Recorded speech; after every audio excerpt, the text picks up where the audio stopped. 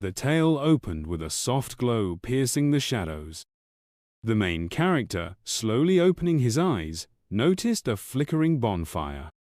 Observing the joyful girls near the flames, he figured they were celebrating. His eyes widened. A grin spread across his face as he thought to himself that he hadn't realized he was still a hit with the ladies. Chen Liyi shifted his gaze to the roasting meat over the fire. The aroma of grilled lamb prompted him to stand. His lips curved into a broad smile. Rising, Chen Liyi glanced at the group by the bonfire once more. The grin remained fixed on his face. He was thrilled by the sight of lovely girls and savory food. Moments later, he dashed toward the gathering, but promptly collapsed to the ground. He scowled at himself. Chen Liyi, twitching his hand, discovered he was bound.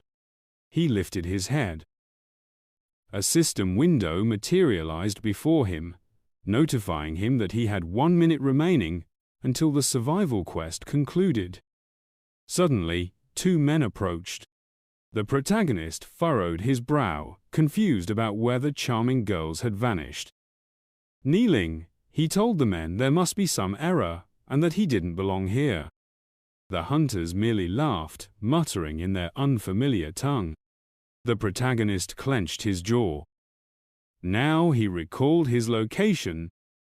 At that instant, a massive bird soared over the clearing. 12 hours earlier, Chen Liyi had found himself on the coast of untamed lands. He coughed while standing at the water's edge. He scooped up some water and splashed his face. Examining his hands, he pondered how he ended up here, as he had just been accompanying a young woman. They had been shopping for her jewelry. Looking away, he wondered if this was divine retribution for his playboy ways. Chen Liyi shivered, hearing a sudden scream. Turning, he saw half-naked men and decided this must be a prank. A small boy grabbed a bone and yelled something. He hurled the bone sharply. It whizzed a millimeter past Chile's face. Blood spurted from a wound moments later. He bolted from the natives, remarking that they shouldn't take it so seriously. Chen Liyi smirked, boasting that he was still swift on his feet. Ordinary folks couldn't keep up with him, let alone the boy among them. The boy froze, realizing something. The protagonist gritted his teeth as another bone grazed his side. Frowning, the boy declared this was no jest, it was real. Abruptly, a system window appeared before him, announcing the start of the main quest: survival. Still running, the protagonist tried to decipher what this main quest entailed. A man swung a bone spear, aiming for Chen Liyi. Moments later, he launched it. The spear's tip hurtled toward the boy's back. Unaware, the boy kept running. Glancing back, he shrieked in terror. The blunt end of the bone struck his neck. His eyes rolled back. He thought he was done for. His pupils shrank and then vanished entirely. And so, Chen Liyi found himself bound by the fire. He sat quietly, staring at the system panel reporting the task's completion. The protagonist chuckled. He still had a shot after miraculously surviving 12 hours.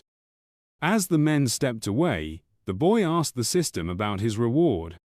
Multiple system windows with various details popped up before him. He frowned as the system offered to unlock the beginner's gift pack. Moments later, a system card appeared, announcing the acquisition of basic language skills, a beginner's survival guide, and an axe. Information flooded his mind like data cubes. Chen Liyi's eyes widened. He began to comprehend the natives' chatter around the fire. He realized this was an ancient world, where culture was yet to form, and everything was in its infancy.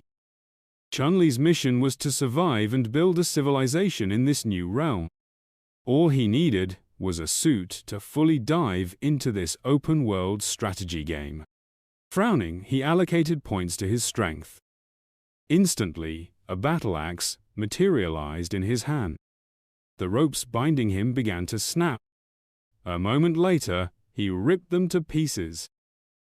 Grinning and tightening his grip, Chen Liyi remarked that he hadn't anticipated a single point boosting his strength so much. The two men stood still, staring at the protagonist. He slung the axe over his shoulder, a smile spreading across his face.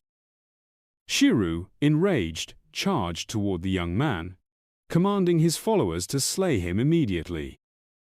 The protagonist remained unfazed as the two men closed in. He merely smirked. Holding the axe before him, he declared that these ignorant barbarians dared to challenge him, a god.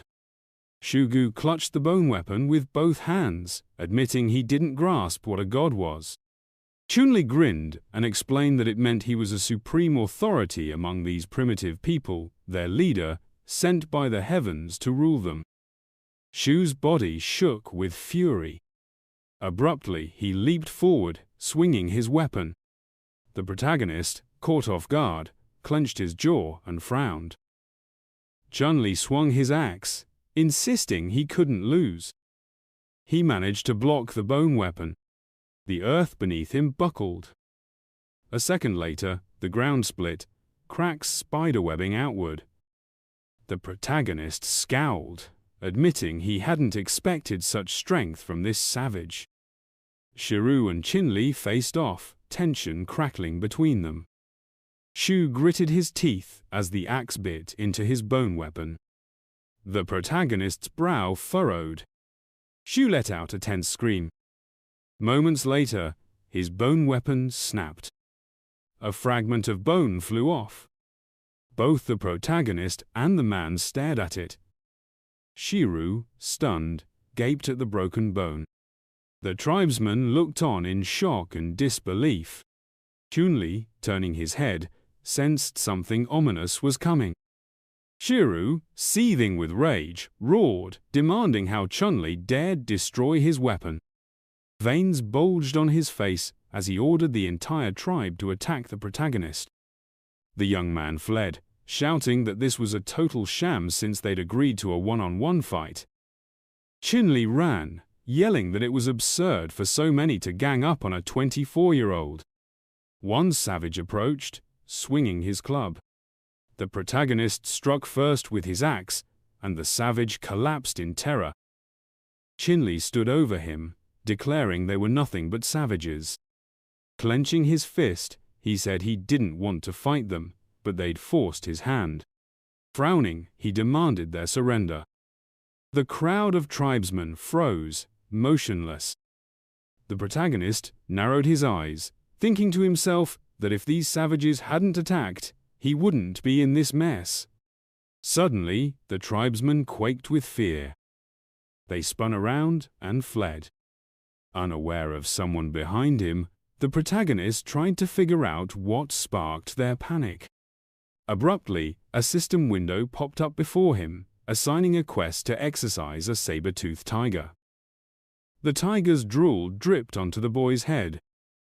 Chen Liyi, startled, jerked his head up to face the beast and bolted, screaming. The tiger raised its paw and roared. Junie parried the beast's claws with his axe while running. Dodging its swipes, he questioned why everything wanted to devour him. The protagonist leaped downward. Glancing back, he muttered that at this rate, he'd die. Gritting his teeth as the tiger landed behind him, he thought this mission was ludicrous. The beast could kill him in one bite. The tiger lunged forward. Its claws raked across the boy's back.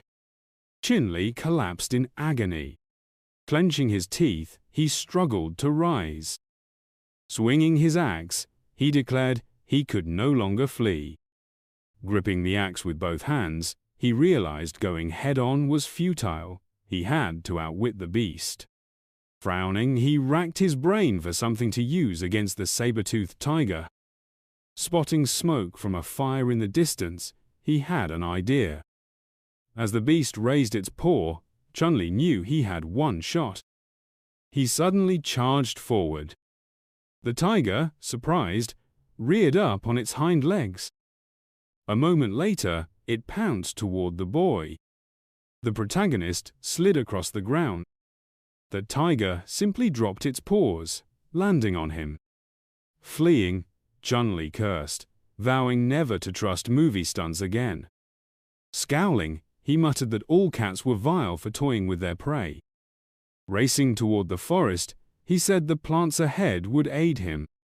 If he reached the fire, he'd triumph. The tiger swiped, shattering a tree in its path. Its claws nearly grazed the boy's head, missing by inches. Chen Liyi gritted his teeth, pushing forward.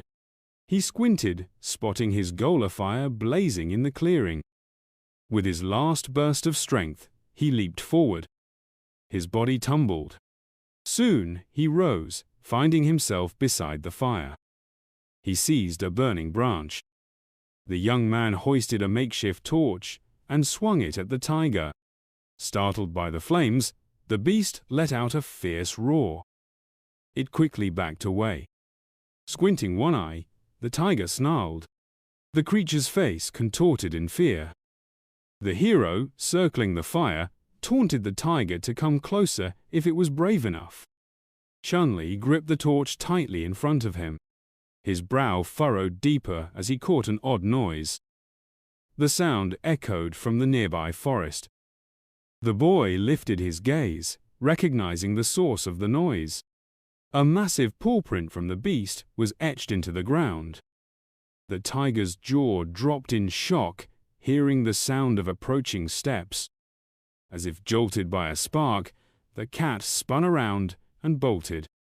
Chen Liyi, clenching his teeth, shouted at the tiger not to flee, as he had issued a challenge and didn't want to be left alone. Moments later, the system notified him of the mission's success in repelling the tiger. Spotting 2 new points, the hero's mouth fell open in astonishment. He whipped his head around, catching another sound from the forest. Facing the noise, he muttered that someone was nearing, and he needed to escape fast. Breaking into a sprint, he instructed the system to allocate 1 point each to strength and agility. For a brief moment, multiple system windows flashed before the boy. A second later, his breath steamed in the air. Chen Liyi kept running, refusing to stop. He leaped and landed on the ground. Below, he spotted a group of savages gathered. Frowning, he called out to them. Sugu stood and, in shock, asked the boy how he hadn't been devoured by the saber-toothed tiger. The hero smirked. Brandishing his axe, he declared that the puny tiger was merely a large cat to him.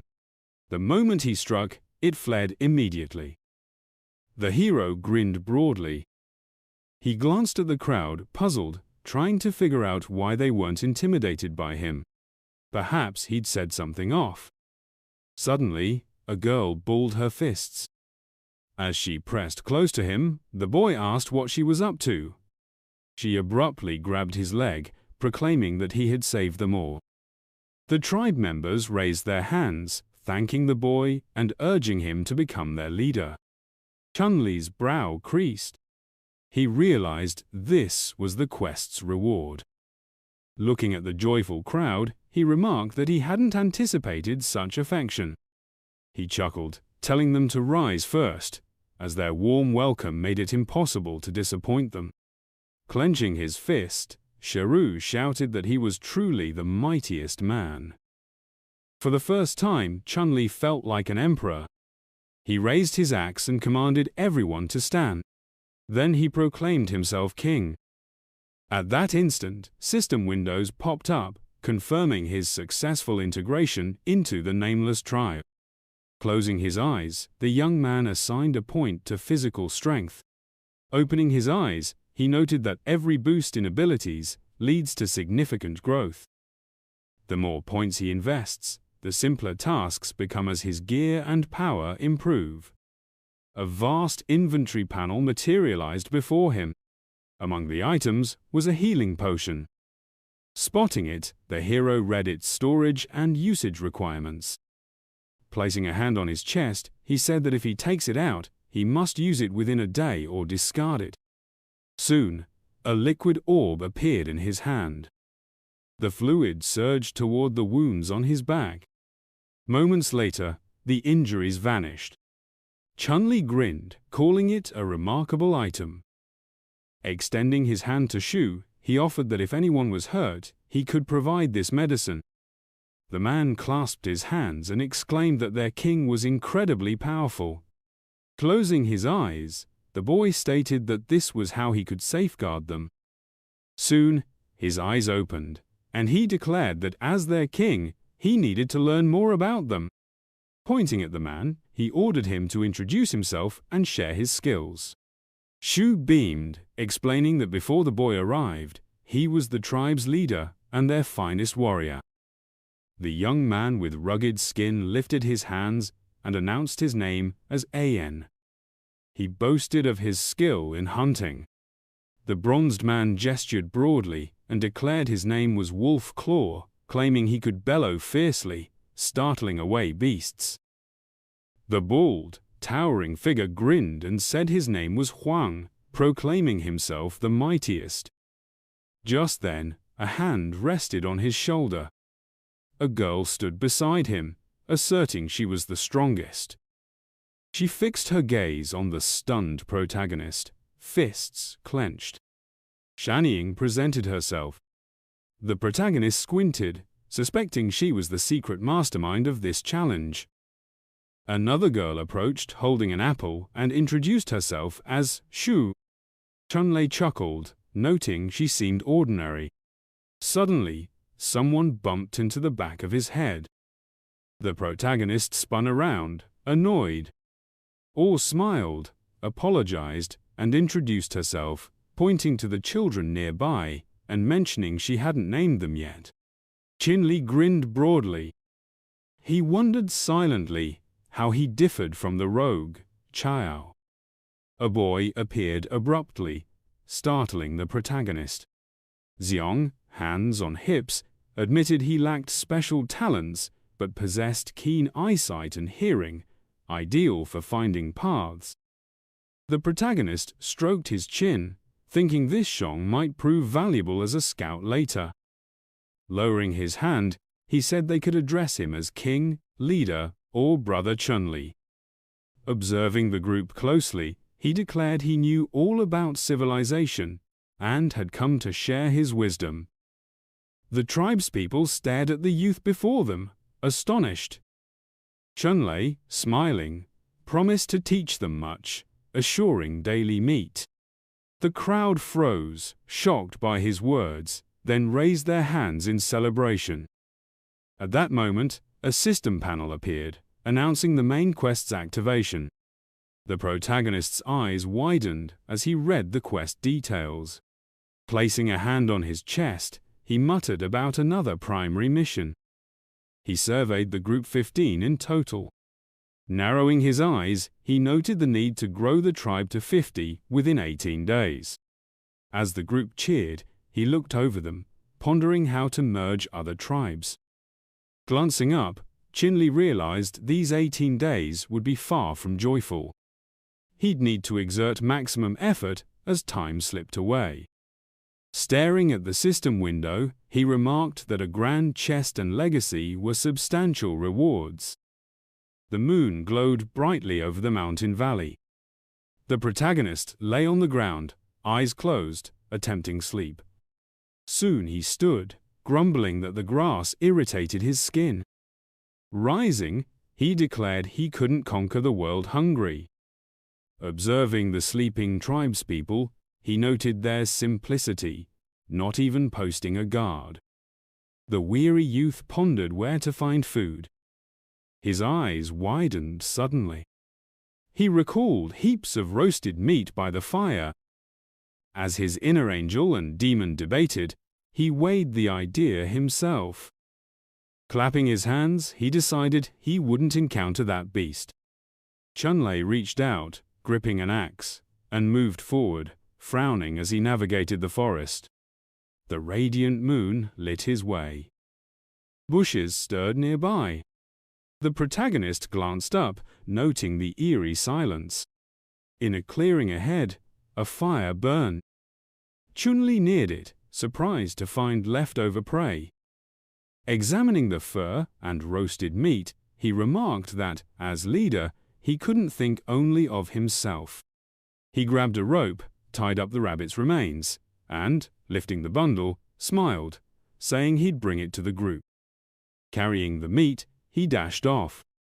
En route, odd noises halted him. The terrain felt altered. His axe slipped from his grip. Chen Liyi tumbled into a pit. Opening his eyes, he frowned, inspecting the hole and questioning who dug it. Noticing his shadow, he puzzled over how moonlight pierced the dense jungle. He glanced aside, then upward. Placing a hand on a massive pawprint's edge, he stood, stunned. Surrounding trees were toppled. Gazing at enormous footprints, he muttered that no creature could be so vast. Frowning, he imagined a dinosaur. Retrieving his axe and meat, he called himself a fool, realizing he'd just seen signs of a saber-toothed tiger. Scanning around, he noted this wasn't merely an age of wild beasts, mammoths and dinosaurs roamed here. Climbing from the pit, he vowed to find a safe haven and settle swiftly. As dawn broke, tribesmen eagerly seized the meat. The protagonist watched, shocked, as they devoured the rabbit. Raising his hands, he shouted for them to stop bickering. As they stood before him, Junie silently noted their ignorance of fire-making, manners, and resource management. With a grin, he declared that today's meal would be for those who joined him on the hunt first. Shu beamed, explaining that they typically took turns hunting. Gesturing toward Huang and Ayin, he noted that it was their turn yesterday. Today, it was Lu Tang, Jutiao, and Wolfbone's chance. The man tightened his fists, stating that everyone wanted to hunt since the king was among them. The group of men nodded, affirming Shiru's words with smiles. The protagonist quietly observed Xiong. Noticing the boy's tight grip on his weapon, he assumed Xiong was cautious, perhaps believing the protagonist held a grudge. Raising his hands, the protagonist announced that he wanted to select a location for the entire family to establish a new home. The girls approached and inquired about the meaning of family. The boy explained that it was when she and her loved ones shared a single home. Placing his hand on a tree, he likened a family to the tree's roots, which dig deep into the earth, ensuring food and safety for all. Overhearing the king's words, Shanling embraced her friend. She then extended her arms toward the boy. Holding Chun close, she asked if she could live with the king. Stepping back, he replied that they were all family and would live together. Shanling lifted her hands, exclaiming that the king wished to live with her and even wanted to have a child with her. The protagonist, standing behind her, told her not to invent non-existent rules. Suddenly, the boy turned when Shugu asked where he planned to build the new house. Smiling, the boy beckoned everyone closer. Crouching, he began sketching on the ground. After drawing a circle, he explained that they'd need a large, flat piece of land first. Narrowing his eyes, he added that an ideal spot would have mountains to the north and a river to the south. Once the map was complete, he noted that this setup would simplify access to water, field irrigation, firewood, and minerals while creating a secure, enclosed area. Pointing to another section of the map, he mentioned that a forest across the river would be perfect for hunting and gathering. The tribe members gazed at the map, puzzled, as the protagonist clarified details. In his mind, the protagonist already pictured himself on a ship, plotting further plans. Ixiong approached the boy, saying he knew the place described. Chen Liyi, placing his hands on the boy's shoulders, promised that if such a place was found, he'd become the first minister. Picturing bulls, Xiong cautioned that this place lay far to the east and was home to a herd of bulls best left undisturbed. Imagining a typical bull, the protagonist remarked that this was even better, as the herd would supply plenty of quality meat. Rubbing his fist, he declared that today's prey was a herd of calves. A broad grin spread across the protagonist's face as he raised his axe, urging them to grab their weapons and head toward their new home. The scene shifts to another part of the mountain range, where a vast forest filled the landscape. A chicken's lifeless head emerged from the bushes. Xiong lifted his head, noting that the area was peaceful and quiet, suggesting they could move forward after a short wait. The protagonist grinned, assuring him there was no need for such caution. As they exited the forest, the boy added that they shouldn't worry, as scaring off a tiger would surely protect them. Xiong paused, pointing out that from a nearby peak they could see the bull's gathering spot. The group climbed toward the hilltop. Xiong dropped to the ground, urging the others to follow suit. Chen Liyi protested, telling them not to be overly cautious. Soon he peeked out, and his eyes widened in astonishment. Before him stretched a vast plain. Smiling, he remarked that he could smell the sea. A system window appeared when he requested the map.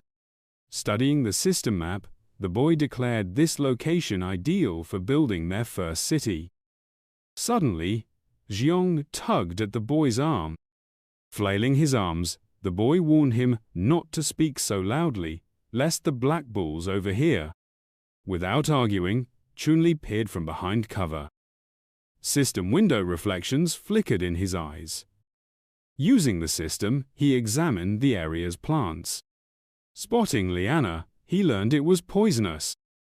Next, he analyzed a tree, noticing a gray squirrel on a branch, its meat tender.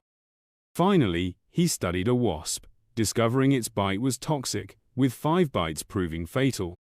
The protagonist's brow furrowed.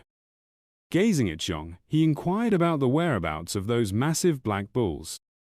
Shang, poking his head out, replied that they were just beyond that cluster of trees.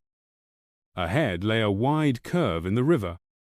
So, the group, guided by Xiong, moved toward the bulls. 30 minutes later, the sun hit its zenith. The protagonist's party neared the grove. As they stepped inside, Xiong remarked that they'd probably be spotted soon. Chen Liyi, hearing this, furrowed his brow. It was eerily silent here. Crouching low, he tried to discern what was so unsettling about the bulls. The boy scanned the foliage ahead. He let out a soft laugh, realizing the plants were nothing unusual. Standing by the bushes, he noted his concern that something more frightening might lurk, as not even a single calf was in sight. Suddenly, sweat beaded on the boy's forehead, and he pointed ahead.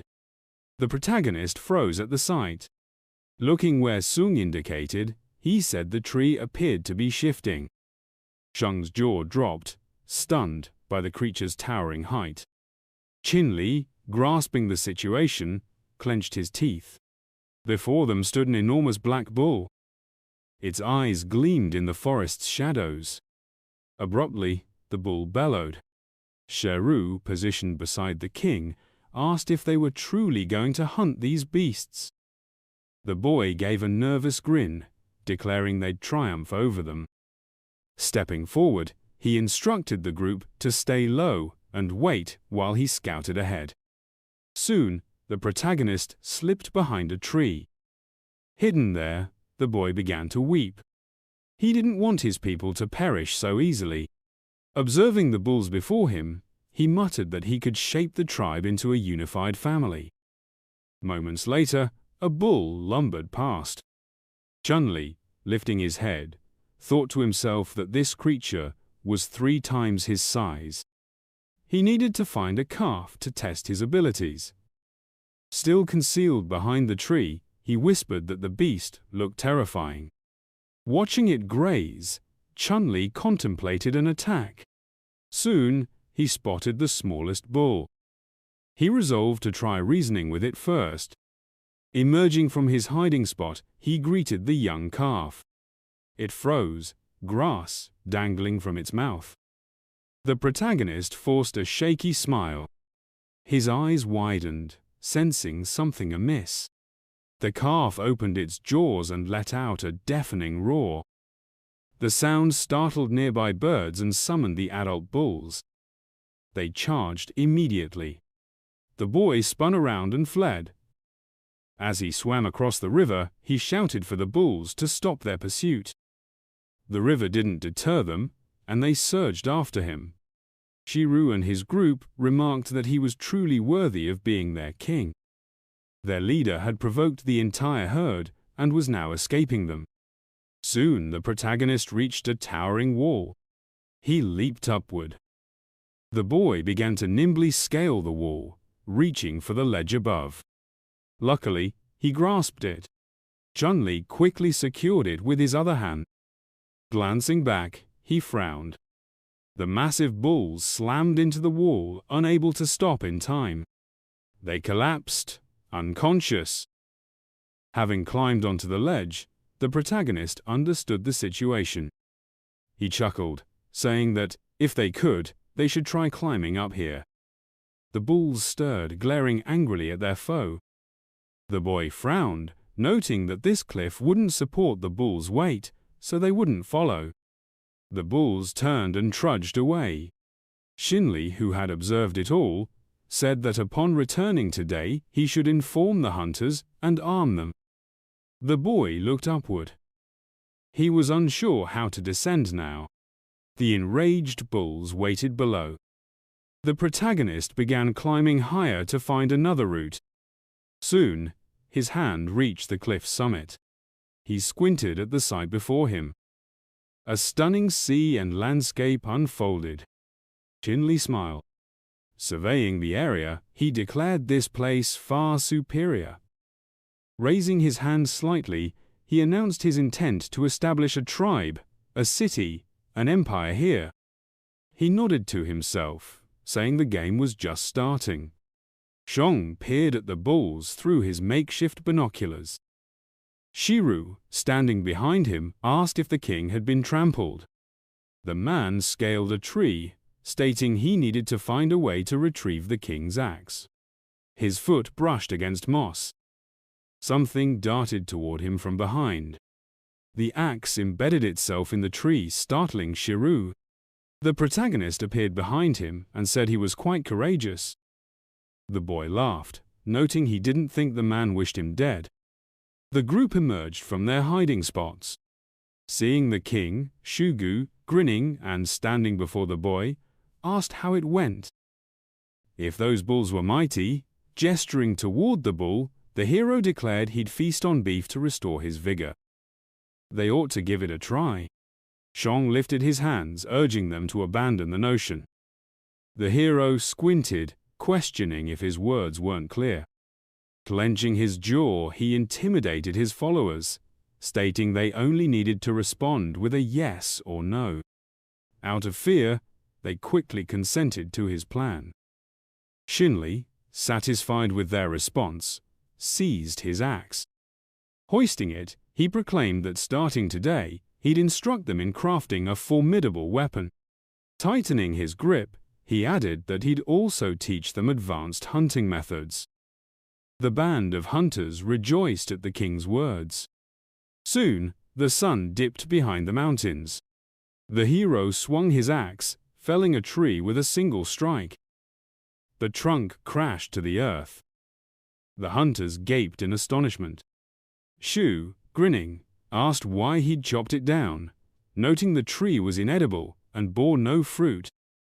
Resting the axe on the stump, the hero explained it was material for weapon making. Grasping a stick roughly 2 meters long, he began detailing the process step by step. He sharpened one end, and soon a rudimentary spear took shape in his hands. A system window materialized beside him, granting a bonus to his craftsmanship. Chen Liyi, chuckling, admitted he didn't understand the purpose of this technology. The hero lifted the spear, explaining it was called a spear used to stab foes or hurl at them. The hero's brow furrowed. Moments later, he launched the spear, which pierced the tree trunk, splitting it with the impact. Shiru's jaw dropped in awe. Pointing at the spear, the hero declared it a mighty weapon. Seconds later, he embraced his king, and the whole group began to revere him. Shu, elated, raised the spear as the hero announced it now belonged to him. Turning to his followers, the young man instructed them to craft their own spears. The sun blazed brightly over the clearing. Shiru narrowly blocked Wang's strike. Ain, clutching a spear, remarked it was an excellent weapon. Chun-Li, raising his hand, challenged the men to attack him. The group exchanged glances before charging at the king together. The king stood composed, awaiting their approach. He nimbly evaded Wolfbone's strike. The young man sidestepped, dodging another opponent's thrust. Chun-Li glanced back, swiftly striking a spear into a foe's jaw before landing firmly on his feet. Wolfbone lunged at the king again. The hero, scowling with intensity, met his opponent's gaze. Blood sprayed from a wound. Xiong recoiled at the sight. Shiru and Huang halted the skirmish. The hero's spear paused at Wolfbone's chest, and he declared him defeated. The man, eyeing the spear nervously, collapsed, proclaiming the king godlike and unbeatable. The young hero grinned, noting they lacked skill with wooden weapons and still relied on raw strength. All eyes followed the king's back as he stressed that mastery demanded practice. Now, they'd practice spear throwing. Soon, the hero etched a target on a boulder. Standing in the clearing's center, he directed his men to line up and hurl their spears. Shu swung his spear, eager to throw first. His spear struck the boulder but missed the mark. Shiru scratched his head as the hero noted his throw was strong but needed better aim. Zhong's spear landed in the dirt before the hero. Frowning, the hero scolded that the spear was aimed at him, not the target. Many began launching spears, striving to hit the mark. The hero glanced at them, realizing their lack of natural skill. Suddenly, a spear whizzed past him, striking the target with a crack. Chun-Li immediately turned to Ain, who'd thrown it. Smiling, he asked if he wanted another. The hero handed Ain 2 spears, declaring them his. Abruptly, Shanling peeked from behind a tree, warning of a massive beast approaching. The king peered into the distance, commanding everyone to arm themselves and prepare. A colossal shadow loomed before the group. The hero's brow furrowed as he scanned the forest, eager to hone his skills in this moment. Then, a beast erupted from the trees. A massive red boar bellowed as it charged into the clearing, jaws wide, barreling toward the group. The hero brandished his spear, ordering his men to follow his lead. Evading the creature, the lad directed his companions to encircle it. He charged toward the boar. The boar and the youth clashed. The hero's frame was pulled back by the beast's bolt. They hurled their spears, which stabbed into the creature's hide. Tears welled in the boar's eyes. The boar panted heavily. Gazing at its foe, steam puffed from its nostrils. Ajin launched his spear. The boar surged at the man. Observing this, Shiru, Hangsha, and Lutin brandished their spears. They cast their weapons at the beast in unison. It charged at the hero with a shriek. An axe materialized in the lad's grip. Swinging the axe, he gashed the beast's leg. Xion recoiled. He leapt from the tree with a yell. The lad's spear struck the creature's head. It began thrashing in agony. The enraged monster bellowed and rose. Henny fled from the furious beast. Zhong propped himself up with his spear. The hero dashed straight at the boar. He sprang upward. Moments later, Chen Liyi swung his axe. The axe sliced through the haze. Shu and the hunter stood, shouting to check if the king was unharmed. Soon, a silhouette emerged from the mist. Meanwhile, Shang rested atop the boar's carcass. He rose, brushing away a tear. The lad thanked the king, giving a thumbs up. The youth declared he'd done splendidly. Now he could join all future hunts, and a new weapon would be crafted for him. Ain leapt with glee. Spotting Shaining passing with meat, Shugu requested a piece. Smiling, the girl declined, saying she'd saved it for the king. When Shaining delivered the meat, the youth asked if they truly ate it like that. Dropping her hands, the girl explained they hadn't had time to maintain the fire's source last time. The hero gaped at Shaining in disbelief. The lad stood and announced he knew a solution. He eyed the broken blade. Crouching by the log, he instructed everyone to watch and learn as he demonstrated. He spun the blade rapidly. It whirled at incredible speeds. After a few minutes, the log ignited. Shiru raised his arms, proclaiming he wanted the world to know their king had tamed fire. The men attempted to spark flames near the log. Abruptly, a system window materialized, startling the hero.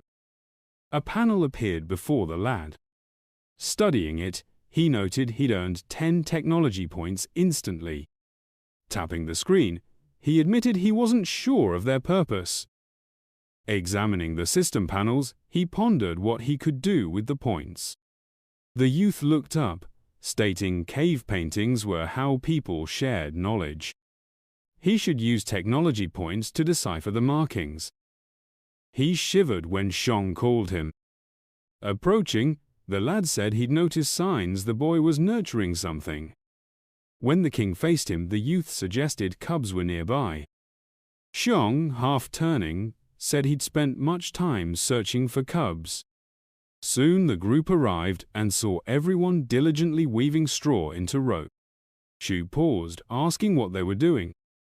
Ain grinned, explaining it was straw rope, far sturdier than vines. A rope soon appeared in his hand. Shu shut his eyes, admitting he was confused.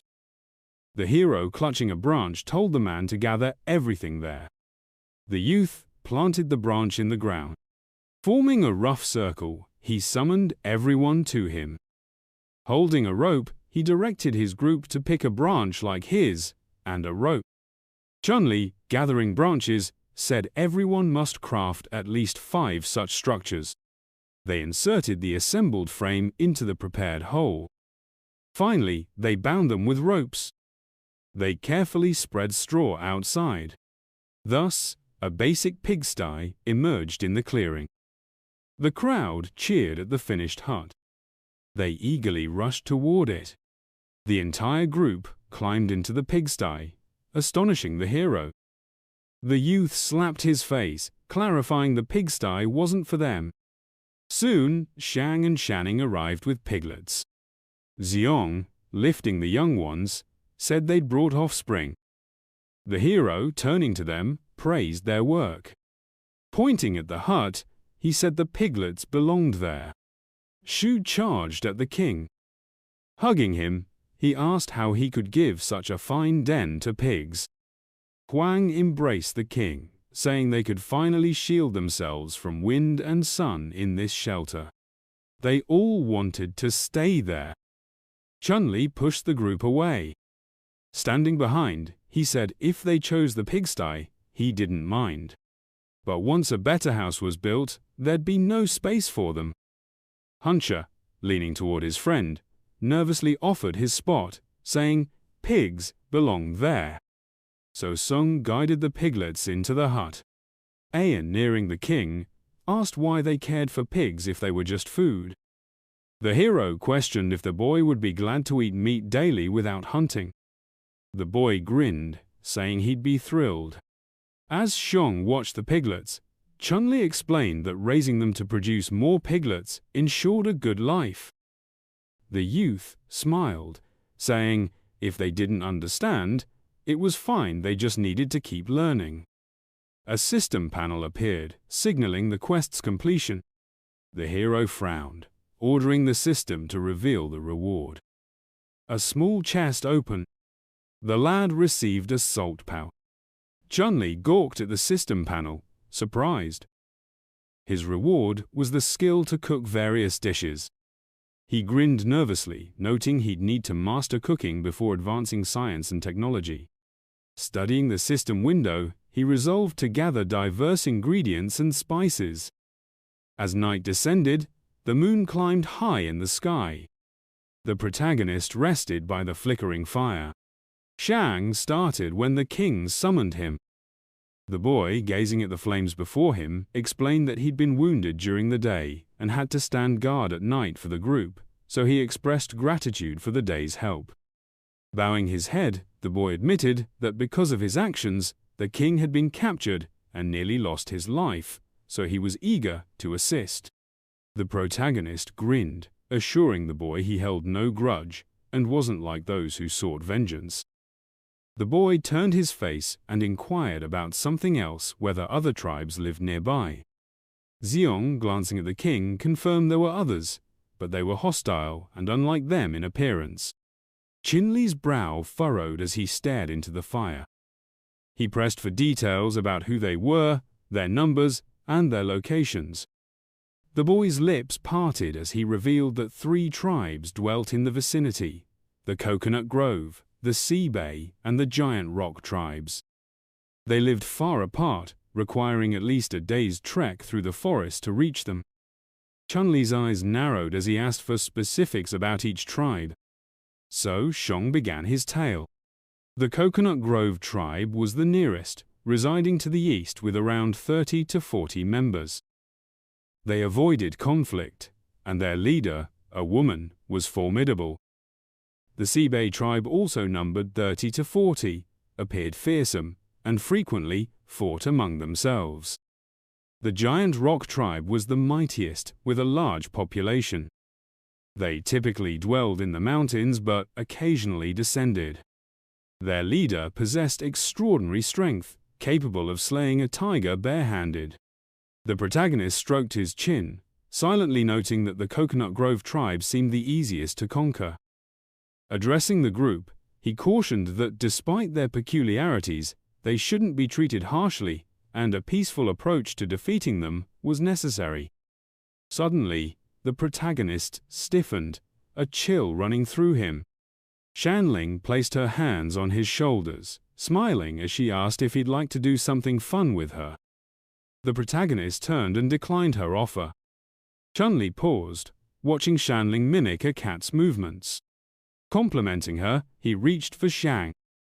Grasping the boy, he dashed off, saying Xiang needed a bathroom break. Tears welled in Shanling's eyes. On a branch, Xiang and the protagonist sat. The boy called to the king, looking downward. The protagonist observed 2 figures on the shore, his expression darkening. A blue humanoid chased a bird, soon catching a dodo. Turning, the protagonist remarked that they'd been watching all night and only now spotted the Sea Bay tribe. The 2 figures laughed, delighted with their catch. One aimed a gun at the other, demanding the dodo or threatening death. From the branch, the protagonist noted their strong limbs but simplistic minds. Frowning, he mused that if they could recruit them, their tribe's numbers would grow, aiding in capturing the dodo. Xiong, lips parting, warned that their tribe was half the size and couldn't fight them. Below, the 2 figures began to brawl. Chen Liyi, crouching, acknowledged the issue but suggested that with advanced weaponry, their strength could be sufficient. First, they needed to clear out the herd of black bulls, then use new resources to craft stronger weapons and gear to resist enemies. Looking at Xiong, he announced their return. Morning soon arrived, and the camp stirred awake. Shiru froze, eyes widening. The group rejoiced at the king's return. Shiru, tears streaming, said they'd searched for him endlessly, fearing he'd abandoned them. The protagonist smiled, apologizing for causing worry. Raising his hand, he instructed Shiru to train with spears. Turning to Ain, he tasked the boy with teaching throwing skills, giving him just 1 day to improve their abilities. Noticing the tribesman's enthusiasm, he warned they had little time. Hearing Shanling's voice, the protagonist froze. The girl approached, noting that certain leaves were handy for bathroom use. When the boy thanked her for the tip, but asked her to gather the women to assist with weapon making, she stopped smiling. Raising his hand, he explained they should first collect rocks, and he'd show them how to craft an axe. Shanling, lifting her hand, promised to summon everyone. Soon, 3 girls returned with rocks. The protagonist inspected one, declaring it ideal for sharpening. He placed the rock on a grinder, rubbing it to form an axe tip, then bound it to a stick with rope. An axe soon rested in his hand. The women cheered for the protagonist. Then, the system notified him of his successful creation of a stone tool sharpening technique. Chen Liyi clenched his fist, frustrated that he earned 10 points for making fire, but only 1 for grinding stone tools. His body shook with anger. Waving his hand, he ordered them to follow his directions. Suddenly Shanling shrieked, claiming she'd already completed everything. The main character was taken aback to find her wielding a double-edged axe and commended her skill. Abruptly, a system interface materialized before the young man. He examined the display, which notified him that he had unlocked a hidden ability to uncover talents. Shifting his attention to Shaning, he realized that crafting tools must also be a talent. The girl, shielding her face with her hands, was puzzled by the king's intense gaze. Chen Liyi, with a broad grin, instructed the girls to fashion a stone axe to the usual standard. They needed to produce as many weapons as possible today. As the sun dipped below the mountains, the group crafted spears and axes. The young man standing beside Shan praised her, noting that she had made over half of all the weapon. She was exceptional. Handing over the 30th spear, the girl inquired if her creation surpassed the older ones. He replied, affirming her talent, stating that all her weapons were superior to the previous ones. Narrowing his eyes, he observed her hands and remarked that she had been sharpening spears and stones all day, which had left her injured. Shaning, tucking her hair back, said that as long as she could aid the king, she was ready to work tirelessly. O and Shosho approached, mentioning their own wounds, asking if their efforts weren't also valued. Shaning, irritated, watched as these girls neared her king. He turned and fled, saying he needed to check on his training progress. As he moved through the forest, the boy muttered that they all intimidated him. He stopped short when he heard Aiden's scream. A massive log was hurtling toward him. He barely ducked in time, saving himself. Looking at the log, Chen Liyi commented that the hunters were enjoying themselves. Ayan, approaching the logs, said that Hanger and Langucha had triumphed. Soon the boy saw the king approaching. Standing beside him, the boy noted that everyone had improved greatly today and could now hit moving targets. Turning his head, Ain remarked that Zhao, though powerful, lacked precision in throwing. Only when paired with Shiru could he throw a spear accurately. Though Lutin was quiet, he was the most dedicated, mastering spear throwing first. Surprisingly, Hong and Languchu were unremarkable individually, but as a duo, they launched 4 spears rapidly, hitting the target alternately. The protagonist, looking at Ayan, declared they would face the Black Bulls tomorrow. Picturing the defeated bulls, the young man said he should bring a secret weapon. Ain grinned and asked what kind of weapon it was. Chen Liyi kept working even as night fell. He hammered on, sweat streaming down his body. Clenching his jaw, the young man struck the stone axe against the cobblestone.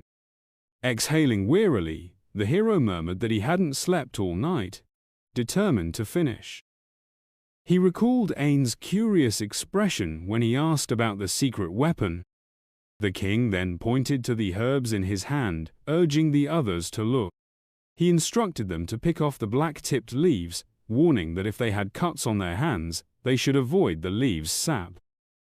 Examining the plant, the boy reminded himself that the system had identified it as a natural paralytic. He hoped its juice could immobilize the monsters. The fighter looked up when called and learned that spears had been delivered.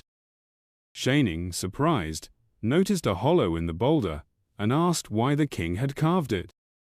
As the girl with the bundle of spears approached, he explained it was a stone mortar and its purpose would soon be clear. He then asked her to summon the girls to use the new tool to crush the green leaves and coat the spear tips with the juice.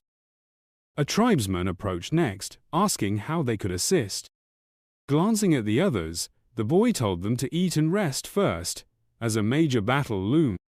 Meanwhile, dawn broke. The boy climbed a tree with his breakfast, sprinkling salt on the meat and musing aloud that it tasted far better this way. At that moment, the blonde raised her spear and shouted to the king that all was ready. She threw the spear, and the hero caught it calmly.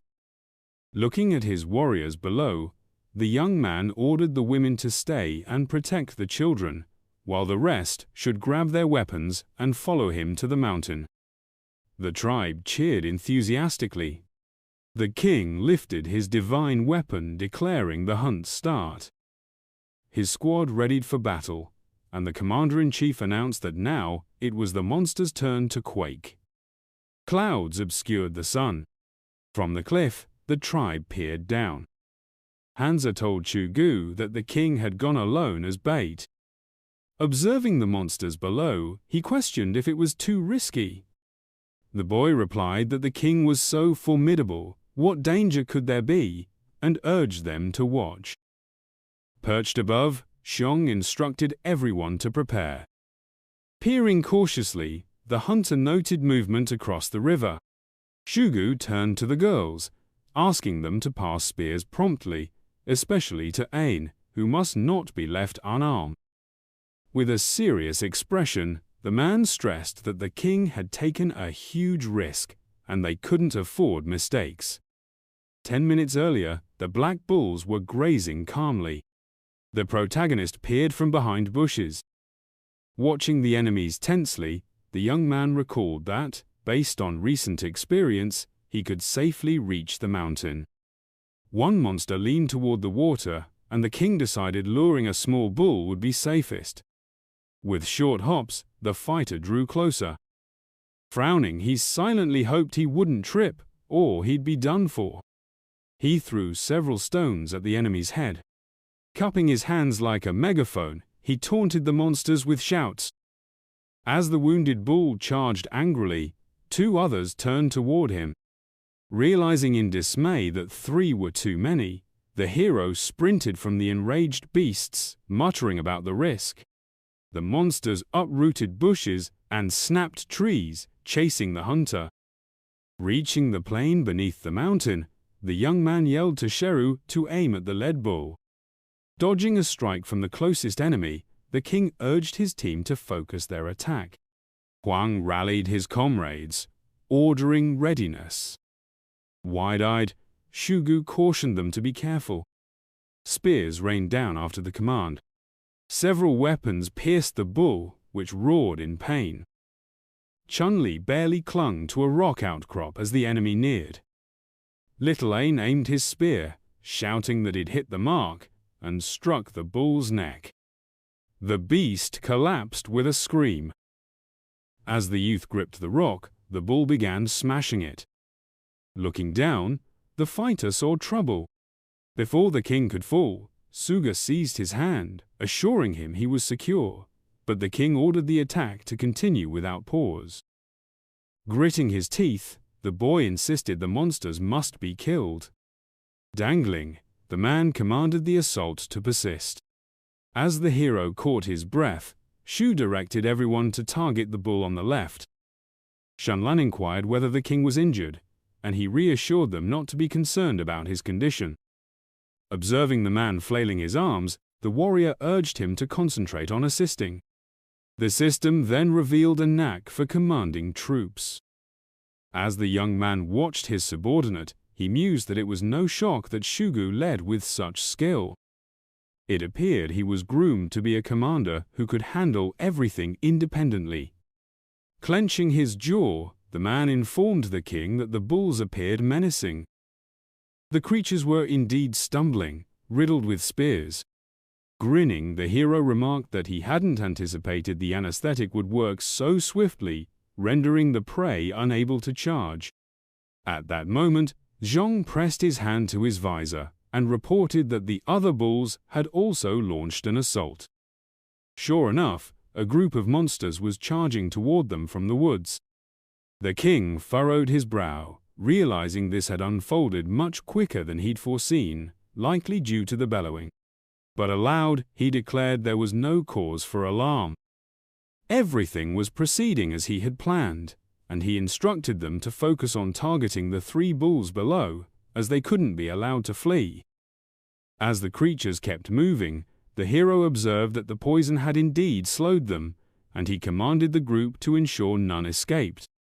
The warriors continued hurling spears, and the bulls collapsed onto the grass. At that point, Chen Liyi raised his arm and ordered everyone to halt. Gazing at the foes sprawled below and the herd rushing toward them, Suga remarked that now wasn't the time for sentiment, as they needed to hurry and finish off the bulls before the others arrived. The young man glanced at his subordinates and asked how many spears remained. A blonde woman who approached replied that, counting those held by the hunters, they had 28 left. The king looked up at Xiong and asked how many bulls he'd spotted, and was told there were roughly 20. The young man squinted and explained that this was why they had paused, they had a limited number of spears. Ajun raised his fist, arguing that giving up would waste their efforts, but the protagonist disagreed. Staring at the drooling enemies at the base of the mountain, the young man clarified that this was part of the strategy. He had no intention of pitting such a small group against the herd. The war had just started, and his aim was to take down their leader. As for the other bulls, they would naturally scatter in all directions. The king gazed at his companion earnestly and stated that to draw out the largest bull, they needed bait. That was why these 3 had to remain alive but couldn't be permitted to escape. However, in the original plan, 1 bull was meant to serve as bait to handle 2 additional bulls, and they had already used up many spears. Then the lookout pointed at a massive figure emerging from the forest, urging them to look and asking if that enormous creature wasn't the bull leader. The giant bull inhaled deeply and let out a roar so powerful that the sound reached the group. The rock began to splinter. Peering from behind the edge, Xiong yelled that they needed to be cautious because the enemies were approaching. The monsters charged straight at the mountain, slamming it with their horns. Shielding themselves from flying debris, the tribe members concluded that the opponents had gone mad. The protagonist looked down, puzzled, noticing that their leader wasn't engaging them directly, but was commanding from afar. Then the mountain started to crumble, and the noise initially confused the hunters before they shouted that the stone wall had fractured. Gritting his teeth, the young man ordered everyone to take cover. But the entire mountain was already breaking apart. Shanling rushed to catch the falling king but tumbled herself. The girl collapsed onto the ground. The hero immediately dashed toward her, shouting that she needed to be rescued. The commander and Huang reached the blonde woman. As the young man checked on his comrade's condition, the others began descending as well. The girl looked at the king in surprise when he told her to rest. Propping his friend against a rock, the young man assured her they would keep her safe. Staring intently at the monsters, Wolfbone asked what they should do to fight the enemy.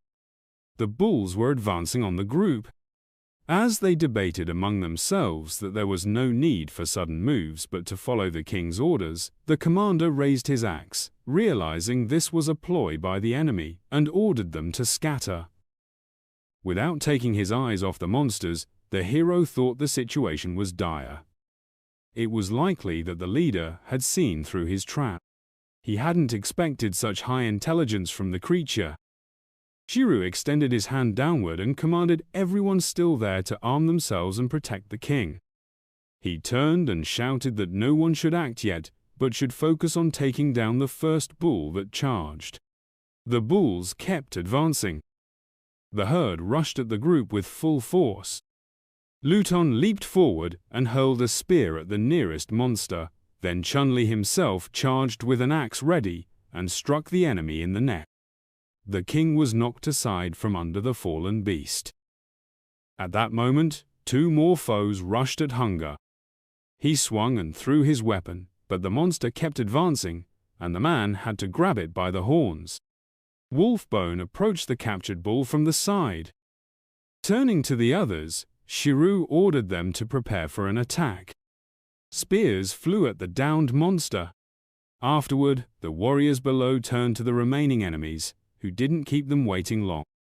But then a loud noise behind them made the bulls glance back, and they halted. With panic in his eyes, the protagonist realized the monsters had just been ordered to retreat.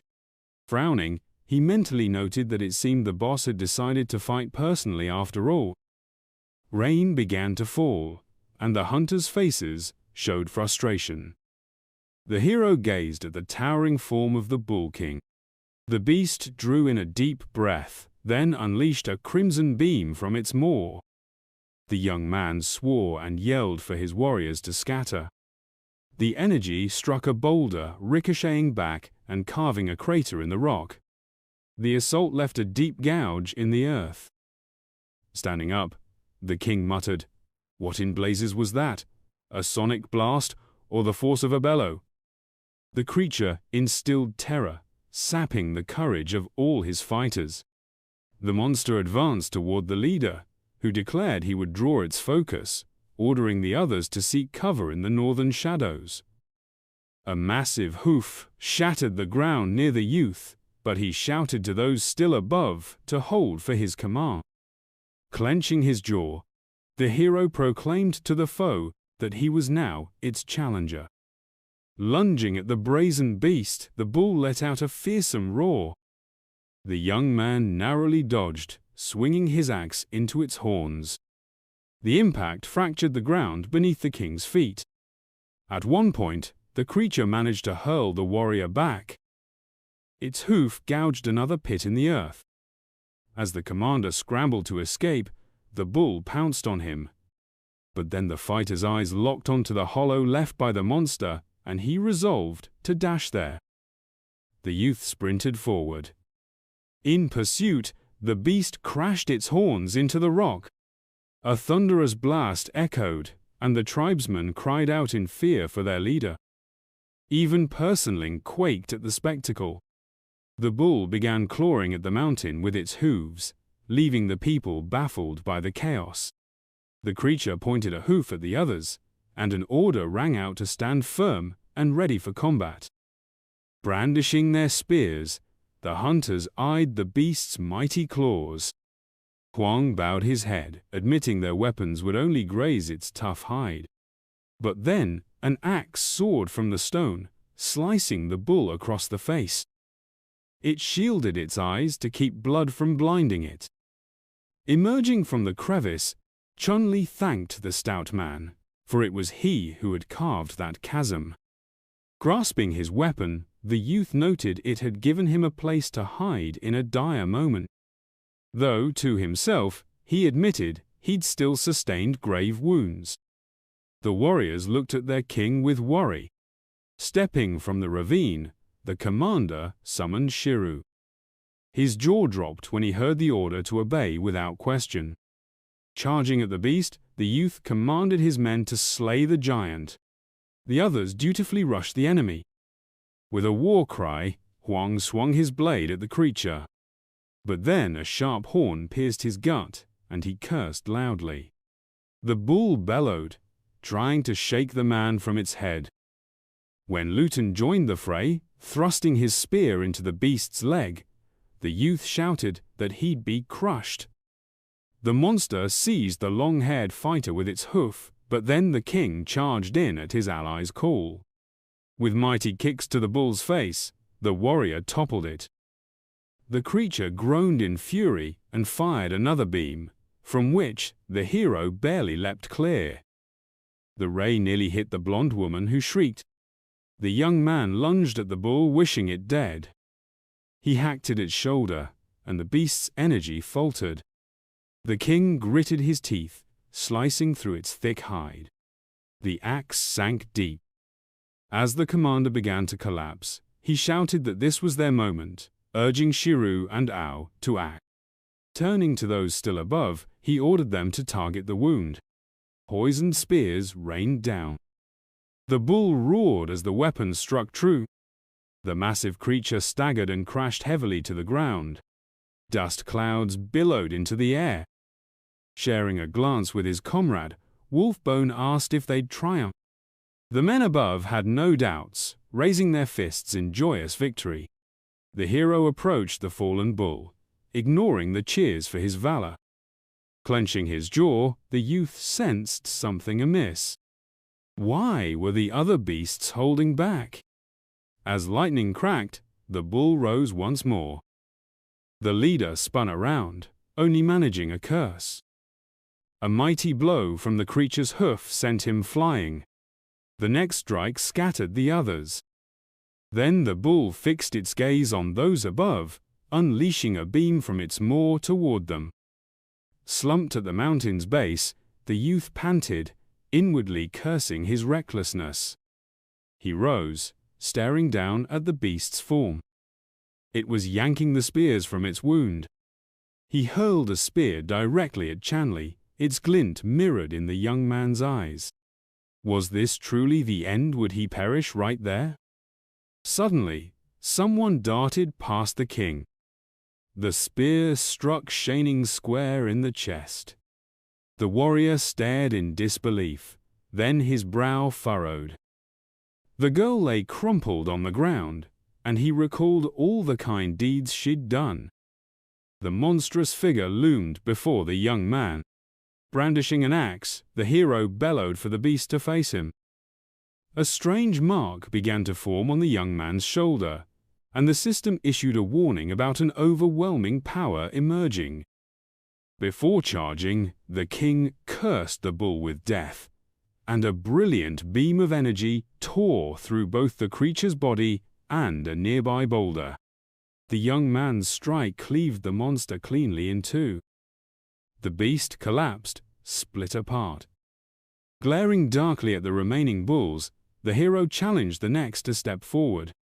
The creatures exchanged bewildered glances. Clenching his fists, the young man roared that they, too, would meet their end. The monsters whimpered in terror and fled. The axe dropped to the earth. The king leaned heavily on its handle, his strength ebbing away. Blood poured from his mouth, his vision blurred, and the system signaled the warrior's life was fading. He saw his people rushing toward him, Luton kneeling beside the girl. The last thing he recalled was Hang urgently pleading with Da to fetch medicine. When his eyes fluttered open, he gazed at the straw ceiling of a hut. I leaned over him, relieved to see the king awake. His head rested in her lap. Frowning, the hero asked if he was really in a pigsty. She gave a wistful smile and assured him it wasn't. After driving off the bulls, they'd relocated to this new land and built this hut just for him. Gently lifting his head, the woman urged him to stay put while she informed the others.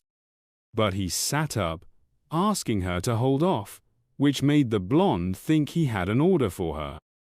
Noticing his unusual wounds, he inquired about Da and Lutin. Images of recent events flickered in the woman's mind. She explained that when they found Luan, he was barely alive but recovered swiftly.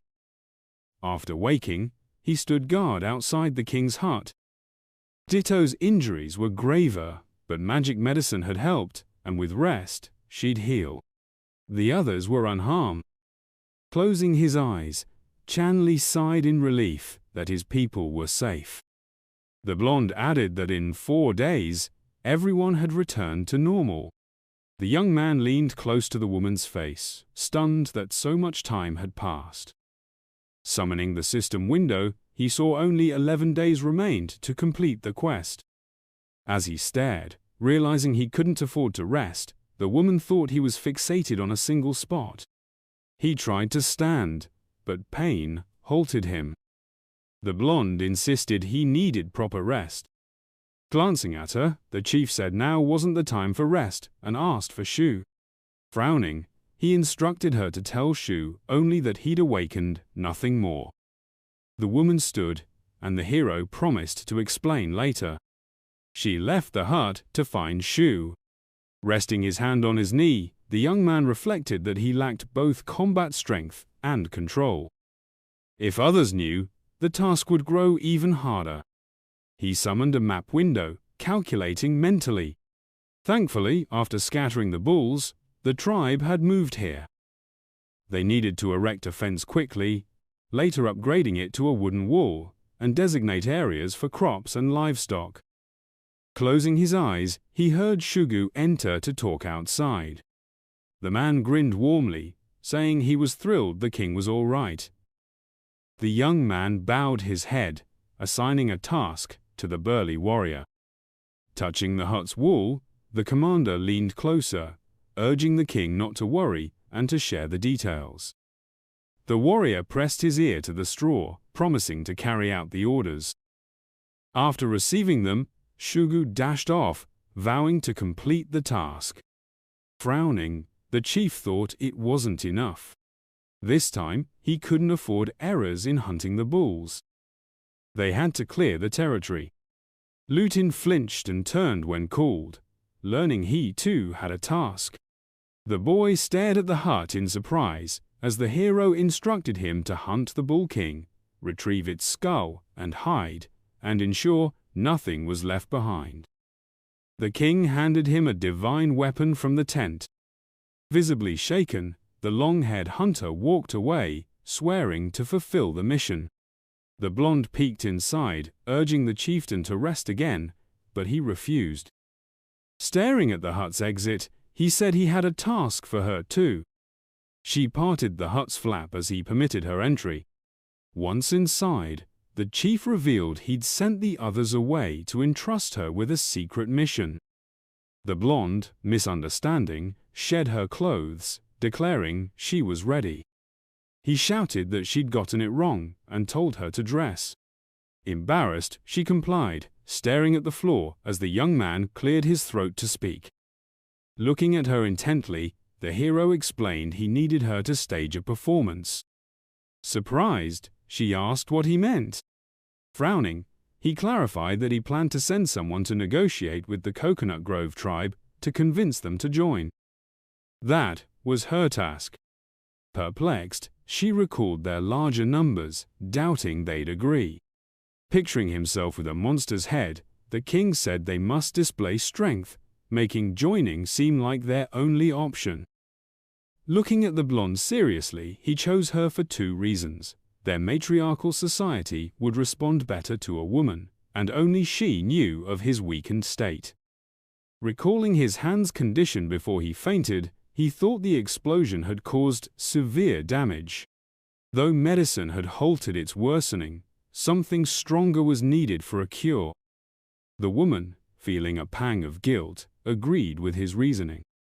Raising a finger, she asked if she should appear fearsome to intimidate the Coconut Grove tribe. Leaning forward, she assured him she knew what to do, and that he could trust her with it. The pair strolled along the mountain path. Jiang informed O that they were nearing their destination, and, though the Coconut Grove tribe shunned conflict, he believed they shouldn't be underestimated. The girl nodded in agreement, instructing him to guide them calmly while she handled the rest. Yong remarked that the king clearly favored Ao, having crafted exquisite garments for her. A rustle stirred in the nearby bushes. The messengers glanced over. Xiong declared they had arrived. Members of the Coconut Grove tribe were bathing at a waterfall, some playfully splashing and laughing, others loudly proclaiming their disdain for the Joker. All observed that her companion seemed well acquainted with the area. He chuckled in response, directing her gaze. Xiong pointed out a girl with green hair. She was the one they sought, the queen of the Coconut Grove. Ao, surprised, remarked on her beauty. Xiong cautioned that looks could deceive, sharing rumors that she had devoured several suitors. An image flashed in his mind of the queen with blood at the corner of her mouth, clutching a skull. Or questioned if she had truly eaten them. Xiong affirmed the tale, and at that moment, the tribe's guards appeared behind them, looking puzzled. They called out to the newcomers. The sun climbed high over the mountains, shining brilliantly. The guards escorted Ao and Xiong to the queen, announcing that they had captured these spies who called themselves Poop and demanded to see her. The queen observed them in silence. Xiong, indignant, shouted that they were not Poop but ambassadors, a title granted by the king himself. The queen repeated her question.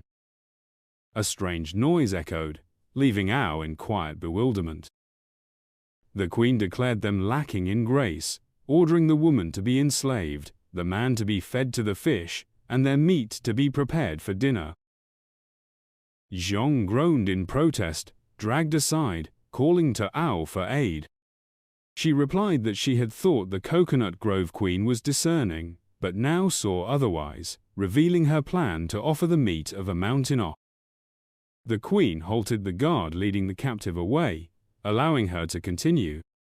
Clutching a whip, she pointed it at O, demanding clarification about the mountain ox meat. O confirmed a herd of black oxen roamed north of the river. The queen assumed the girl proposed an alliance to hunt the herd. O countered that such a condition would not make the ox a gift and warned against underestimating people. She added that the bulls were not their foes and that the lands by the river had changed hands. The tribesfolk murmured in disbelief, saying they had frightened the bulls and nearly been trampled. The queen rose from her throne, brandishing her whip, and asked Ao if she knew the fate of liars. O replied that their tribe's king had slain the largest bull, inviting the queen to see for herself. An advisor urged the queen not to trust them, warning of a trap. All pressed, claiming their merciful king could crush the entire tribe. Xiong, though restrained by a stick, agreed, insisting his companion spoke truthfully that their tribe sought peace and offered a gift with sincere intentions, questioning what doubts could remain. All added that if the queen feared to go herself, she could send others to retrieve the meat. The queen, standing tall and waving her whip, warned them against deceit, eyeing the strangers warily. In the forest, something startled the birds, sending them skyward. The strangers led the queen and her tribe members onward. Xiong proudly announced their return. Shu told him to hush and help build a house, noting the king awaited him across the river. Xiong agreed. One of the queen's servants asked what build a house meant, but she gave no reply. O declared they had arrived. The king was in a hut, adorned with massive horns atop it. A servant announced to the king that the ambassadors had returned. The queen scrutinized the hut, sensing a powerful, menacing aura emanating from it. She thought the king resembled a massive beast, his eyes glowing red, as he thanked the messenger. The queen and her servants were struck with fear. Shanling, clutching Huang, spied from a distance. Lutin relayed the king's command to hide the wounded from sight and urged the girl to be cautious. She explained she only wanted to see the Coconut Grove queen. The king cleared his throat, asking the newcomers to confirm they were indeed from the Coconut Grove tribe. a servant inquired about the location of the bull meat they had come to collect. The king responded that it was situated behind the tent, inviting them to take as much as they desired and could carry. The Coconut Grove tribe members were astounded by the bull's immense size, but proceeded to help carve it up. The king's attendants noted that there were additional parts available for them to take. One of the queen's maids grabbed a dagger and thrust it with full force, only for it to lodge in the bull's flesh. A king's servant struggled to suppress his amusement. Another of the queen's servants defended her companion, questioning the servant's laughter and remarking that they were fortunate to be amidst a bullfight. That concluded the exchange. A young boy, offended, challenged her, asking if she wanted to fight and calling her a girl. An object whizzed past from the hut, slicing through the air and embedding itself in the bull's carcass, splitting it apart. The queen's servants were stunned. It was the king's axe. For a moment, everyone stood in bewilderment. The queen inquired about the nature of the weapon, noting that their boning knives paled in comparison. The king ignored the question, but directed his servants to use his axe to assist the neighboring tribe in dividing the meat. Confusion lingered around the axe. One servant began to say that the tribe had provoked them first, but he didn't finish.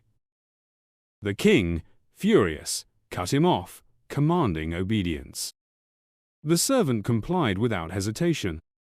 The king reiterated that they had permission to take as much meat as they could carry, emphasizing that his word was final, as per his principles. Addressing them as both barbarians and nobles, the queen asked how they had managed to overcome the herd of bulls. The king replied that his answer hinged on future events, whether mutual understanding or personal experience would prevail. He declared that was all for now, urging them to take the beef and leave. The queen, with a snort, called him an indifferent swine. The king, reflecting, thought his attire was excessive, and without the bull skin bandage, his wound would have bled. A thin trickle of blood ran down the stone by his foot. He cursed, noticing the flow. He assured the queen that her tribe would receive extra stone axes, which, though not as divine as his own, were suitable for cutting meat. The queen declined the offer, stating that axes lacked elegance for her people. She added that they, too, possessed formidable weapons, but chose not to flaunt them. She expressed hope that they wouldn't need to use those weapons against the neighboring tribe and wished them well. Ordering her servants to take their share, she announced their departure. Or noted that if the meat wasn't enough, they could return for more but should hurry, as the tribe planned to share it with others. The queen's group left without response, and O waved, inviting them back. As they crossed a clearing, the queen paused and asked her scouts if everything had been inspected. Shadows emerged from the trees. A servant reported finding the tribe's structures, which she called houses, and speculated that piglets might be inside, having overheard grunting. The queen was surprised they could build such fine homes for pigs. The scout added that the tribe wielded the divine power of fire. The queen was incredulous. The scout continued, confirming they witnessed the tribe conjure fire from nothing to roast beef. The queen was profoundly shocked. The scout hesitated to add more, but the queen urged her to continue. The scout revealed that the king's tribe consisted of only 10 adults, the rest being children and one elder, doubting they could conceal others. Enraged, the queen demanded to know why a thorough search wasn't conducted. The scout explained that the area's trees were felled, forcing them to observe from the forest's cover. Snorting with displeasure, the queen turned to leave with her servants. But she spun back, lashing her scouts with her whip, warning that further excuses would bring harsher punishment than mere lashes. The servants bowed, thanking her for not banishing them. The sun shone brightly over the king's hut. He sighed, examining his hand. Or asked about his wounds, and he replied they were improving, noting that bull skin aided regeneration and might heal him over time. A sign of eloquence appeared above Ao, who remarked that this was excellent news. The king thought eloquence was a rare gift. Aya teased that he favored her over the Coconut Grove queen, asking if it was true. Blushing, he denied it. Sighing, he remarked that even walls had ears and ordered those hiding to reveal themselves, then returned to help with his wounds. He noted blood on the throne and asked it be cleaned before Luong arrived, barring anyone from approaching. O agreed, then gazed at him fondly, calling him king and winking, saying he was handsome. He coughed, turned away blushing, and said those were all his instructions. Zhong rushed up, exclaiming that the king was remarkable, as the Coconut Grove queen had indeed placed spies around their camp. He asked if they'd completed his task. Zhong confirmed they had seen what was intended and avoided what wasn't. Relieved, the king praised Zhong, who thanked him and said he'd help Shu build houses. The lad fled. All inquired of the king whether he truly believed the Coconut Grove tribe would agree to unite with them. He responded that it was premature to discuss it, as their strategy was only partially formed. He noted that once the tribe approached them again, they could proceed with the next phase of the plan. Chen Liyi, sprawled on his bed, could only dwell on his exhaustion. A task loomed before him, set to span 11 days. His mission was to aid in constructing a dwelling, forming a tribe, and growing their numbers to 50. He doubted this time frame would even allow him to recuperate. The young man resolved to inspect the storeroom, taking stock of his resources: a basic language guide, a survival manual, and a cookbook. He also possessed a universal map of the region. In his inventory, he found a sack of salt and a single healing potion, sufficient for just one person. Suddenly, a notification popped up, informing him that his battle axe had been upgraded. Confused, the lad didn't grasp what was happening, as his weapon had transformed into a panga axe. The protagonist hadn't noticed when this change occurred, and in his astonishment, he wondered if the axe had become an artifact. He was puzzled, recalling that he'd handed the axe to Lutin that morning. Extending his hand, the protagonist waited for the axe to materialize in his grip. He was stunned. Now, he wielded a legendary weapon, acquired through a blood sacrifice. Chen Liyi reflected on this. He had spilled blood on the axe, unlocking its potent ability. He recalled the bloodied weapon, struck by the realization that without this act, he might have suffered more than just a scar on his hand. With a sigh, he gazed at the axe, pleasantly surprised, as he hadn't anticipated a weapon could evolve. This led him to ponder whether other weapons held similar hidden abilities or traits. Setting the axe aside, he concluded that activation conditions were unpredictable. Everything hinged on fate, as that one axe had nearly cost him his life. Chen Liyi returned to his inventory. Only one potion remained, which he decided to reserve for a critical moment. Determined, the lad resolved to carry his axe and vanquish all nearby creatures. Visions of animals he'd need to slay flashed before him. He was resolute in bending all to his will. He recalled the people who had taken the meat, which should have sustained 30 people for 2 days. Sitting on the couch, deep in thought, he mused, "Time is short, so Sheng will need to work diligently." Near the hut stood Lutin, whom the protagonist summoned, instructing him to fetch Sheng for a covert task. Lutin agreed without hesitation to fulfill the command. He and Zhong navigated around the settlement to reach the protagonist's hut. As they approached Chen Liyi's home, Shang addressed the king. Kneeling, he saluted and announced his arrival. Looking at Xiong, the protagonist asked if he recalled the herd of black bulls they had driven off. Kneeling, Sung listened as his king tasked him with locating the bulls and reporting back within 2 days. The young hunter immediately set out to execute the order, turning and sprinting away. The protagonist settled back onto the sofa, reflecting on everyone's contributions over the past days. It dawned on him that he could craft small gifts for everyone during this time. Zhong pressed on with his search. The lad remained in the hut for 2 days, crafting gifts. Exhausted, he noted he had 9 days left to complete his task. Discarding the materials, he decided to rest for the day. He had created a stone spearhead, a bone whistle, and a drinking horn. Earning 3 technology points, he considered the gifts he'd made.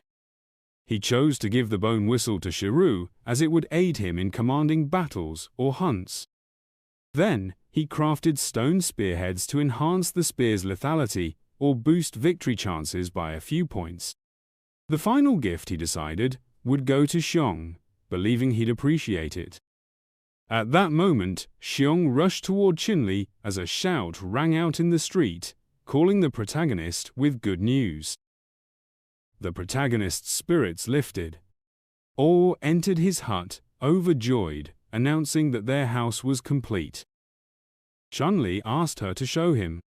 Before they left, Ao suggested the king don a cloak, noting his poor health. The lad thanked her. The girl, eager to support her king for his tireless efforts, made him feel a touch embarrassed, and he thanked her again. Leaving the hut, they went to inspect the new house. The girl commanded the crowd to make way, announcing she had brought the king. Wolfbone turned around. Shu, spotting the protagonist, beamed with joy. He explained that they had built the house per Chen Liyi's instructions. Pointing to the structure, the man showed it off. At last, the king beheld the new hut in the settlement. Shiru was elated. He was curious to know if the king approved, though the king seemed less enthusiastic than the others. Nobody picked up on the man's demeanor, and the group erupted in celebration, thrilled they no longer needed to sleep in caves or scavenge for sticks. They now had a proper home. The other villagers echoed the excitement, declaring the pigsty fit only for swine and proclaiming this new structure as their true dwelling. The king tried to temper their fervor by pointing out their earlier missteps in speech. Shu mentioned they had also crafted a straw door and hauled it over to show the protagonist. The king started inspecting the door. Suddenly, a notification appeared before him, confirming the completion of the task to build a wooden house, earning him 10 technology points. The protagonist was astonished that constructing a house yielded the same points as starting a fire. He reflected on how much the primitive tribe had transformed since his arrival. Looking at his people, he recalled how they once drank blood like beasts, but now their skills and personalities had evolved. He pondered whether the system's influence was behind this change. Recalling Shugu's initial state, the protagonist concluded this was an acceleration of evolution. Observing the jubilant tribe, the king turned to O, instructing her to notify him immediately when the hunter Xiong returned. O didn't dare refuse. Standing beside the girl, the protagonist declared he was departing, ordering the others to keep building houses, as many would soon inhabit them. Abruptly, Xiong's voice rang out, announcing a discovery. The villagers turned to see Xiong leaping with joy, shouting that he had found bulls. Chen Liyi commended the panting hunter. Placing a hand on Xiong's shoulder, the king commanded him to follow to execute the next phase of the plan. He then addressed Shiru, who was still dancing with glee, assigning her a confidential task. Stepping aside, they sat on the ground before their king. Over the next few minutes, the protagonist outlined the plan to the group and asked if they had any questions. Shu expressed doubt about the plan's success, noting it was incomplete. Confident, Shang assured he could complete the task when the time came and suggested bringing more men. Chen Liyi decided it was the perfect moment to distribute gifts. He handed a whistle to Shiru for leadership, and she thanked him warmly. Shiru immediately began whistling a tune. The king turned to Shang, mentioning a gift awaited him too, but only after the task was done. Now entirely serious, the protagonist addressed the group, reminding them to act swiftly upon receiving the signal. Chen Liyi bid farewell to his followers, and Ain even waved goodbye. The protagonist, recognizing the challenging times, decided to assign tasks to the injured. He turned to Ao and Luther, first instructing the girl to deliver a message to Shaining and Huang, asking them to prepare a fire in front of the house, but not to light it. Or asked if this was for the guests soon to arrive, receiving a nod in confirmation. In that moment, the protagonist grew solemn and decided to check the bait set out days earlier. Meanwhile, Shu watched as a crowd approached their huts. She was stunned by their number. It was the Coconut Grove tribe. Panicked, she sprinted as fast as she could, ignoring the apples spilling from her basket, realizing trouble was brewing. Shu raced to the protagonist's hut, reporting the arrival of the Coconut Grove people. Inside the king's hut, Ao was tending to his healing wounds, though he still needed rest. Chen Liyi, lost in thought, savored the comfort of being cared for. He daydreamed about conquering the Coconut Grove tribe, picturing himself reclining on the lap of their queen with Ao nearby. Caught up in their reverie, they missed the knocking and shouts at the door, pleading for entry. Pleased that the plan was working, the protagonist asked Ao to invite them in. The girl stepped out to greet the Coconut Grove queen, complimenting her enhanced beauty since their last encounter. All welcomed her into the royal palace, where Chen Liyi awaited. The queen recalled their previous meeting, when the dwelling was merely straw and bull hide. Now, a wooden house stood before her. She marveled at how they achieved this. With a smirk, she asked if the king was too afraid to meet her himself. Smiling, the girl replied that this time they'd take more meat to avoid troubling her again. A crowd stood behind the Coconut Grove queen, eager to meet their friendly neighbors. She hoped their numbers didn't intimidate anyone. All laughed, saying the king had already ordered beef prepared for 40 people. Nearly chuckling in her face, the queen noted it seemed there were far more than 40 of them. The leader of the coconut tribe grew furious, believing that since O cared deeply for her people, she could serve her. However, the girl stood her ground, declaring that she was loyal to the strength of her king. O gestured toward the beef, still resting in its original spot. She cautioned that if they couldn't carry it all, they'd have to consume it there, as per the king's command. With a grin, she added that if cutting the meat was troublesome, the warriors could handle it for them. The coconut tribe's queen, however, rejected the offer.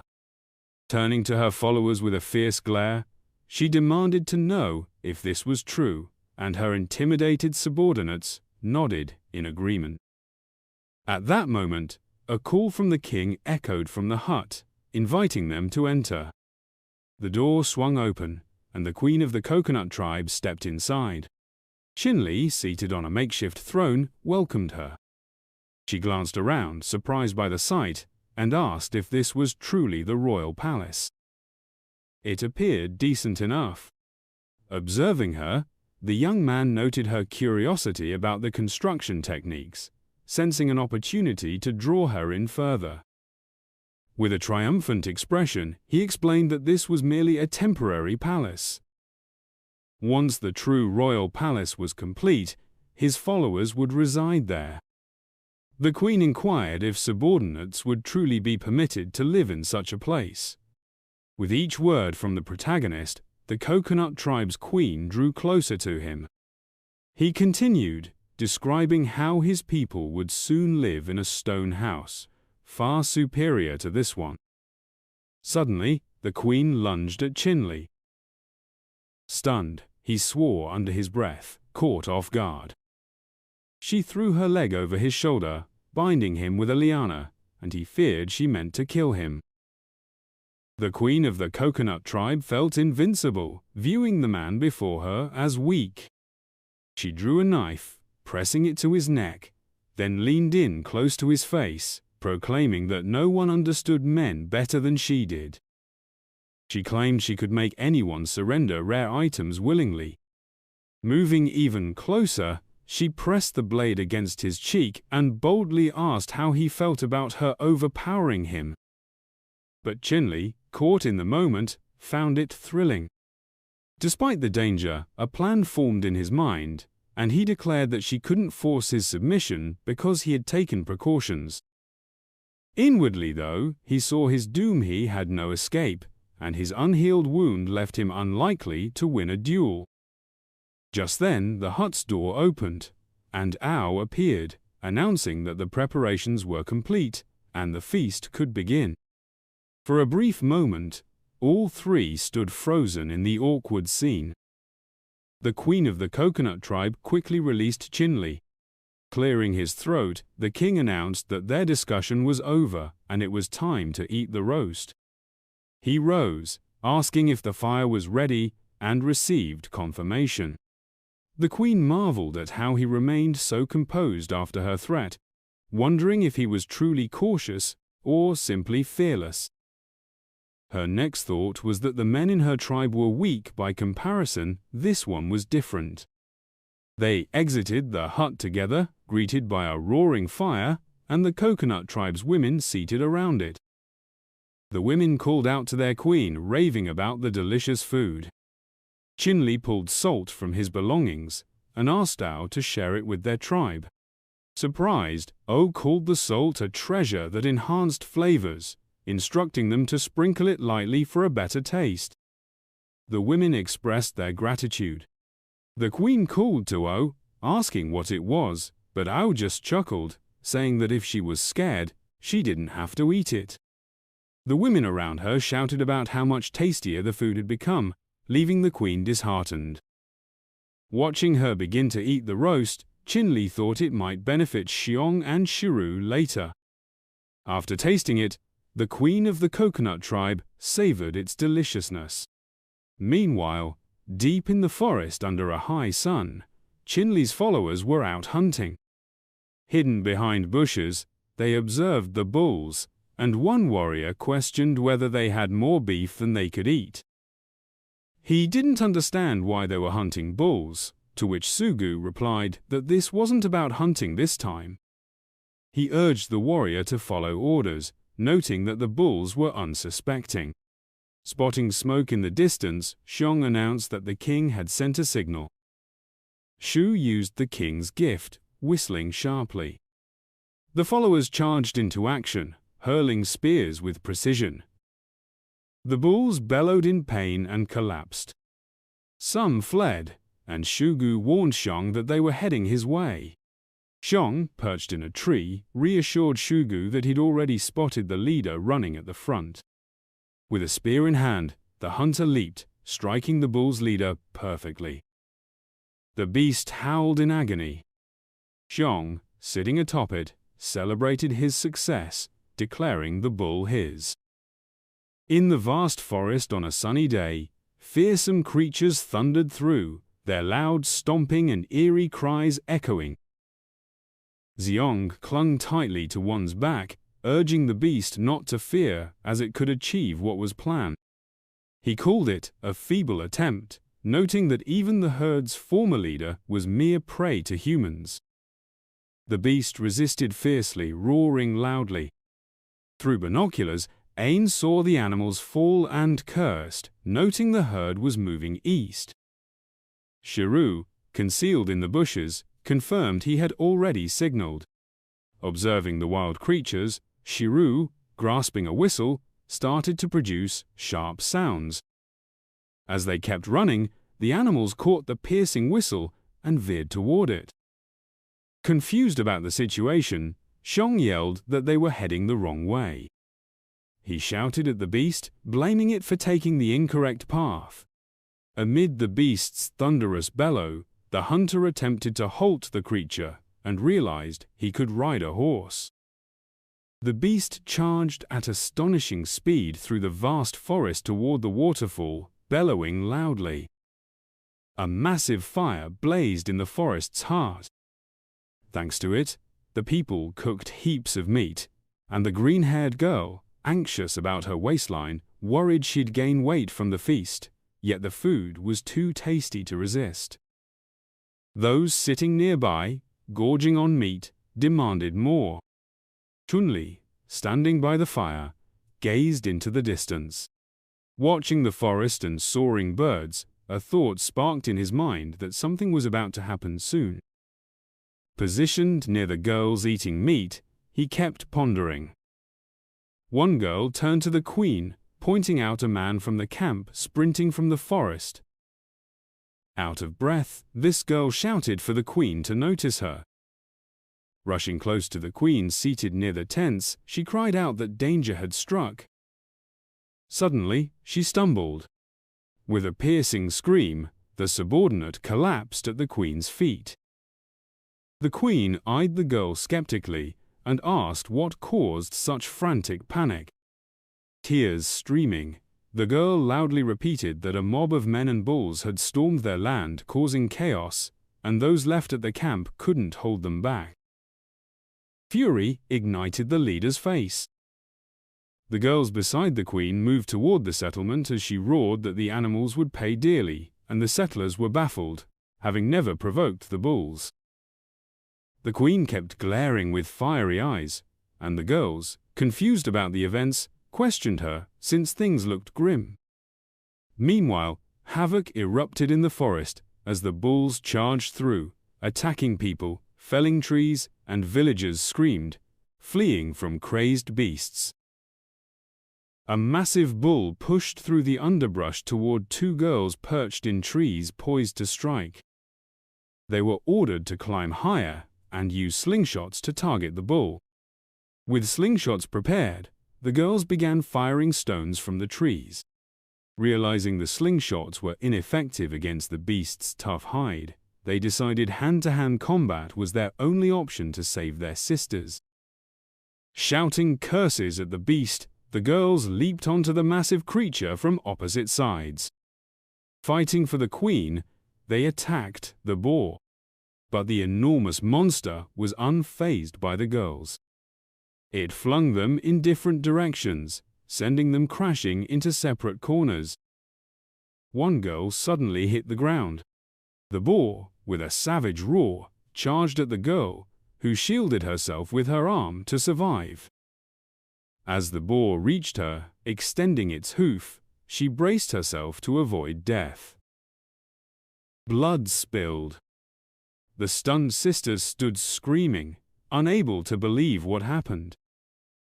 The dazed girl beneath the boar glanced back, confused about why the animal halted. The villagers shouted as they saw the queen, who had saved the camp's resident from the beast's deadly paws, preventing her death. The queen yelled at the raging bull that she wouldn't let her people be harmed, and declared herself the animal's greatest foe. Using her lasso, she hurled the bull aside. It crashed to the ground with a thunderous roar. Bellowing fiercely, the bull's eyes glowed red with boundless fury. The bull readied itself to leap, settling into a striking stance. The queen and the bull charged at each other in a fierce attack. Swinging her lasso, the queen slowed her pace. She let out a piercing scream, coming to a complete halt. The girl stumbled and fell, but a pair of hands caught her, saving her from hitting the ground. Coughing up blood, she murmured that she's in pain, still cradled in the man's arms. Looking up, she meets the concerned gaze of a man who asks about her condition, but she, still coughing, insists she's okay.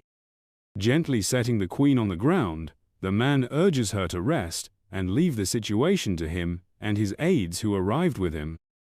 The stunned girl struggles to comprehend why the herd went wild and ended up here. The man cautions her to stay vigilant. Swearing under his breath, Chen Liyi declares the immediate danger has passed. Facing the bull, he mutters that they completely overlooked caution. The bull, gearing up to charge with a thunderous bellow, confuses the boy, who wonders why the animal doesn't recognize him and why it isn't intimidated by the cape crafted from the bull king's hide. As the bull prepares to attack, adopting a threatening stance, it suddenly begins to quiver in fear. Chen Liyi exhales in relief, realizing the bull is terrified of him. Aiming his weapon at the beast, the boy remarks that they've crossed paths again. Chen Liyi notes that the animals have quickly chosen a new king, though he's nowhere near the old one's stature. The trembling bull lets out a plaintive cry. Still holding his weapon steady, Chen Liyi declares that since the bulls have come, they might as well stay. The bulls freeze in confusion. Shiru, Ain, Shang, and Hang charge at the bulls with weapons drawn. A clash erupts between the humans and the beasts. The men attack the animals, who in turn try to defend themselves. Shiru and Shong leap onto a massive bull. Balanced on Shugu's hands, Shong prepares to leap. With a loud shout, he vaults onto the bull, landing squarely on its head and gripping its horns to stay atop. Straddling the bull, Shong begins to steer it. Shiru and Huang assault the beast with a torch and a weapon. While Sung rides the animal, Chen Liyi urges the queen to retreat, but she refuses, insisting the herd hasn't been driven off yet, and she must join the fight. The protagonist grabs her hand, pleading with her not to go, but she pulls away, demanding he let her go. He warns that she can't handle these creatures, and explains that he brought skilled fighters capable of defeating the monsters, as facing them alone is a death sentence. He suggests sending the injured to him for treatment so they can later return to the battle. He assures her he can provide shelter and food for all, guaranteeing their safety. The protagonist asks the queen to check on the settlement's residents, who are exhausted, wounded, and unable to fight. Nearby, O questions whether the queen would rather watch the girls die needlessly. The frustrated queen remains silent. She orders the people of Coconut Grove to retreat north with the injured.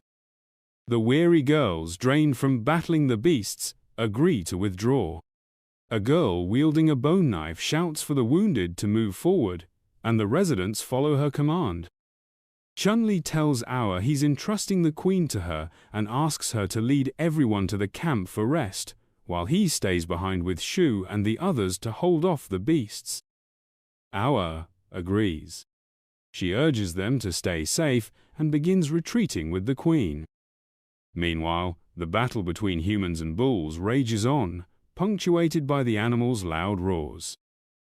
The fight intensifies, with the men wielding weapons skillfully. A villager rallies them to muster their courage and slay all the monsters. Shu turns to her, warning that a group of beasts is closing in, and if the girls are scared, they should retreat with the others.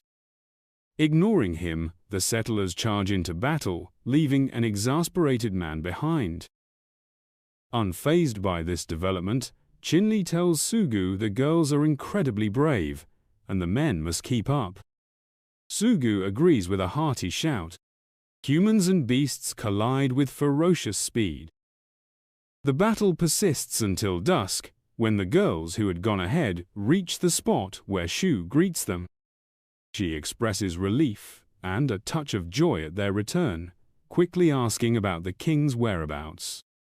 A somber A explains that the king stayed with Shu, and many injured people arrived with them, needing rest. Shu, pointing to the tents, directs the girls to settle there, as there's ample space. Gratitude flickers in her mind for their endurance and the hastily built shelters. Shu instructs the uninjured to follow her for water and food, to which the girls express thanks and agree to go. Awa leads the queen to a hut, urging her to stay, assuring her safety in this place. The queen nods in agreement. Awa adds that she'll look after the others and asks Her Majesty not to worry. The mournful queen expressed heartfelt gratitude to Awa for her kindness. The young woman gently shut the makeshift door of the queen's temporary dwelling and let out a serene breath. All reflected that, on the whole, things were progressing smoothly. She recalled standing before Chen Liyi, who was perched on a pile of hay. The boy explained that the core of their strategy was to exert minimal effort to accomplish their objective, to subdue the Coconut Grove tribe. He mentioned that, having just endured a grueling battle, their group could not withstand further strain. Oh let out a soft laugh, her mind briefly noting that, as anticipated, the king's plan was flawless in every aspect, with only a small portion remaining. On the following day, the girls were busy at the temporary encampment. They tended to a fire and tidied the area. A man stood watch, guarding against external threats. Shanling inquired if all had gone well during the night, to which he responded affirmatively, noting that no incidents had occurred. A girl from the settlement observed their exchange. Glancing upward, she thought to herself that the sky was now overcast. A voice called out a greeting from above, startling the girl, who asked why Shanling was there. Shanling explained that their king had invited the queen to the palace, apparently to discuss a matter of significance in person, to which the settler responded with agreement. At the center of the camp stood a large structure crafted from wood and straw. Inside, Chen Liyi sat upon a throne. His primary task was to aid the primitive people in constructing homes, formally establishing a tribe, and growing the population to 50. He had only 8 days to achieve this. Yet, Chen Liyi was displeased, as time was running critically short. A knock at the door drew his attention. Ah turned to the king and announced that she had brought the queen. Upon entering, the queen remarked that she had overheard discussions about uniting the tribes.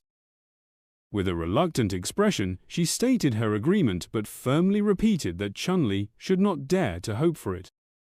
She warned that the king must not assume he could compel her, exploiting her tribe's momentary vulnerability.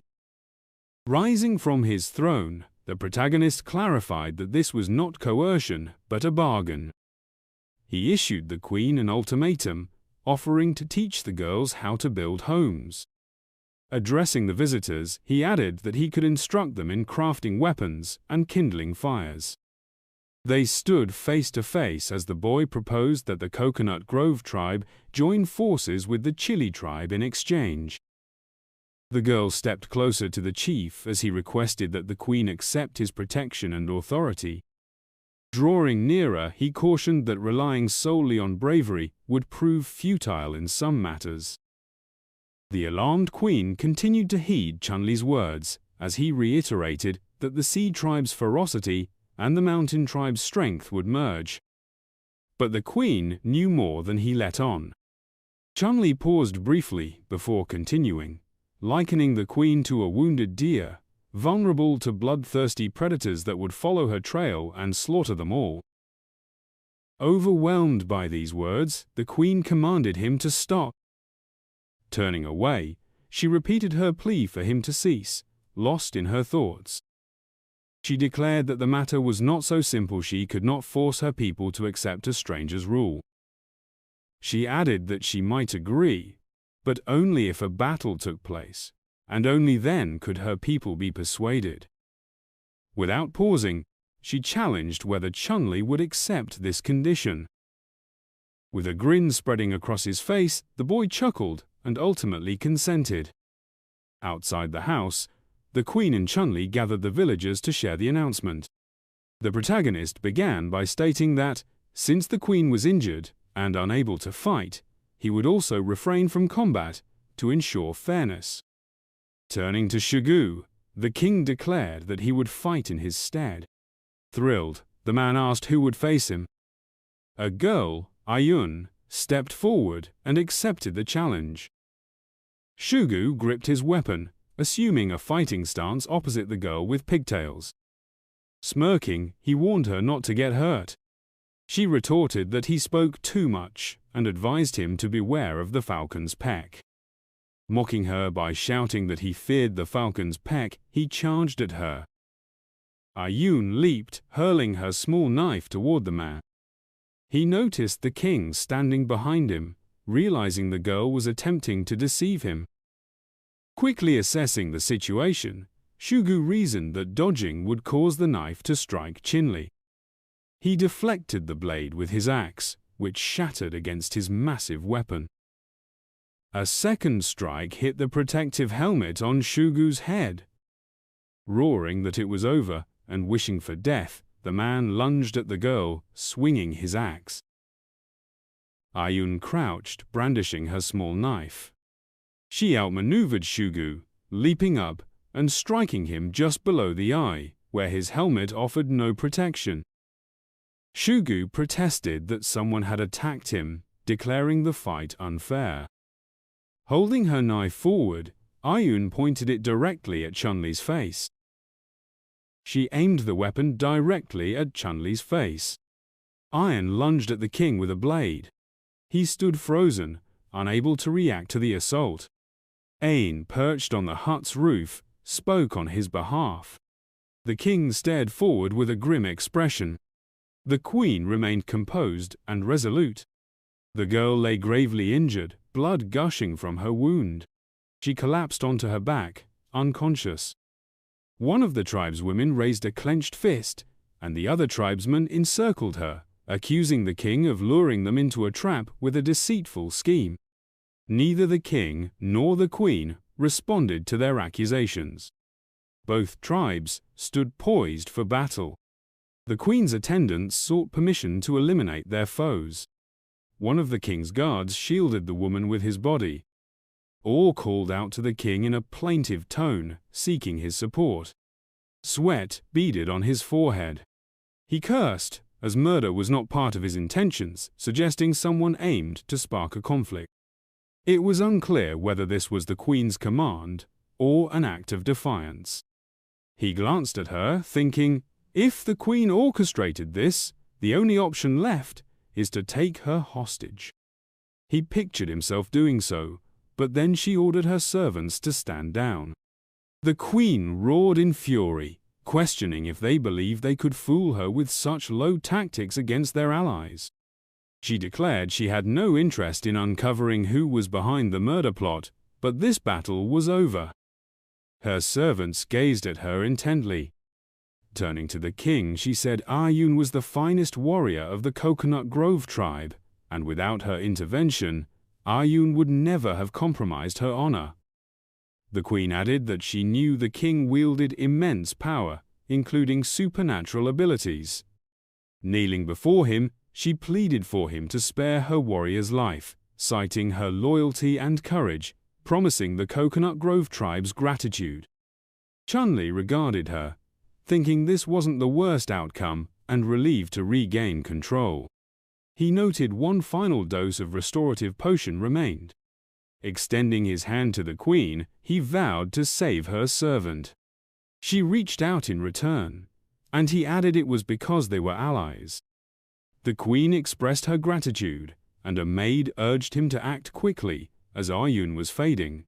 The king decided, for the sake of peace, to overlook this incident. Kneeling beside the warrior, he continued his thought. He'd administer a small penalty by prolonging her recovery. The dose he gave would save her life, but he'd use the rest to heal his own injuries. Ayun stirred awake. The queen and her attendants were astonished. The king instructed them to take her to rest, assuring them she'd recover in a few days. A girl by the warrior's side exclaimed that a miracle had occurred. The entire tribe echoed the word, kneeling before the king. He placed a hand on the queen's shoulder and asked if their tribes could now unite. She agreed, her cheeks slightly flushed. He chuckled with delight, and she bowed her head shyly. The king embraced her, stating she could lead her tribe so long as she followed his commands. The queen mentioned one final request. When Chen Liyi inquired, she proposed he officially become her partner, suggesting a grand ceremony to seal their bond. The king, disbelieving his fortune, asked again.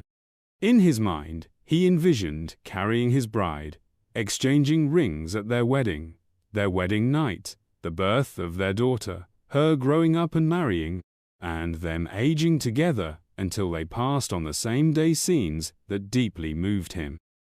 The queen, puzzled by his silence, asked if something was wrong or if he didn't want a marriage ceremony. He hugged her tightly, reassuring her he did, but hoped she'd recover first, giving him time to prepare. She agreed.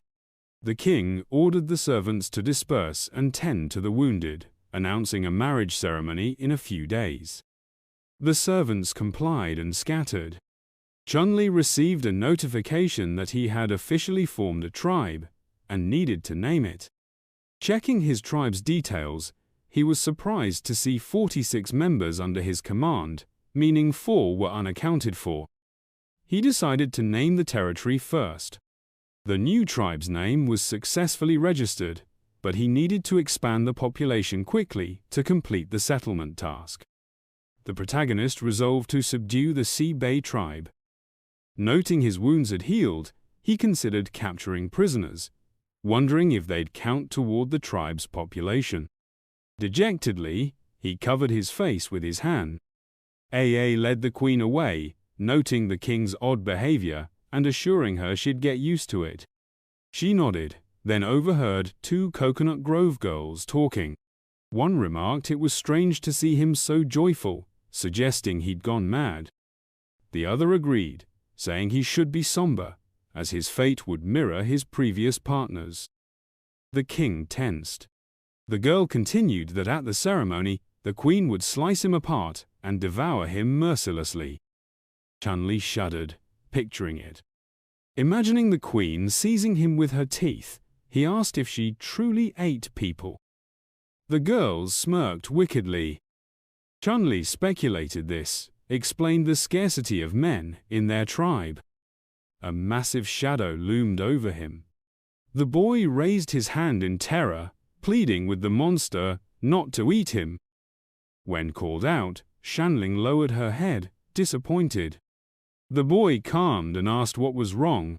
The woman raised her eyebrows, questioning if her friend truly wished to be the queen's partner. The hunter smiled awkwardly, saying he needed to reconsider. The giantess pictured them embracing and mentioned rumors of a ceremony. The king, imagining being devoured, admitted he'd been hasty. Shanling placed her hands on his shoulders, asking if it was true. The protagonist couldn't fathom his bride being a praying mantis. Chen Liyi concluded he was ill-fated. The girl hoisted him into the air, agreeing.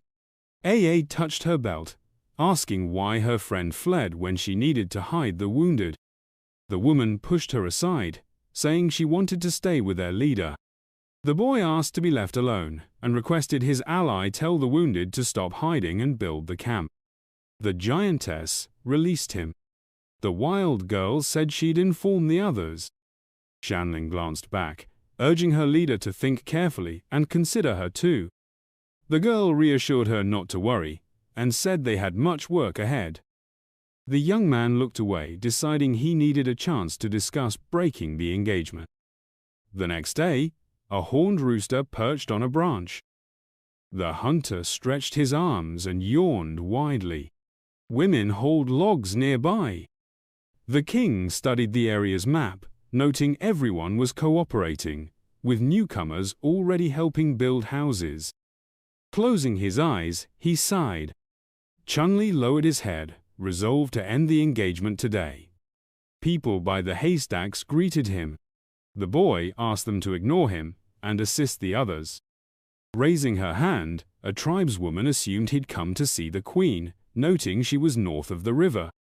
A girl pointed sideways, asking the guest to follow. The woman gestured toward tribesmen bathing in the river. The wild girl turned to the queen, reporting His Majesty's arrival. The bride asked her to leave them alone. The tribeswoman hurried off. The queen greeted the boy from the river, placing her hands on the bank, and asked if he had urgent business. The boy raised his hand, explaining he'd come to check her wounds. The woman narrowed her eyes, saying she just needed a few days' rest, as her injuries weren't severe. Licking her lips, the queen asked if she should come ashore, assuming her guest wanted to taste something. The hunter raised his hands, insisting it wasn't necessary. Closing his eyes, the king recalled he didn't know her name.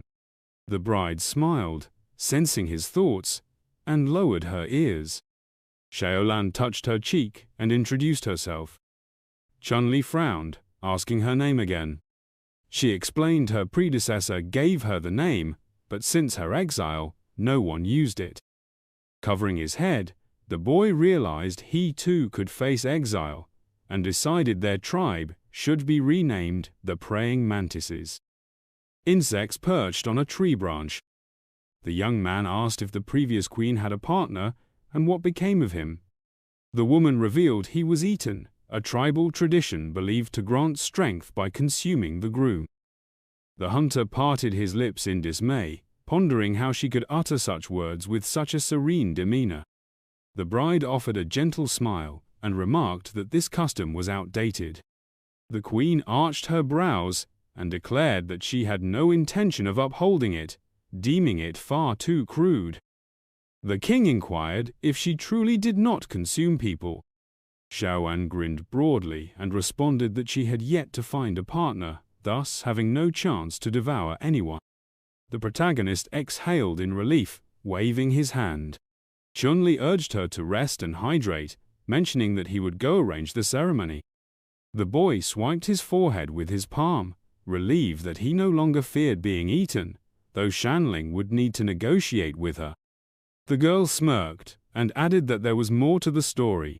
The boy tightened his lips nervously.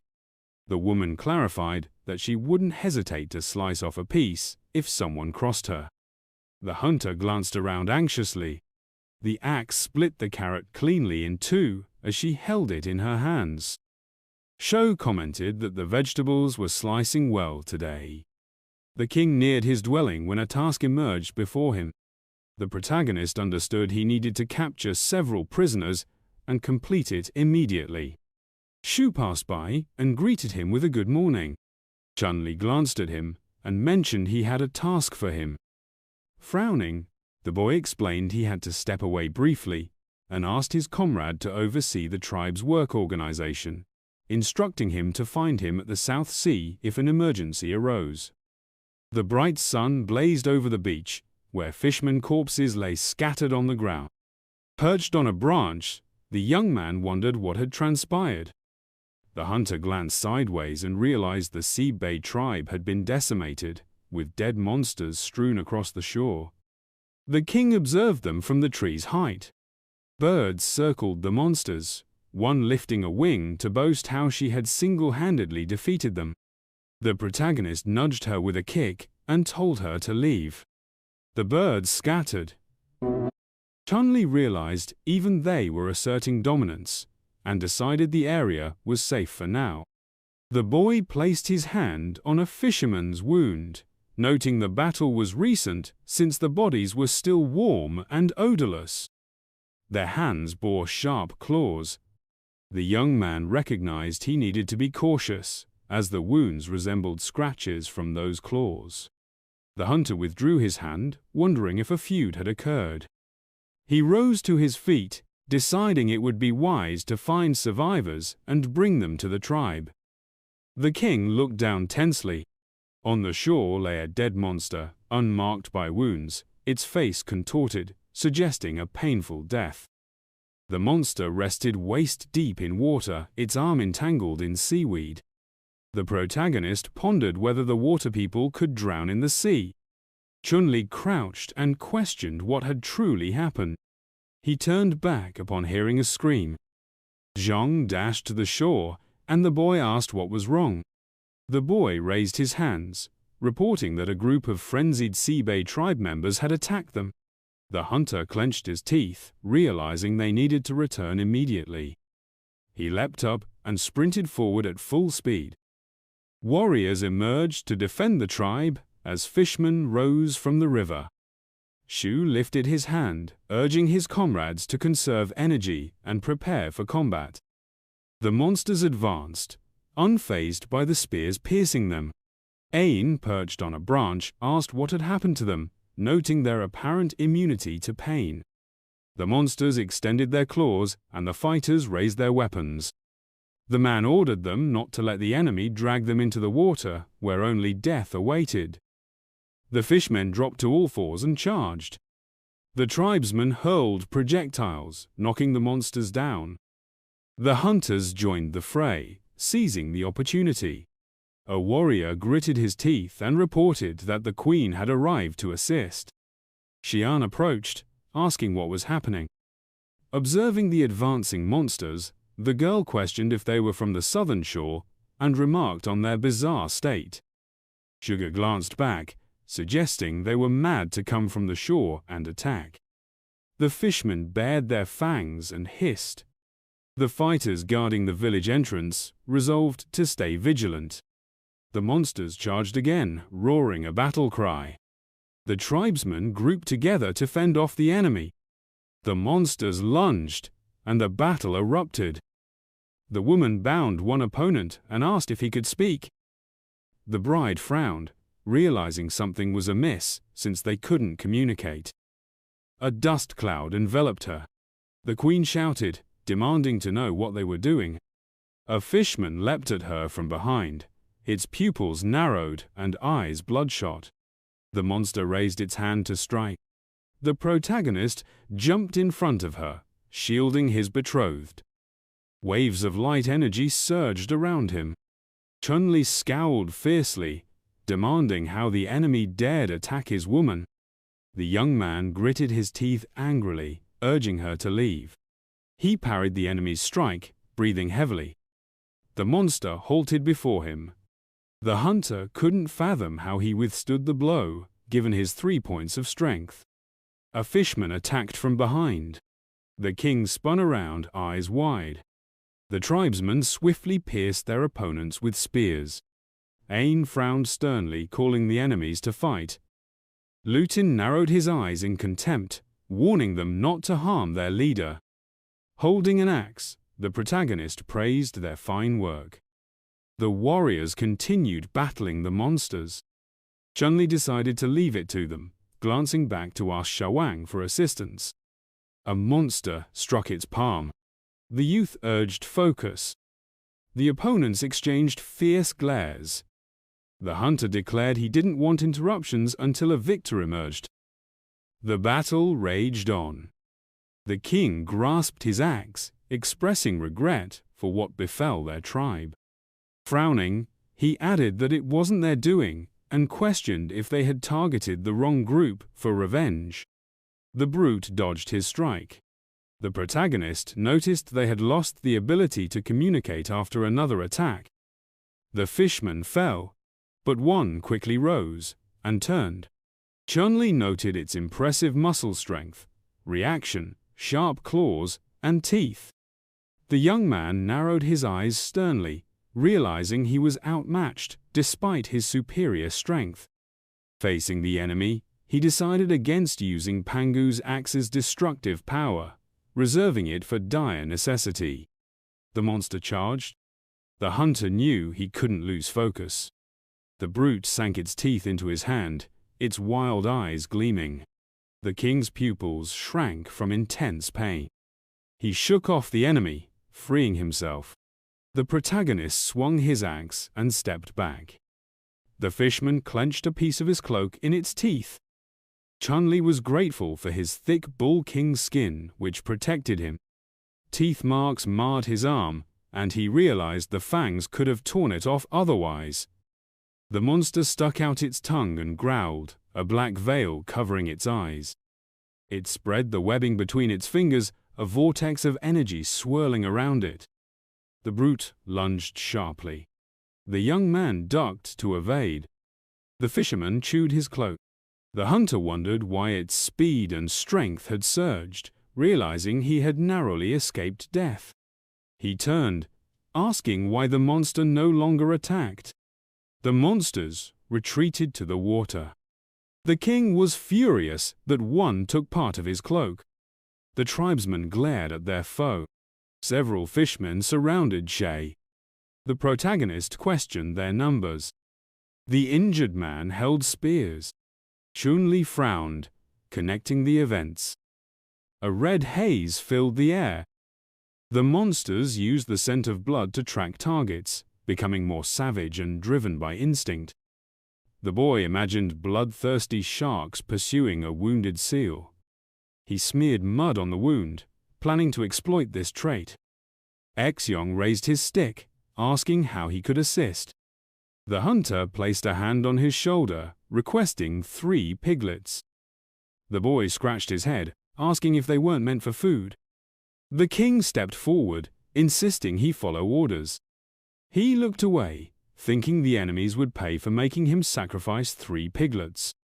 The protagonist approached Xiaolong, urging the wounded to leave quickly. The tribesmen brought the pigs to the battlefield. Chen Liyi pointed to the river, ordering the pigs sent there. The frightened animals bolted. The boy waved at Ain in the tree, who swiftly threw spears, pinning the piglets to the sand. The fisherman paused. One blocked the path to the pigs. The monsters in the water turned, baring their teeth and screaming. They charged, ignoring the boy. The fishermen loomed over the wounded animals. The hunter urged his comrades to act. The king frowned sternly, ordering spear tips coated with anesthetic and aimed at vital points. He narrowed his eyes as Ain shouted something was wrong. The monsters clutched their throats, breathing heavily, and collapsed, groaning. The protagonist asked his comrade if he'd poisoned the piglets. Xiang denied it. Foam spilled from the monsters' mouths. Chen Liyi spread his arms, warning his comrades not to approach, suspecting a ruse. The boy looked down tensely, questioning the scene. The unconscious fishmen lay on the sand, caged. Xiaowan ordered her subordinates to stay vigilant and punish any prisoners who acted out. She eyed the sleeping monsters, calling them rogues. One lowered its head, sighing heavily. The woman frowned sternly, asking if it had awakened. The brute reached out, pleading for help. The bride glanced back, asking her ally to inform the guests that the prisoners were awake. The sun glowed over the mountains. The boy stepped forward. The queen lowered her eyes. The hunter asked about the situation. The fishmen gripped the bars, begging for water. The king frowned, asking about the large one. Xia Wang replied that he was isolated from the others. The monster trembled, repeating its plea. The protagonist uncorked a water bottle, pouring it over the fishman's head. The creature drank greedily. Chen Liyi lifted the water pouch and paused pouring it. The man scowled firmly and inquired if the captive comprehended his words. The large prisoner squinted and affirmed that he understood. The young man handed the water pouch to his companion and requested her to watch over the captive. All crouched down, flashed a smile, and after giving the creature a sip, the young woman urged him not to hurry, promising to fetch more water if he depleted it. The woman shut her eyes and cautioned that the river was distant, so he'd need to be patient. Clutching the cage bars, the creature declared that his kin also required water and pleaded for her to provide them a drink. The fierce woman dropped her hands and stated she could assist them, adding that it would be helpful if the fishmen answered a few questions. The captive clenched his jaw, outraged that humans had amassed an army, attacked them, and now sought answers. Or arched her brows in surprise, glancing tensely at her ally. The burly man clarified that he'd heard the mountain tribe was peculiar, but hadn't anticipated such severity. The young woman furrowed her brow, and asked if it was truly the mountain tribe that assaulted them. The woman's expression turned sympathetic. The creature questioned if it wasn't them. The wild woman averted her gaze and explained they hailed from the newcomer tribe, with their leader standing behind them. The creature's eyes widened, admitting he'd never heard of them. The fishman bowed his head and suggested the mountain folk might have betrayed them completely. All shut her eyes and retorted that wasn't true at all. Raising her index finger, the young woman elaborated that the Seabay tribe had encroached on their land, and they had no ties with the mountain people. The woman recounted how the creatures had surfaced from the water, noting they'd lost the ability to communicate like beasts, necessitating their temporary confinement. The captive's jaw dropped, declaring this was unthinkable.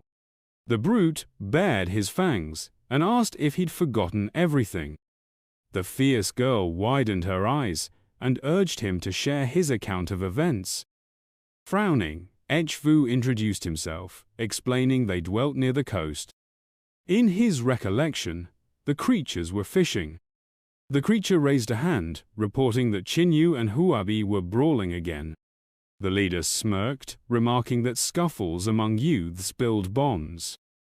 The fishman struck his comrade's face. A small creature darted to the leader, whining that they'd stolen his bird. Grabbing the child's head, the large man said he needed to learn to fight, explaining that no one would dare take his possessions if he instilled fear. The child pointed aside, stating those weren't his kind, his expression darkening menacingly. Mountain tribe members stood on the shore. The creature turned and demanded why they'd come. A man raised his hand, but the stranger lowered it, commanding his warriors to slay the creatures. The fighters charged toward the water, roaring furiously. The creature gritted his teeth, questioning if the mountain tribe had truly attacked. From the cage, the leader recounted being knocked unconscious and added that he couldn't recall how he ended up there or what befell his tribe. The protagonist rubbed his chin thoughtfully. Chen Liyi opened his mouth, exhaling heavily. The young man raised a hand, noting he'd recently been in their territory, finding not a single living soul. The brute's jaw dropped in shock when the young man said the sea tribe would have vanished entirely if he hadn't spared them. The captive trembled, furious that he couldn't protect his kin. The fishman lowered his head, and a leaf fell from him. All reached for it, asking what it was. The young woman passed the leaf to her leader, noting she'd never seen such a plant. The hunter took it in hand. The king frowned, activating the system. A green glow lit the leaf. The system identified it as hemp, whose smoke induces hallucinations. The protagonist's eyes widened in disbelief, questioning if this was true. As the sun rose over the mountains, tribe members offered the captives water. Xiaolong frowned, urging them to take their time, passing the water back and forth.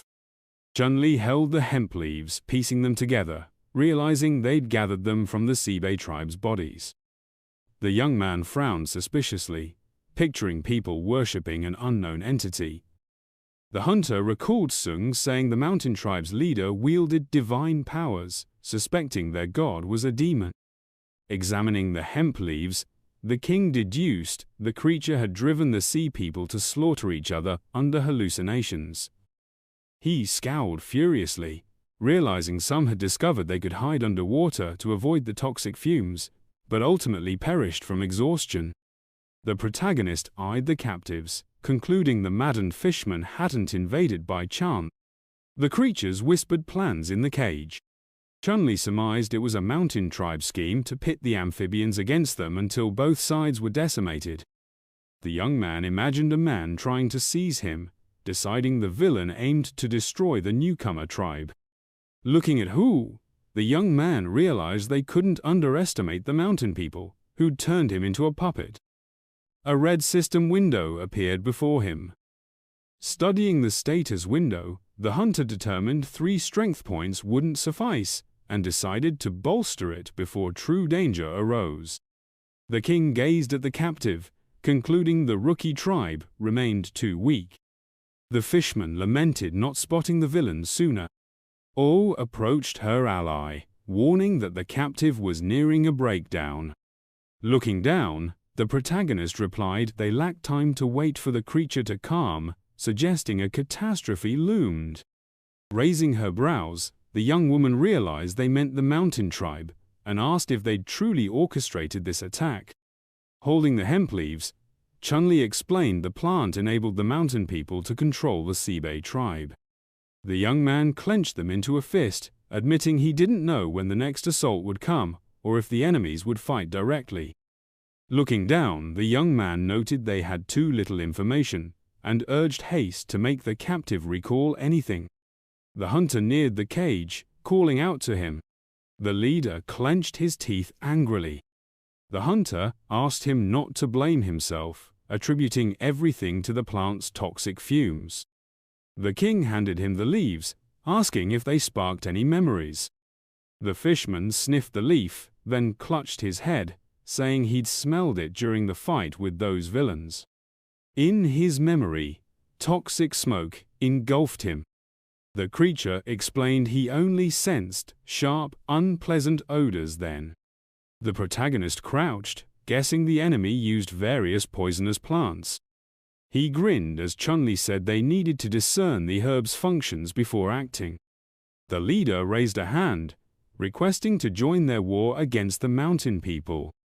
The fisherman smirked, vowing lifelong regret if he didn't avenge these villains. The creatures thrust their hands through the bars, shouting to join the fight. The young man eyed them tensely. The creatures swore to do anything for vengeance. The young man frowned, noting he only needed 4 for the mission. The captive raised a hand, explaining their keen sense of smell could track the toxic herbs. The hunter gave a stern look, expressing concern about their blood sensitivity, warning of dire consequences if control was lost. He opened his mouth wide, asserting they could restrain themselves without inhaling toxic fumes. The protagonist gritted his teeth, noting they couldn't be certain the enemy wouldn't use poisonous smoke again. The leader tensed, lowering his head in agreement. Chen Liyi raised a hand, acknowledging their thirst for revenge, but stating anger and hatred wouldn't resolve it. The young man's lips downturned, suggesting a plan the captives might dislike. The creature gripped the cage bars, stating his people were all that remained, their lives in his hands. The young man frowned sternly and consented, giving a firm look. The hunter instructed them to follow his plan, splitting into tasks. The king smirked, promising a chance for revenge, asking if they'd agree. The leader grinned broadly, agreeing, his men extending their arms in consent for vengeance. The protagonist glanced at the smiling owl. Chen Liyi was about to depart, but the fisherman called out. The young man raised his head, summoning his comrades. He lifted a hand, asking his friends to free the captives, now their allies. The hunter saw a task completion message and rejoiced. A status window appeared. The king closed his eyes, noting the population grew by 22, wondering if exceeding the plan warranted more rewards. He raised a hand as the system prompted point distribution. The protagonist selected the strength indicator to boost it. A cunning smile crossed his face. A cunning smile crossed his face. Bright energy waves swirled around him. Chen Liyi scowled fiercely, feeling power surge within. A light pillar descended on him. A scream echoed, debris rose from the ground, and a flash illuminated the surroundings. The young man opened his mouth wide, breathing heavily. The system confirmed the strength increase was complete. The youth clenched his fist, realizing he matched any man's strength. The hunter ran his fingers through his long locks, assuming this was an unexpected effect. The king accessed his inventory, eager to inspect what the system had granted him. Inside a massive treasure chest lay a raw material, a ton of hematite. The protagonist rubbed his chin, concluding this was a fortunate find, picturing a smelting furnace. Chen Liyi pondered how to create a high-temperature environment and questioned whether they could bypass the Bronze Age entirely and leap into the Iron Age. The young man flung his arms wide, proclaiming this was the might of knowledge. His inventory held a large gift sack, and he hoped it contained even more valuable items. A notification popped up, announcing the receipt of a healing potion. The hunter beamed, declaring these system gifts far superior to mere seasonings, and decided to examine some rock carvings. A massive boulder crashed to the ground, etched with petroglyphs. The system revealed that it contained information about cultural artifacts attainable through devoted worship. The king furrowed his brow, curious about what kind of cultural items these could be. The protagonist grinned and spent 10 technology points to unlock the inheritance archetype. A dazzling light erupted from the stone. Chen Liyi frowned, puzzled, as the system congratulated him on gaining a sense of shame. The boy studied the boulder, deciding this marked a pivotal step in cultural evolution. The young man shut his eyes, realizing there was no longer a need to fret over men and women bathing together, and he thought about ensuring no one saw Xia Wang bathing. The rock shattered into fragments, and the hunter resolved to press forward. Fishmen stood behind him, and the king understood it was time to strategize against the mountain tribe's threat. Suddenly, Ao dashed toward him. The king glanced at her and asked what was wrong. The girl raised her hand, noting that her friend had grown taller, stronger, and his hair had lengthened.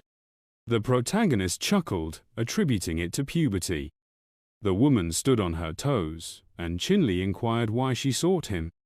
The wild woman gazed at him and asked if she should negotiate with the mountain tribe to clear up the misunderstanding. The boy frowned, explaining it wasn't a misunderstanding, they were intent on destruction. Glancing at his hand, the young man called them their toughest foes yet, noting they'd manipulated the sea tribe to their advantage. Ao clutched his arm and asked what they should do. Observing the fishmen, the hunter replied that they must erect high walls and stockpile supplies, emphasizing not to provoke enemies without thorough preparation. The king placed his hands on his hips, declaring they should remain hidden and await their moment for vengeance. The girl admitted she didn't fully grasp his plan. She raised her eyebrows, asking what to do with the tribe's newcomers. The protagonist smiled, suggesting they divide into 3 groups. Some to build homes, others to gather food, and the rest to craft traps. The wild girl threw her arms out, asking what traps were and their purpose. Chen Liyi looked at her, explaining that traps could safeguard their territory. The boy recalled the monster attacks on his tribe, vowing not to endure that again. The young man gestured broadly, explaining that setting varied traps based on terrain could prevent past mistakes and capture live enemies or beasts. Frowning, the hunter promised to detail trap-making later, assigning an urgent task to his friend. A fire blazed in the tribe's territory. The king stressed the need for a long-term food supply due to the population surge. Animal carcasses lay near a structure. The protagonist declared that uneaten beef mustn't go to waste and decided to teach his tribesmen to make dried meat. As the sun set, people processed meat, hanging it on branches. Watching them, Chen Liyi noted the newcomers quickly adapted, mastering the drying technique. Sharu approached, announcing his return. Noticing his lengthened hair, the man grinned, calling it a miracle, and assigned him an important task. The young man crouched, sketching semicircles, instructing his comrade to place traps in the surrounding mountains discreetly. The king furrowed his brow confidently, vowing to teach him personally. The warrior scratched his chin thoughtfully. The protagonist emphasized that remembering trap locations was more critical than making them. The fighter's eyes widened, finding the task unappealing. Chen Liyi struck him with a stick, explaining he was chosen because of trust. The boy frowned, stressing the task's secrecy, known only to them. Drawing arrows, the young man directed his tribesmen to set traps in shifts across different areas, ensuring no one knew all trap locations in one region. The hunter looked up, warning that a traitor could spell disaster. Luton gripped a spear. The king instructed that once traps were set, his friend must report their locations in person. Erasing the ground drawing, the protagonist clenched his fist, urging his comrade to memorize locations without sketching. Shiru frowned, promising to prove his trustworthiness despite the challenge. Chen Liyi smiled, nodding, placing a hand on his shoulder, and told him to rest, as work would begin at night. The heroes neared the main structure, where a stone with petroglyphs appeared nearby. The young man decided to leave it for his tribesmen to study, realizing their learning depended on their nature.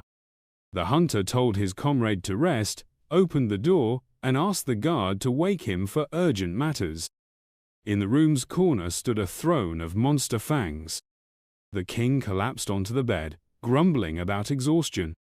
The protagonist tucked his hands behind his head, aware of numerous unfinished tasks and limited time. Chen Liyi envisioned training soldiers, fortifying defenses, organizing patrols, advancing technology, and expanding territory. Rolling over, the boy cherished this rare moment to rest. He awoke to screams, raised his head, and saw girls laughing. The king asked if this was a celebration. Someone placed a hand on his shoulder, asking what was wrong. A woman handed him a bottle, asking if it would suffice. Holding the beer, the protagonist agreed it would do, and asked who they were. Shia, assuming he'd overindulged, watched as her friends introduced themselves with wide smiles. Chen Liyi realized he'd returned from time travel, free from fear, and asked the heroines to play music. The boy closed his eyes, lit a cigarette, and basked in the sun's rays streaming through the window. He slept, embracing his girlfriend. She rose, insisting it was time for work. The hunter groaned, saying he couldn't continue. The woman countered that he was mistaken. The king smiled, sifting through names, when Shia's face morphed into Shugu's.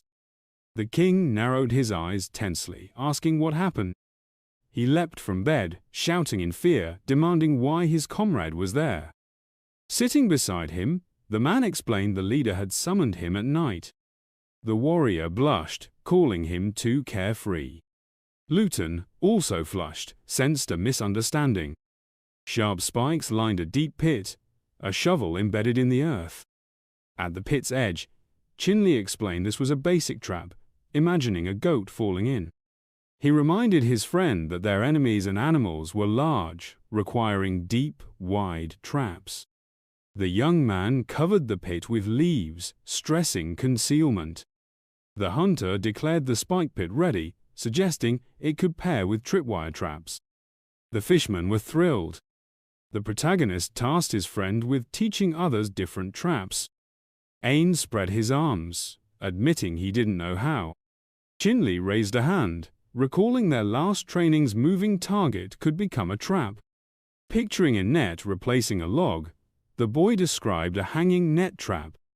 Frowning, he delegated this to his comrade, citing other duties. Passing by, the hunter reminded him not to forget his task. Shu assured his reliability. The king walked off, hoping to resume his restful sleep. The man issued orders to the fishermen. As dawn broke, Chen Liyi stood by the house, noting that usually some were already working, and wondered why no guards were present. Stepping forward, he hoped no one was ill. Pushing open a building's door, he flinched at a loud scream. Peering inside, the hunter asked what was happening. Shu blushed, explaining their revealing clothes caused embarrassment. The king glanced down, attributing it to the sense of shame, and closed the door, granting half a day to make new garments. Chen Liyi looked back, asking them not to fault him if they stayed inside. By afternoon, he returned home, eyeing the petroglyphs and marveling at their profound impact. Hearing a shout, Shu announced trouble. He presented stones, explaining they'd found burning rocks while digging. Rubbing them, sparks flew. The hunter frowned, recognizing saltpeter. Grinning, the king praised their hard work, envisioning explosives, dynamite, and matches, concluding their possibilities were boundless. In the forest, a high mountain loomed. As fishmen set traps, Sharu pointed ahead, urging the leader to look. A deep pit lay before them. The man said they were digging for that stone. Approaching the pit's edge, Chen Liyi noted sparse saltpeter due to saline soil from drought. Frowning, he speculated the mineral wasn't naturally formed and asked what else was in the ground. The warrior crouched, picking up shards, noting objects unlike stones. Tasting one, the guard grimaced, confirming it was excrement. The young man smiled awkwardly, agreeing. The hunter frowned sternly, deducing a large dung pit, and crossed his arms, concluding another primitive group once lived there.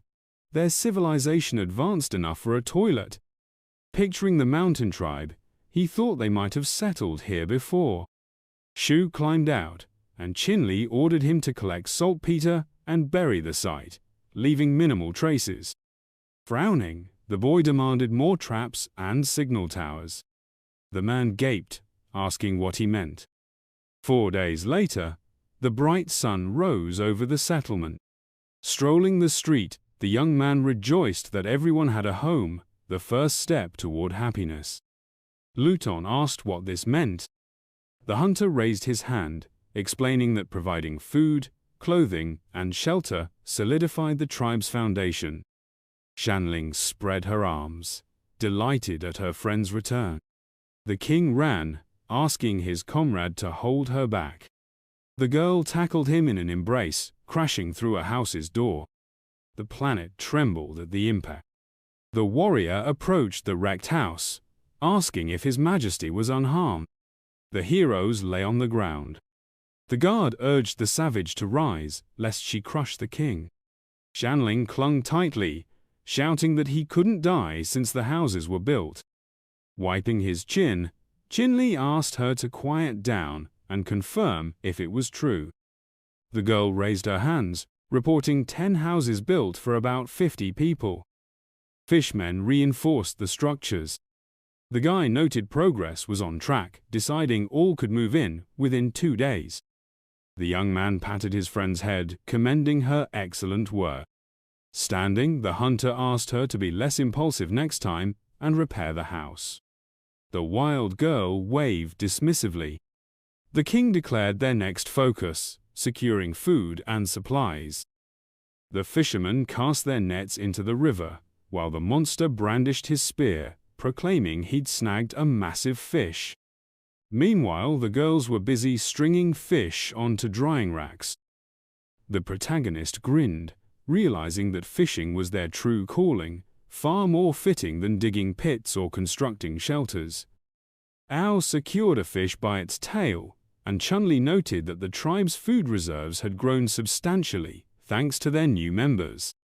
Standing nearby, Luton declared it was all due to their leader's guidance. The man, still smiling, insisted he was steering them toward prosperity, and urged Luton not to fear ruin. The boy's face hardened as he asked if his companion would fault him for using such tactics to subdue the Sea Tribe and the Coconut Grove Tribe. The warrior shut his eyes and responded that he saw no issue, as their leader's command was their will. By the riverbank, the fighter elaborated that in this harsh world, only the strongest endure, with tribes, big and small, clashing daily. He added that their leader maximized gains with minimal losses. The young man smirked, satisfied. The guard's jaw dropped when the hunter claimed he already possessed the finest qualities. The fishermen kept casting their nets, and the king declared they needed to inspect border defenses, confident the Sea Tribe would bring more surprises. As the sun dipped behind the mountains, Shiru scaled a cliff. The protagonist approached and said he had a question. Shiru leaped down, and Chen Liyi inquired about progress on traps and signal towers. The boy averted his gaze. The man reported that, per his orders, signal towers had been erected in 3 directions: south, west, and north. The warrior raised a hand, noting that assigning 6 guards to the towers on rotating shifts left them short on manpower. Glancing at the fishermen, the fighter said they needed to ascend the mountains before night to complete the work on time. The youth scowled, frustrated by their lack of hands. The hunter volunteered to climb and assist, but the guard raised his hands, insisting they could manage alone. The king narrowed his eyes, stressing that every moment was critical during this tense period, leaving no room for hesitation. The protagonist envisioned enemies closing in from all sides and remarked that if the mountain tribe lived nearby, they'd know the terrain far better. Chen Liyi rubbed his chin, realizing they needed a strategy in case foes exploited their unpreparedness with a massive surprise attack. Under the moonlight, the boy asked his comrades to guide him. He set a tripwire, cautioning his allies to tread carefully. Spotting the northern signal tower in the distance, the hunter squinted, gripped by unease. The king tightened the rope, dismissing it as his imagination. But a scream made the protagonist tense, and Chen Liyi whipped around, realizing it came from the south, where smoke rose from the signal tower. The boy leaped up, shouting that the southern tower was under attack. With a fierce scowl, he ordered his men to rally everyone. The full moon glowed as the hunter surged forward, sprinting through the forest. The king slowed, calculating he'd need 5 minutes to reach the southern mountain, even knowing every trap's location and with 2 agility points. Gritting his teeth, he prayed nothing catastrophic would happen in those 5 minutes. At the mountain's peak, a fire blazed. Ain wielded 2 spears, frowning. The boy noticed a trap had sprung alarmingly close to their tribe, wondering if enemies had penetrated so deeply. Leaping down, the warrior considered that others might have seen the fire and were converging to attack. He sprang into the air to investigate, landing nimbly. The bushes rustled, and Ain froze, deducing an ambush. He hurled his spear into the foliage, remarking that stealth required silence. A gaping hole appeared in the bushes, and a spear flew out. The boy parried it with his stick as an unseen figure lunged from above. The warrior raised his weapon, teeth clenched. The attacker's axe halted mid-air. The protagonist lowered his weapon, demanding why His Majesty was there. Turning, Chen Liyi said there was no time to explain and asked where the trap lay. The guard pointed ahead, crouching, and said their meeting was fortunate, volunteering to lead. Ain raised his spear, but the young man told him to wait for those taking the safe path and guide them. Cupping his mouth, the boy shouted that the enemy might not be alone and urged caution. The hunter advanced toward the bushes, moonlight bathing the valley. Someone dangled in a trap, suspended in the air. The king hid behind a tree, frowning, sensing no other presence and doubting it was an animal. The stranger kicked their legs, and Chen Liyi noted they weren't calling for help, questioning if the enemy was truly alone. Sighing, he stepped out, grabbing an axe. His eyes widened Shaolan hung in the trap. The hunter asked what she was doing there, blushing as he noted she should be recovering from wounds. The girl glowered, demanding how long he'd keep staring.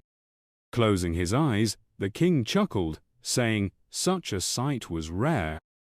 She threatened to end him. The protagonist grabbed her foot, teasing it with a puff of air, making it quiver. Touching her foot, he prompted her to close her eyes and sigh. Shaolan, furious, demanded release. Hearing voices, the young man turned.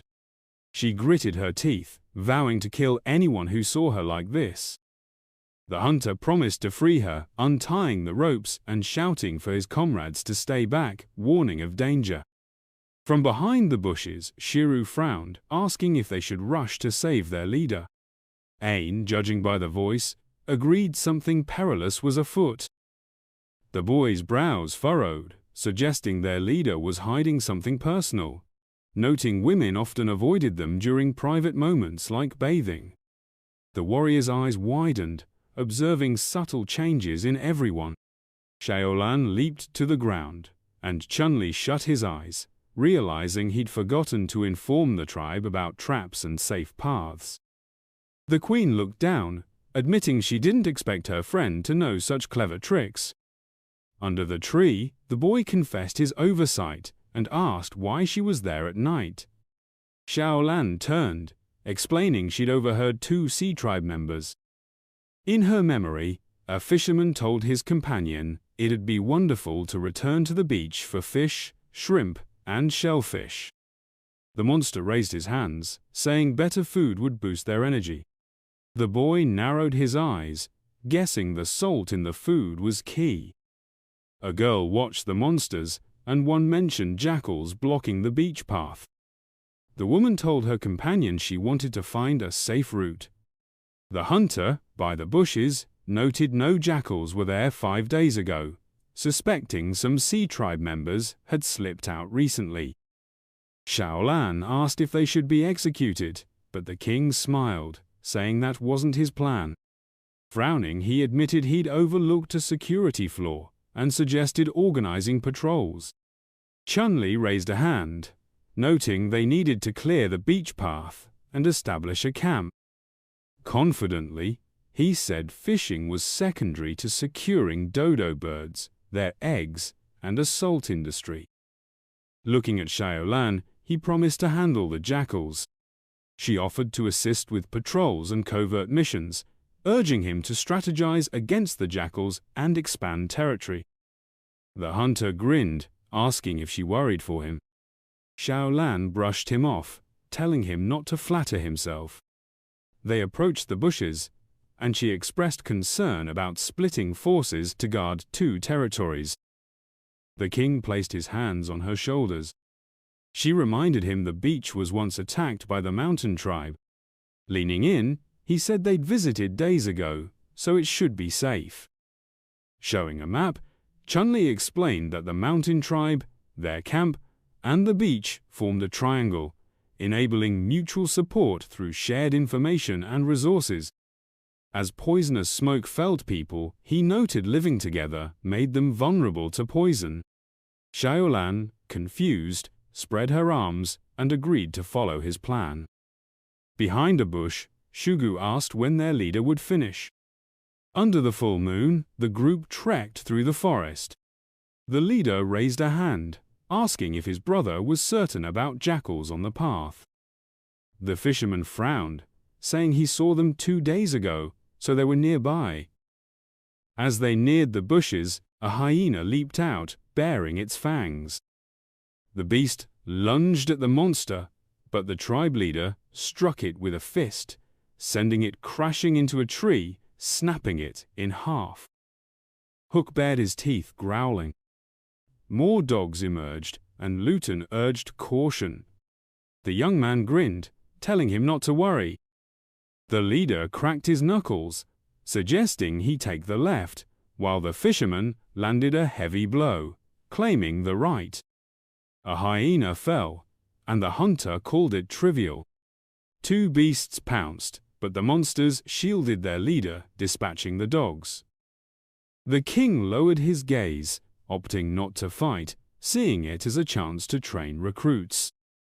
A predator attacked from behind, but he seized its throat, eyes narrowed. The hyena hissed, and Chen Liyi declared its misfortune in crossing him. Howls echoed under the moonlit forest as the remaining animals fled. The monster tossed the dead dog down, grumbling about boredom. The boy urged them onward, pointing to their former home. The heroes reached the seashore, nearing a cliff. The hunter smiled, deeming it perfect for a fortress, outlining its layout near the cliff with a signal tower atop and a salt drying area nearby. He promised to teach the method, assigning people to help with a 4-day deadline. The boy sighed, feeling like a contractor inspecting a site, recalling carrying bricks himself. He asked his comrade to light a fire and signal the camp if needed. Hook clenched his fists, assuring him all was fine. 3 days later, under a cloudy sky, the king tested a new bow, finding the oxen rubber band effective but hard to wield, and the wood too weak, needing a substitute. Someone announced Xiang's return, and Chen Liyi beckoned him. Inside the house, the young man asked if there were northern tribes to ally with. Xiang raised a hand, saying he'd traveled north for over a day, but found no traces. He described a lake in the forest with a strange large creature shrouded in fog that sank before he could see it clearly. He turned back at a snow-capped mountain, wary of venturing further. The hunter praised him, surprised his fear stemmed from the mountain, not the creature. The guard asked if the king had heard of it. Ao pressed against him, admitting her fear. The protagonist asked what terrified her. She clarified it wasn't the mountain, but those beyond it. Imagining a giant, Chen Liyi took her hand, urging calm. Xiang admitted his legs trembled at the thought. A side quest appeared in the system window, and the hunter frowned, surprised that merely seeing the giant offered 1 stat point, compared to 2 for banishing a saber-toothed tiger. Scratching his chin, he figured observing the giant from afar wasn't too risky, and considered subjugating the giant's civilized tribe for powerful allies. Chen Liyi gazed at his companions, realizing they had to tread carefully since the giants could easily crush them. Grinning, the young man declared he couldn't abandon this mission to his team, and urged the warrior to rest well and attend the feast. The scout moved toward the exit, bidding farewell. Ao, with a sad frown, called him a coward. The young man firmly denied the accusation. The warrior toyed with the snake.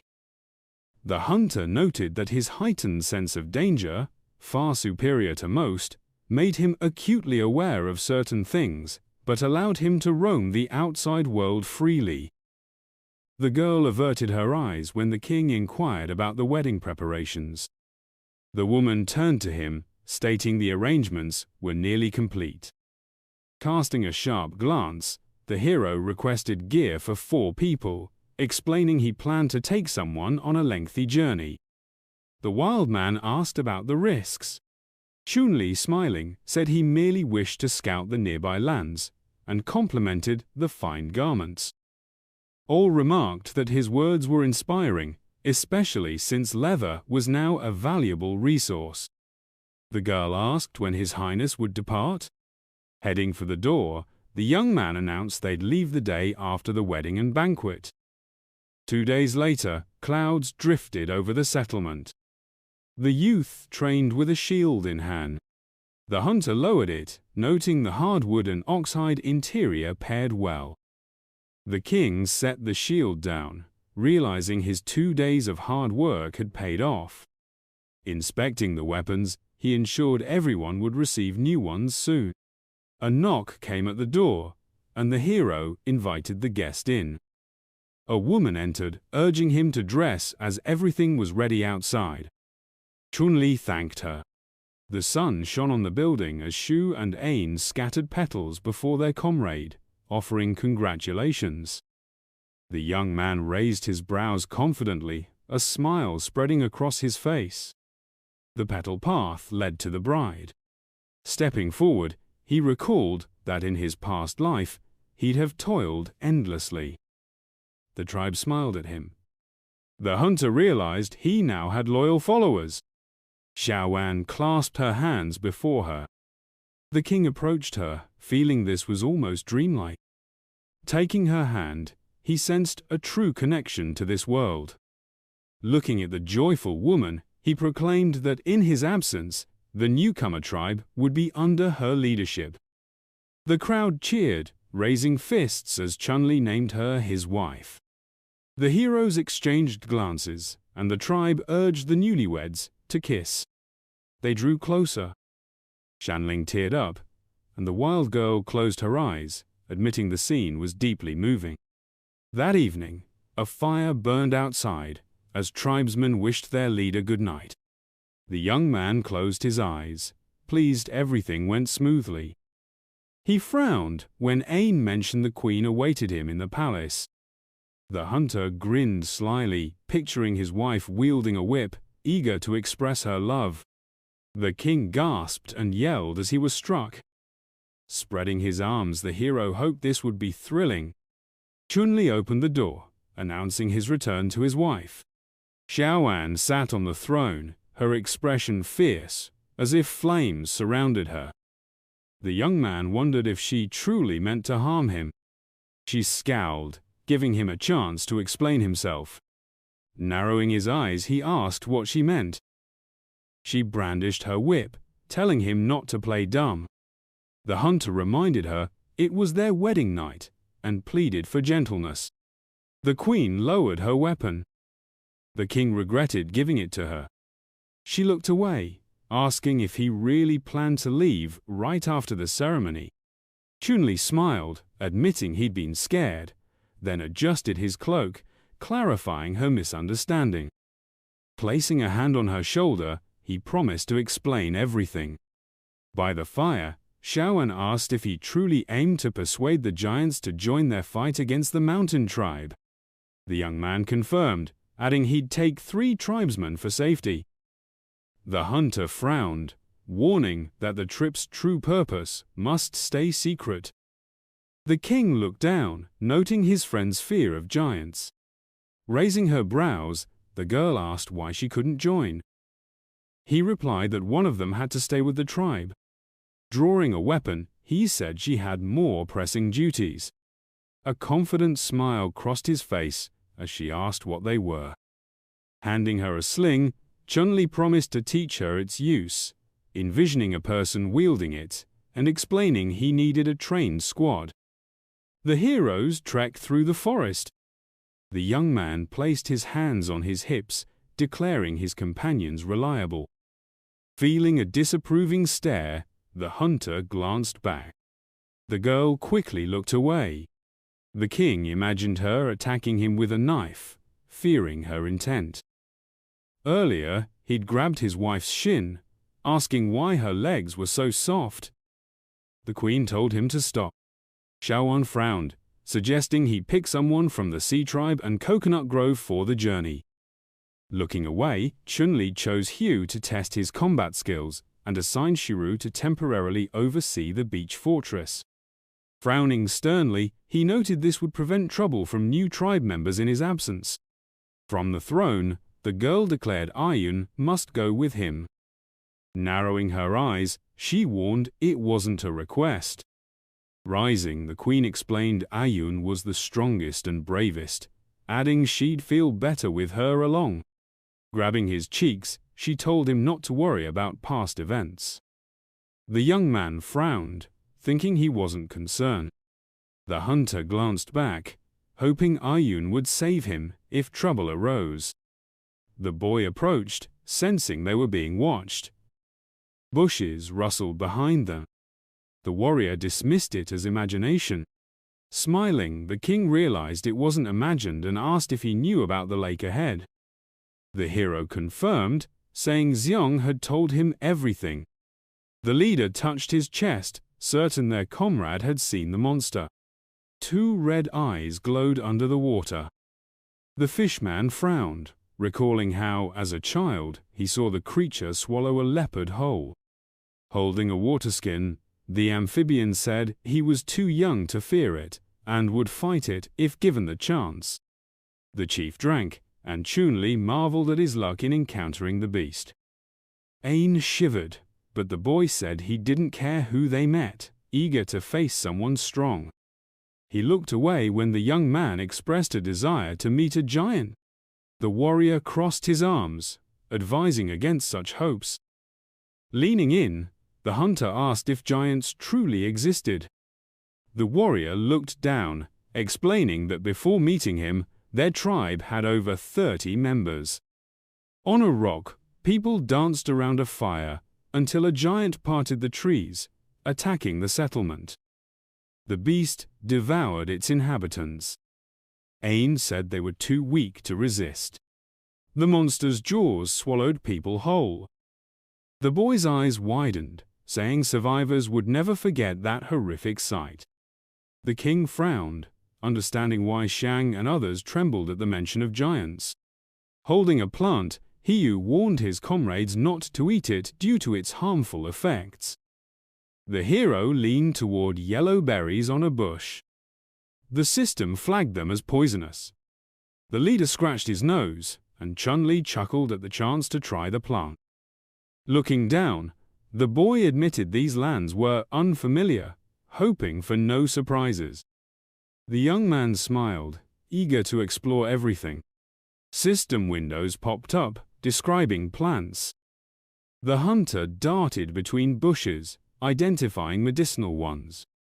The king frowned, spotting a familiar plant.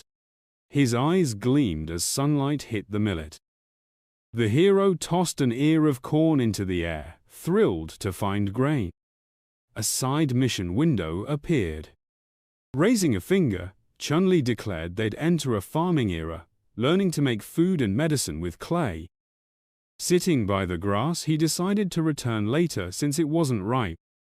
Suspicious, the young man felt a chill.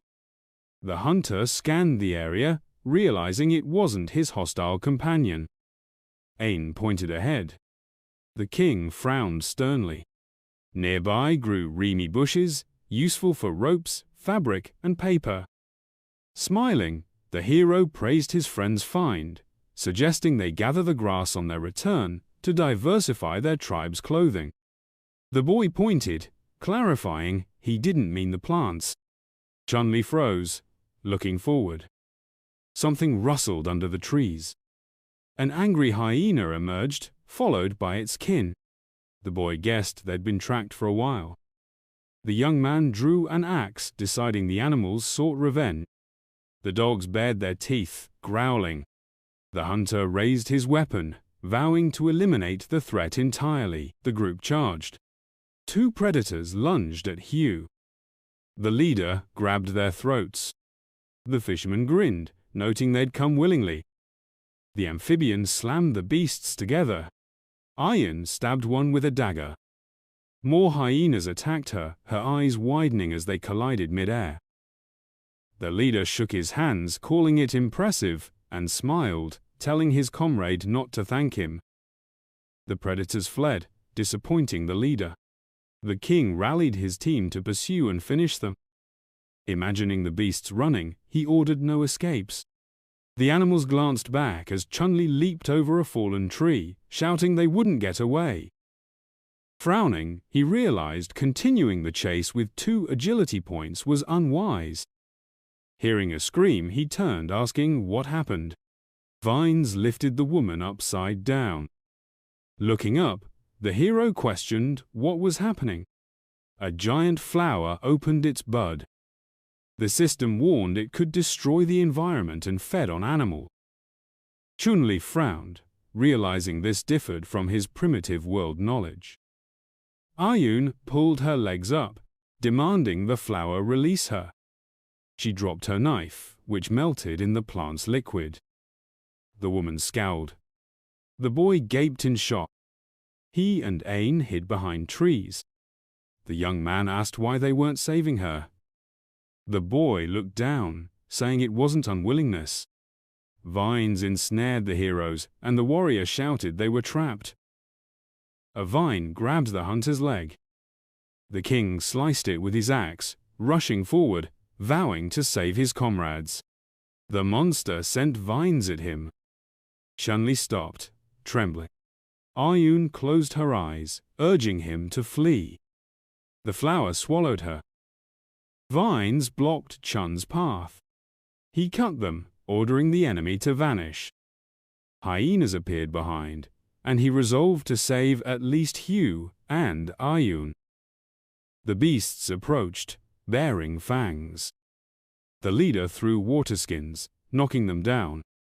The fisherman raised a hand, warning him to stay back. The hunter frowned, hearing the animals had planned it. Fighting off hyenas, he shouted for his comrade to escape while they distracted them.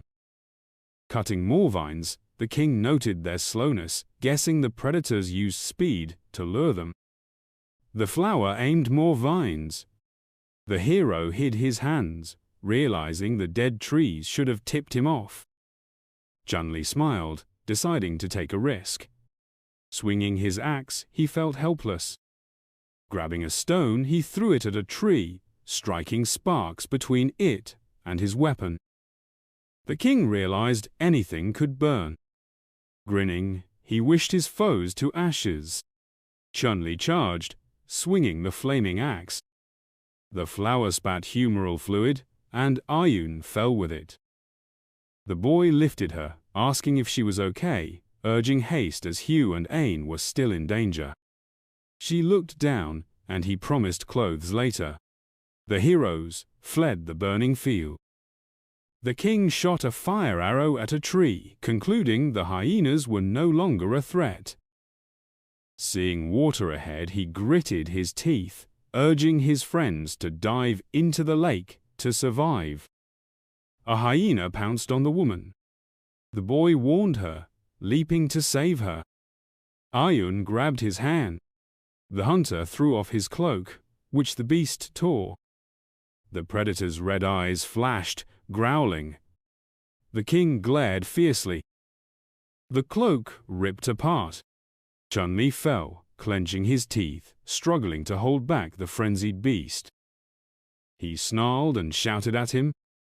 Chen Liyi shoved the beast away. The boy turned his head and urged his companions to hurry and leave before the flames reached them.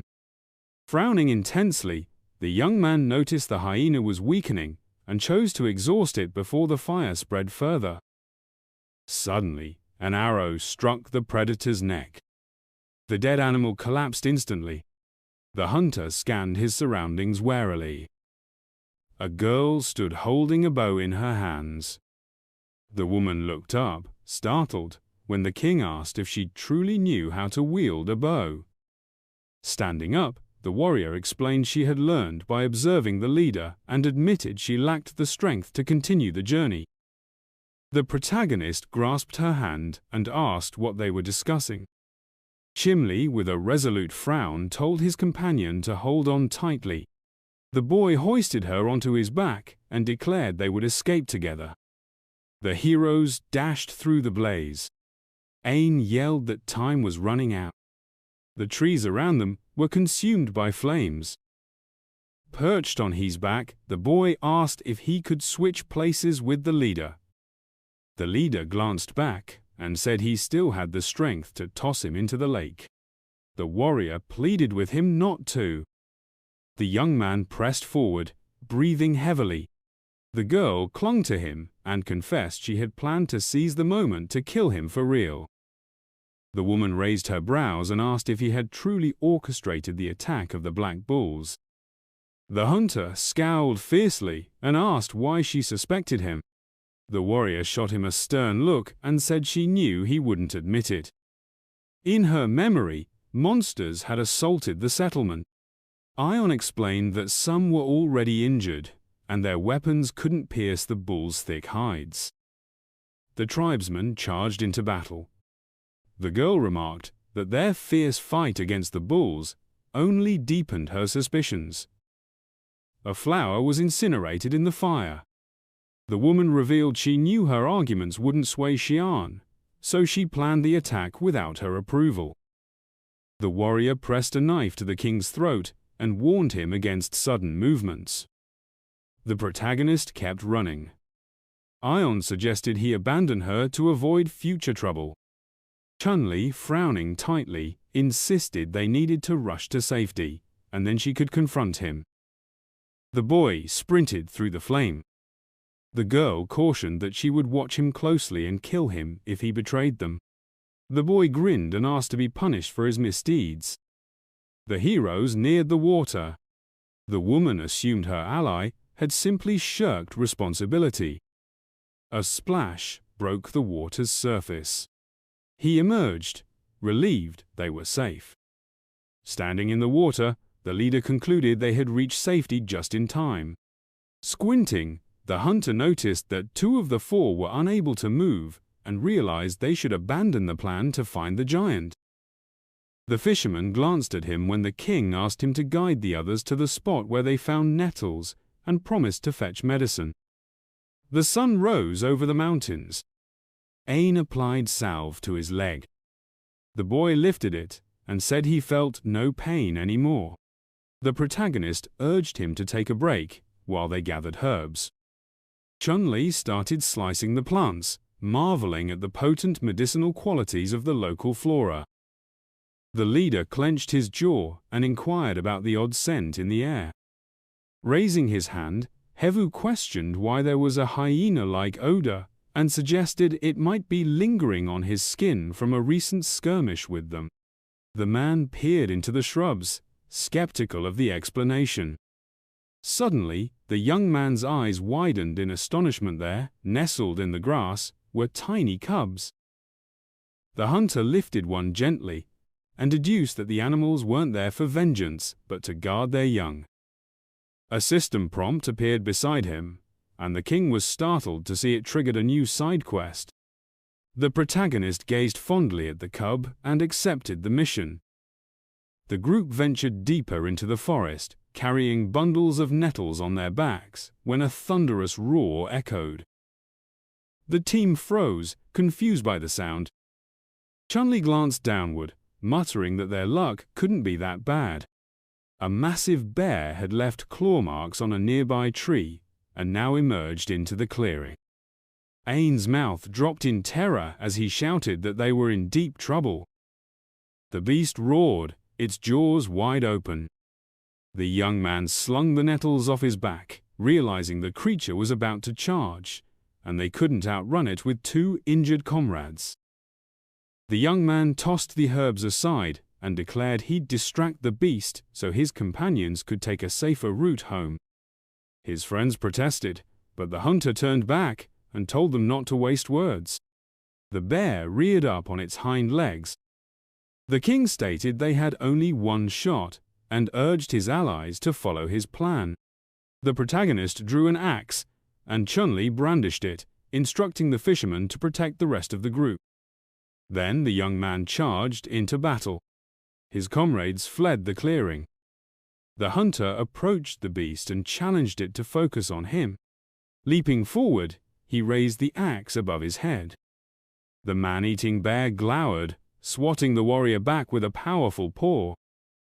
The chieftain glanced back and called out to his friend. Ha turned and insisted they had to aid him. Ain, mouth agape, declared he'd witnessed the leader's strength firsthand and was confident the predator wouldn't overpower him. The king battled the beast, explaining he couldn't fight freely if they stayed. The leader bowed his head, and the warrior insisted they obey the command. The protagonist crouched and noticed his friends had vanished. Chen Liyi gripped his axe, noting the beast's attention was fixed on him. The monster rose on its hind legs again. The young man propped himself on one knee, then stood, determined to keep the creature distracted. The hunter peeked from behind a tree, beckoning the beast with a gesture and shouting for its attention. The bear swung its paw, and at that moment, the others slipped away into the forest. A mark of a devastating blow appeared above the trees as the predator charged. Halting, the king decided his friend was likely safe by now and resolved to end the threat. 2 red eyes glinted in the bushes nearby. The protagonist turned tensely. A massive leopard lunged at him, but Chen Liyi dodged at the last second. He glanced aside, calling for the enemy to reveal itself. The beast stepped forward, and the young man recognized it as an old acquaintance, noting its intelligent gaze and the scar beneath its left eye. At that instant, the bear burst from the trees. The king realized he was trapped, flanked by wild animals on both sides. The protagonist concluded his strength wouldn't suffice and debated using Pangu's power. Chen Liyi grimaced, knowing it would drain him for a long time, and pondered how long he'd be unconscious. He narrowed his eyes, realizing that even if he survived, the mountain tribes might seize the opportunity. The leopard's eyes gleamed, and the bears advanced, lunging at their prey simultaneously. The youth ducked, asking if they truly meant to attack someone defenseless. A system window popped up, warning that the user was in peril and activating emergency escape mode. A white mist enveloped the hunter's body. The king leaped high, causing the animals to crash into each other. Landing nimbly, he hid behind a tree, feeling remarkably light and powerful.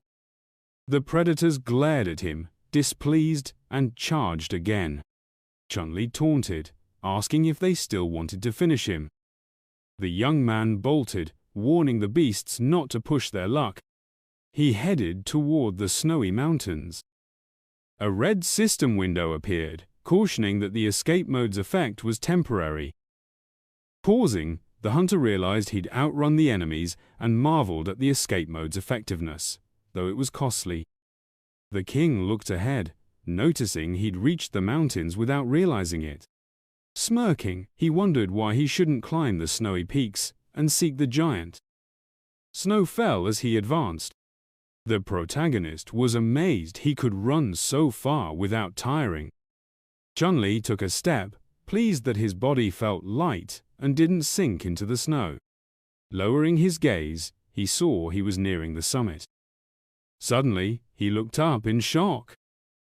At the peak, an ice giant sat in a cliff, a Tyrannosaurus beside it. Observing the giant, the king was awestruck by its size. He frowned as a task completion notification appeared, then gaped when it instructed him to attack the monster. Chen Liyi jabbed a finger at the system window, demanding if it had lost its mind. The dinosaur turned, and the young man ducked behind a boulder, covering his mouth.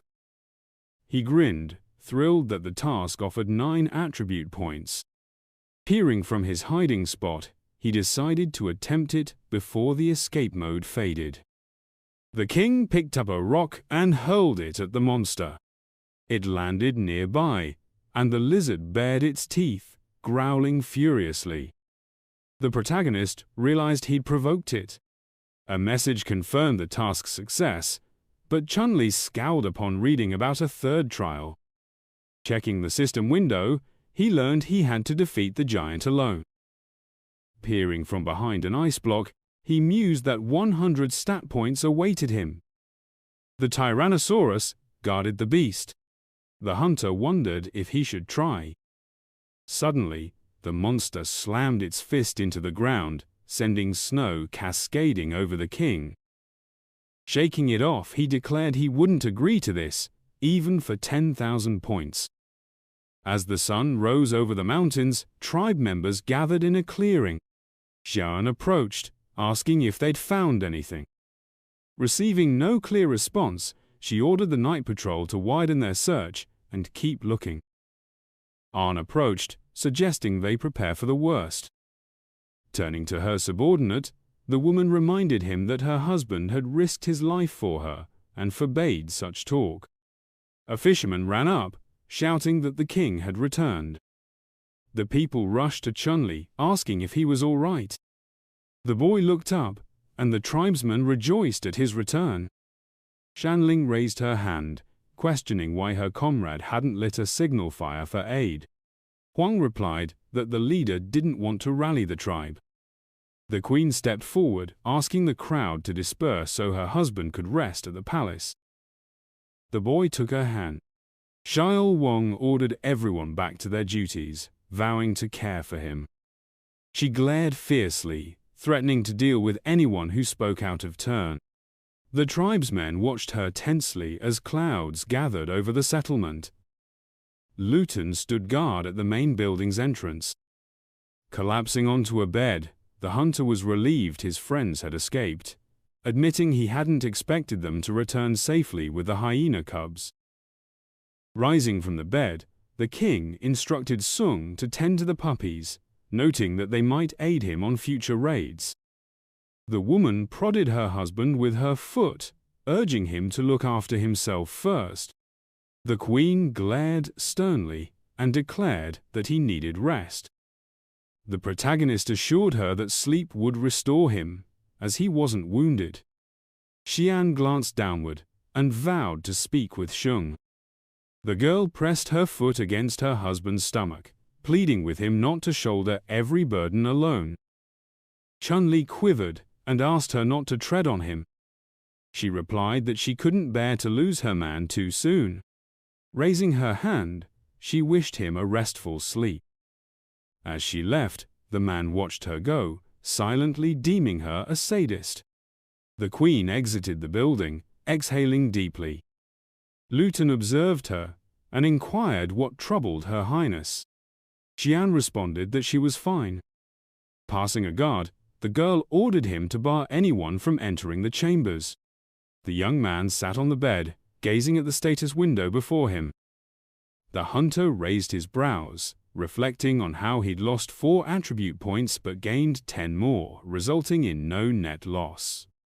The king pictured ancient stone carvings and realized he'd recklessly depended on strength in critical moments, neglecting self-preservation. The protagonist sighed heavily, opening his mouth. Chen Liyi lifted his hand, deciding to boost his agility first. The boy frowned upon reading that his agility attribute had hit its maximum. Scratching his head, he understood that doubling the points would be required to raise it further, reaching a new cap later. Closing his eyes, the hunter concluded that acquiring 22 agility points wouldn't be simple while seated before the status window. The king recalled that his strength had risen to 6 points but lacked a critical threshold, deducing that each attribute had its own limit. Clicking the strength value, he resolved to elevate all attributes to their critical points. A radiant energy enveloped his body. Chen Liyi felt an intense sensation, stronger than before, as if his body were being pulled apart. His shoes split at the seams, and his pants tore under the strain. Examining his hand, the young man realized his strength had reached a critical 10 points, shocked that the transformation had shredded his clothes so suddenly. Moving closer to the status window, he noticed 2 attributes still below their critical values. The system window vanished, and the hunter pondered how the intelligence stat might impact him. A notification indicated it would increase the likelihood of random quests with substantial rewards. Collapsing onto the bed, the king pressed a hand to his chest, deeming it wasteful to boost intelligence for mere quest chances. Raising his hand, he decided to max out stamina next time. His eyelids grew heavy, and Chen Liyi considered asking his subordinates to craft several new sets of clothes. Closing his eyes, he resolved to rest. The settlement sat along a riverbank, where fishermen cast their nets. Shu instructed her friend on wool processing, emphasizing the need to maintain smooth edges when cutting. A monster held a skewered roasted fish, inviting the hungry to eat. On the training ground, savages practiced with slings. Xian grasped a whip, commanding them to prepare. At her signal, the fighters hurled stones, piercing hay-filled training dummies. A warrior approached the leader, reporting that of 6 shots, 1 grazed the edge and 1 missed entirely. The young man grinned, calling it a strong start. The hunter rested a hand on his belt, remarking that their efforts looked promising. The girl struck his chest, questioning why he wasn't resting. Standing among the savages, the king replied that he needed to oversee his people's activities. The woman glanced down, noticing his new pants. The queen tugged at them, asking if her husband was unfaithful. Alarmed, clasping his hands, the king denied it, explaining that his enhanced abilities had caused the change. His wife declared she'd trust him one final time. Xian turned to her subordinate, noting that a team of throwers had been assembled, but would need time to become battle-ready. Patrolmen stood atop a hill. The girl remarked that the mobile post could be entrusted to Offen. The protagonist approached from behind, asking about Ain and Ion's condition. The woman lowered her gaze, explaining that the boy refused healing to avoid burdening the tribe. A warrior sat in a lotus position near the southern signal tower, with Ao standing nearby. The queen assured that she was watching over him, so there was no cause for concern. The fighter practiced archery, and Xian admitted her worry stemmed from anxiety. Ion fired an arrow, striking the dummy. The girl felt she'd been too harsh due to her unease, as several arrows hit the dummy's lower section. She explained that her subordinate was struggling. Chen Liyi placed a hand on her shoulder, advising her to treat Ion kinder, as she cared deeply and took on much for her. His wife bowed her head. The boy smiled, saying it was time to regain his strength. Turning to the queen, he announced he'd soon head north to gather valuable millet grains. Approaching the house, the hunter decided to tinker with inventions, having little else to do. Aen meditated on the mountain. 4 days later, the king sat on his house's floor, exhaling in relief. Holding a stone, he remarked that he was nearly finished. Numbers appeared on a tablet. Chen Liyi frowned, wishing to teach his tribesmen basic addition and subtraction to avoid doing calculations alone.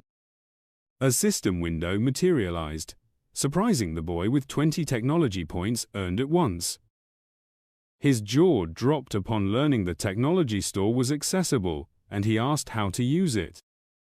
The hunter beamed when the system explained that points could be swapped for practical tools. Images of materials, tablets, and inventions appeared on the system window, including a mysterious object.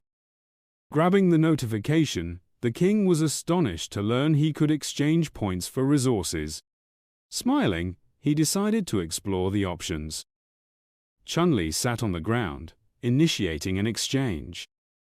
A notification confirmed he traded 30 points for a large iron cauldron, leaving 70 points.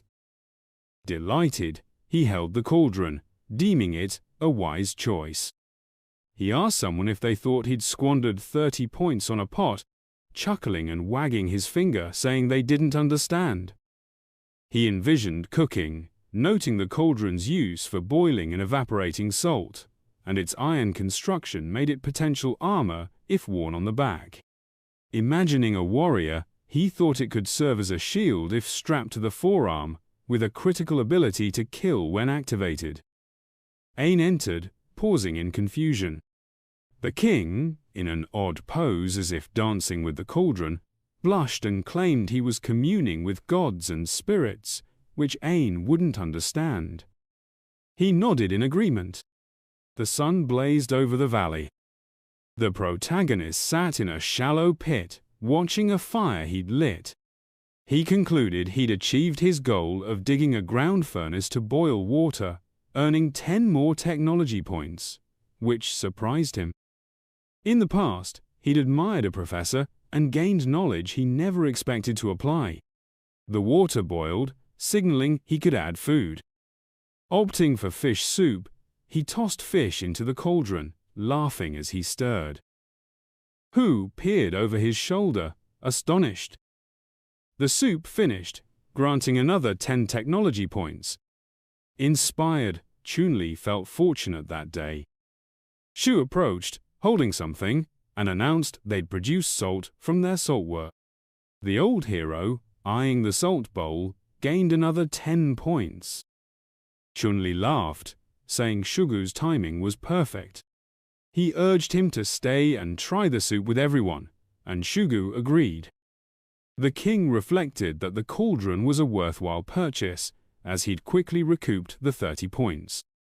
With the soup nearly ready, he asked Ain to summon everyone with plates. Ain complied. Sunlight gleamed on the tribesmen's homes. Soup filled their plates, and they savored the flavor. Or distributed plates, assuring there was plenty left. Shanling hoisted an empty plate, shouting it was delicious and demanding more. or sternly noted she'd eaten 2 bowls, and more would leave none for others. The king promised to cook extra for those patrolling, adding that in 2 days he'd personally deliver a pot to the stronghold. Shu thanked him, calling him remarkable. Chun-Li continued, saying he'd soon teach the tribesmen to use chopsticks for eating roast beef. Chanling was thrilled. Asking the system to open the technology store, various cards appeared. He noted he had 100 points again and debated exchanging them. Since he could teach his tribesmen basic math and farming himself, he deemed spending points on those skills unnecessary. Thinking of farming, he recalled needing precious seeds. A voice called from behind often ran up, reporting that a northern trap had sprung, with no human activity nearby. She assumed the prey was alive and asked what to do. The queen interjected, saying not to trouble the king with minor matters and to kill the prey. Startled, often agreed. Xian turned to the king, scolding him for not spending time with her lately and for trying to handle everything himself. He cleared his throat awkwardly, then placed his hands on her shoulders, declaring that he would stand by her side forever. However, he added, they needed to talk about their home, as he had obtained something new and planned to make some changes. She nodded quietly, and he kissed her gently on the lips. Offing, startled, covered her eyes with her hands in dismay. Xiaowan, feeling sheepish, stood by as the king asked Offing to wait for him, promising to accompany her. To himself, he mused that if the prey was still alive, he might be able to tame it. Turning to Xiaowan, he said he was relying on her. Blushing, she asked him to hurry back. He mentioned that the nettles Ain had brought were already depleted, and he needed to gather more. The protagonist reflected silently that collecting the valuable millet was the top priority. The sun blazed brightly as the king and his servants approached the trap. Offing pointed out the direction. Nearing the pit, she announced that the animal was inside. The protagonist peered in, taken aback, and asked what was happening. His tribesmen also looked into the pit. Offing explained that she had just pulled with all her might and assumed the creature had exhausted its strength. A wounded animal sat in the pit. He remarked that they had encountered another hyena, likely there to confront them. Chun-Li pondered this as Xiang informed the king that this hyena resembled a mother pig, showing signs of nursing. The king inquired how he knew this, and Xiang replied that he was highly attuned to milk. Offing nervously adjusted her clothing at this, and Xiong clarified that he meant the scent of milk. Junie considered that the hyena might be the mother of the cubs they had found. He ordered his men to lift her out despite the risks. Hiyu accepted the command. Groans echoed as Havu and Shiru completed the task. Shiru concluded that the hyena was frail and posed no threat. Chun-Li instructed Shang to try to save her and provide food. Surprised by the order, Shang asked if they hadn't already taken in small jackals. The protagonist turned to his subordinate, asking about their condition. The servant replied that he believed the jackals disliked the meat he offered, and they were growing weaker. He was struggling to find suitable food for them. The king nodded, saying he suspected as much. Lifting the hyena, he continued that raising cubs was no easy task and they had nearly lost them. He ordered that the hyena be secured, fed meat, and allowed to nurse the cubs. Upon their return, Xiang urged them to follow him, and they agreed. Xiang assured them of his reliability. Chun-Li hoped that staying in the wolf's den wouldn't lead to trouble. He directed Offing to set traps, and the others to head north with him. She accepted the command. The sun still hung high as the king harvested corn ears. He felt relieved for arriving in time, knowing a few days' delay would have ruined the crop.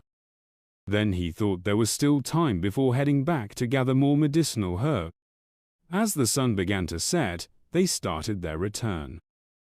The tribesmen halted when a roar sounded from behind the trees. The king found it familiar, and the tribe's leader ordered everyone to take cover in the bushes, suspecting a bear. Chen Liyi was startled by its speed. The roar drew closer. Huddled in the bushes, they peered out cautiously. Huang asked if they should abandon their load. The king refused, explaining they would wait for the bear to leave before continuing. Chen Liyi asked why Huang had raised his posture, and he replied that the king wouldn't understand. He explained that this stance allowed a quick escape in danger to save oneself. Chen Liyi smirked. Huh? Asked the leader if this was the same bear that had chased him before. The leader said he'd know when he saw it. Then the servant asked if bears liked nettles. Irritated, the protagonist snapped that they didn't. Started to ask again, but Chen Liyi yelled at him to be silent for a moment, threatening to toss him out himself if the bear heard them because of him. The servant countered that the king's loud shout had likely drawn the bear's attention. Sugu cursed, warning that the beast was approaching. The bear roared loudly, charging through the forest, then collapsed from exhaustion. The onlookers whispered, asking if it was injured.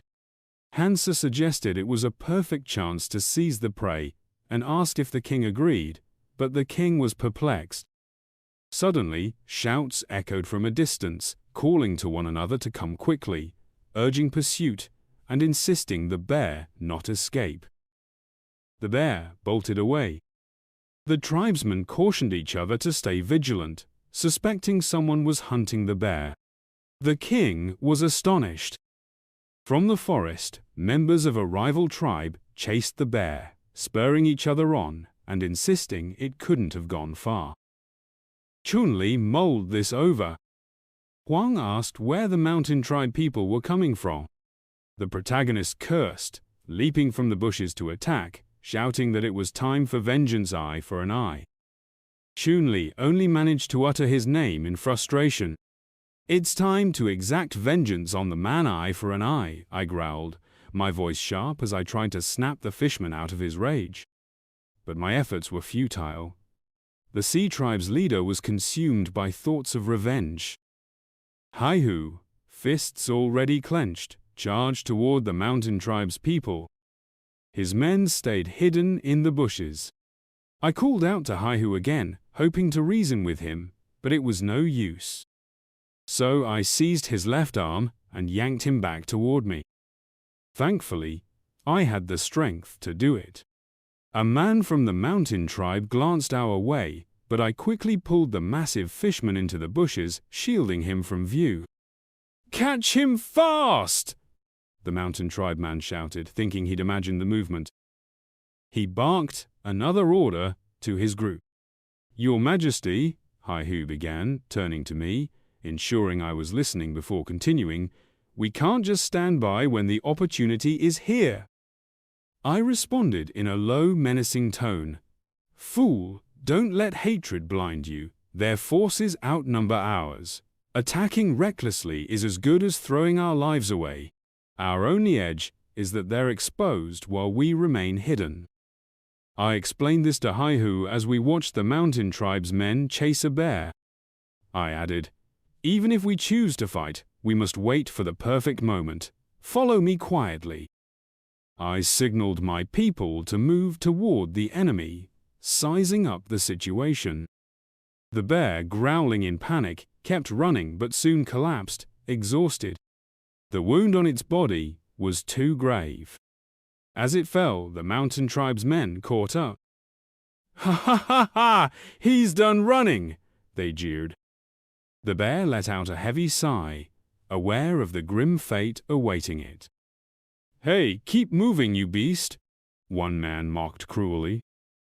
Suddenly, a massive hand landed on his head, silencing him. He was eating venison laced with white flowers and took a wound to the stomach. It's remarkable he got this far, said a towering man, 3 times larger than the one who'd sneered. His voice was cold, his eyes glowed red, and his skin was pale as a corpse's. This must be their leader. His presence alone sent chills through everyone. He deserves a dignified death, the giant concluded. With a mighty heave, he hurled his subordinate into a nearby tree, likely breaking him. Is it your turn to mock him now? The leader growled. The subordinate slammed into the tree, coughed up a torrent of blood, clearly unable to continue the hunt. Step back, the leader ordered his men, eyeing the fallen bear. I'll give him a quick but agonizing end. He extended a massive spear toward the creature. But it wasn't a spear me system pinged with a message.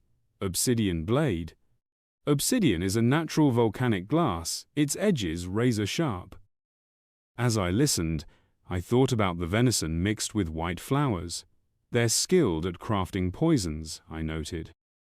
Then, the system interrupted again, flashing a new message. Side mission. Salvation task. Save the dying bear. Reward, performance points, bear's sympathy. Accept the mission? I blinked in surprise, rereading the text. It was urging me to risk war with a numerically superior mountain tribe to save a bear that had nearly killed me moments ago. Is this system completely insane? I fumed. But the system updated its message. If you refuse this rare, one-time task, it will never appear again. I froze, stunned, rereading the words. A rare task? While I pondered, the mountain tribe's leader raised his blade, ready to strike. No time to think, I realized, making a split-second choice. Damn it, I shouted, already sprinting to save the bear. System! I yelled as the enemy's blade arced toward the animal. At the last moment, I materialized my axe and blocked the blow. It was a powerful strike, forcing me to my knees as the blade clashed against my weapon, metal screeching against metal. Scum! Who are you? The mountain tribe men around the leader shouted. They dared steal our prey. Do you want to die? They raged as my group closed in. There were 5 of us, me, Haihu, Shigu, another fishman, and one other. I'll trust this blasted system for now, I thought. I hope the bear's sympathy is worth the gamble. As I weighed the task's merits, the system pinged again. Side mission, salvation accepted.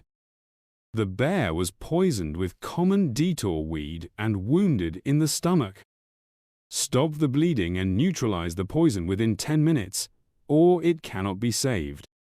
The message startled me. The task was even trickier now. I forgot about the poison, I thought, reassessing. The mission was to save the bear, not start a full-scale battle with the mountain tribe. But with only 10 minutes, I had no time to waste. Meanwhile, a man beside the mountain tribe's leader kept shouting, "This band of freaks stole our prey! How dare they?" The leader, silent until now, showed surprise in his eyes. He recognizes us, he thought, squinting at us. Is that the Sea Tribe? He said softly, then louder. Sorry, I don't recall weaklings. His words enraged Haihu further. The Sea Tribe boss was ready to fight, turning to me. King Chen Liyi, how much longer must we endure? I didn't reply, distracted by a new system message. Penalty for failing the task. Your little friend will be left a widow. The system laughed mockingly. I hope everyone gets what I mean. As I read the penalty, a shock jolted through me. I pictured my wife, and the system's taunt echoed. Little Chen, eat millet as it grows. Come on! I nearly broke down, screaming, That's too much! Not that! My outburst confused my men and startled the enemy. What's gotten into him? The mountain tribe men muttered. Pulling myself together, I turned to my group and ordered, There are many enemies, be cautious. In a whisper only they could hear, I added, "One rule, don't die." With that, chaos erupted as both sides clashed. I stayed out of the fray, rushing to the bear. I materialized a healing potion and poured it over the bear's wound. The wound's not deep, not fatal, I thought, relieved. A system window appeared, 9 minutes, 11 seconds remaining to complete the mission. I exhaled, seeing the bear's wound vanish. One step done. Now, neutralize the poison. But I had no idea how. Damn it, I panicked, realizing the bear wasn't safe yet. Suddenly, a mountain tribe man's body crashed headfirst beside me. I turned to check the fight. My men were still standing, ready to continue, though injured. We're holding our ground for now, I thought, but time was ticking. The enemy leader spoke, his voice booming, "Enough, you're skilled, but your time's up." His eyes glowed an even fiercer red, radiating malice. The leader swiftly asserted his dominance over us. "For a ragtag bunch of wanderers, you fought surprisingly well," he declared with confidence, hoisting his club aloft, boosting his followers' spirits. "Leave now, and I'll spare your lives," the burly man offered, his red, pupilless eyes reflecting our images, clearly primed for a deadly clash. The Sea Tribe's leader, however, stood firm, his mind flooded with past grudges. "No backing down, we've got old scores to settle," the fisherman retorted boldly, ready to ignite a fight at any second. The usual pre-battle taunts erupted, with one side shouting, then the other, engaging in what's known as trash talk. "We're just getting started, and you're already running?" one of my allies jeered. "That's right, young Shi's still got plenty of fight left, even at dusk. We're brimming with energy." Suddenly, Shigu spun toward me, shielding me with his back. "King, don't worry, we've got this under control," he assured. I stayed silent, my focus locked on the urgent task of healing. Time was slipping away. I glanced at the system timer. 6 minutes, 21 seconds remained. I still don't know how to counter this poison, I thought, my hand resting on the wounded animal. My attention shifted to the others. Shigu was barely holding on. If this drags on, I'll not only fail the mission, but I can already hear the system's mocking laughter. I'm in the gravest danger yet. I must protect my little friend. Abruptly, the enemy tribe's leader raised his foot, drawing all eyes. With a mighty stomp, he exhaled heavily, the effort visibly draining him. The ground quaked from his force, causing a rift that threw my people into disarray, stumbling in panic. The brute growled furiously, glaring at us. I assumed a fighting stance, gripping my axe and snorting with disdain. A showdown seems inevitable, I thought. "Bully," Title uttered, not as a question but a declaration, catching me off guard. "What's that supposed to mean?" I asked, puzzled, standing tall before the enemy. "What's the name of your tribe?" "I thought you were just a pack of vagrants, but I was mistaken," the enemy said with a smirk. "I'm the king of the mountain tribe." "And you?" the giant clarified, aiming his weapon at me. "King Chen Liyi, leader of the newcomer tribe," I responded with unwavering confidence, showing no hint of fear. "It's not my way to gang up on a small group. We'll settle this another time.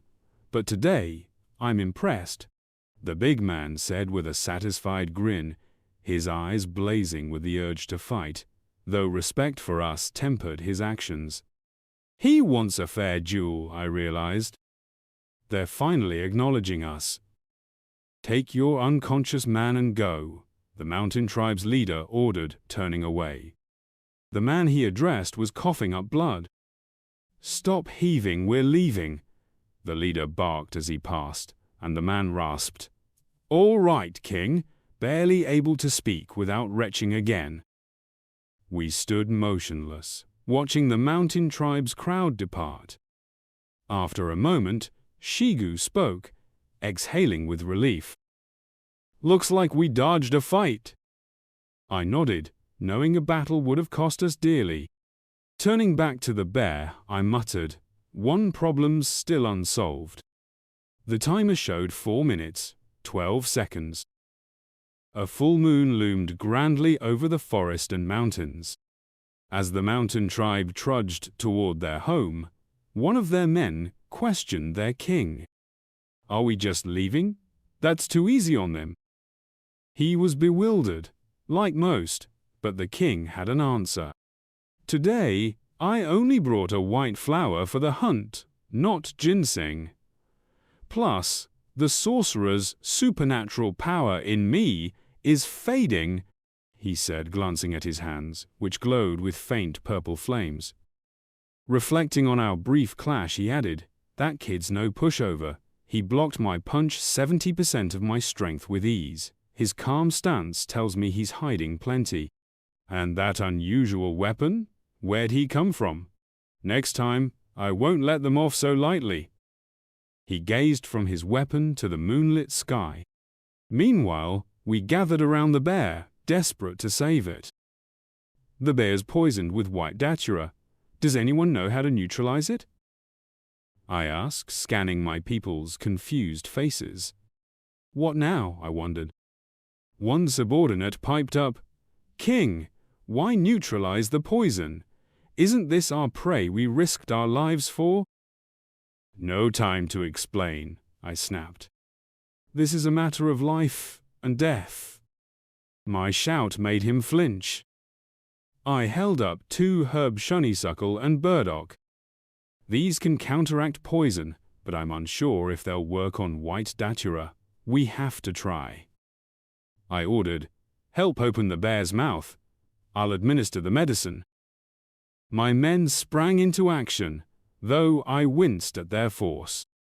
"Not so rough," I said, seeing tears stream from the bear's eyes as it lay on the ground.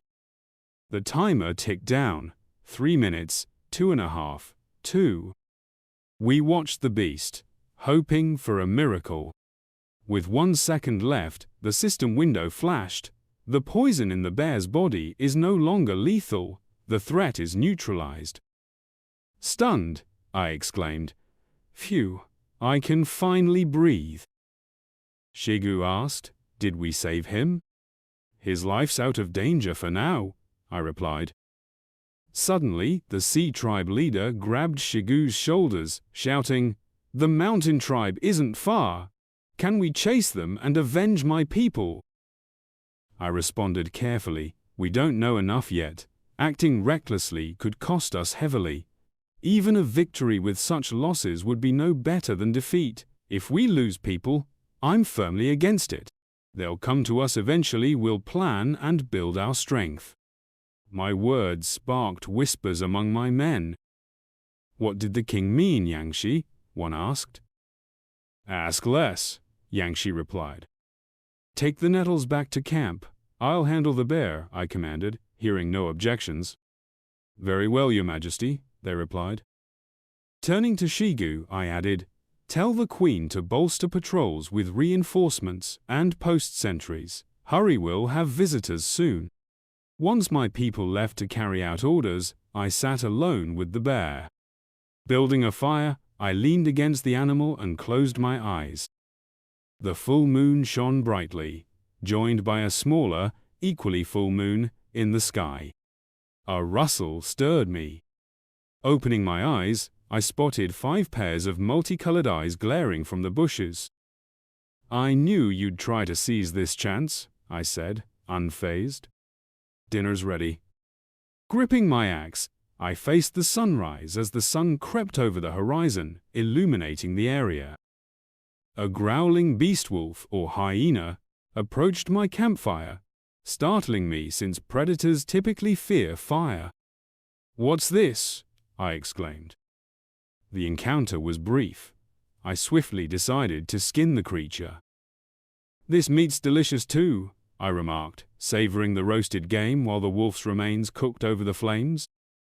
Out of the corner of my eye, I noticed the bear stirring, recovering from the neutralized poison. It turned toward me.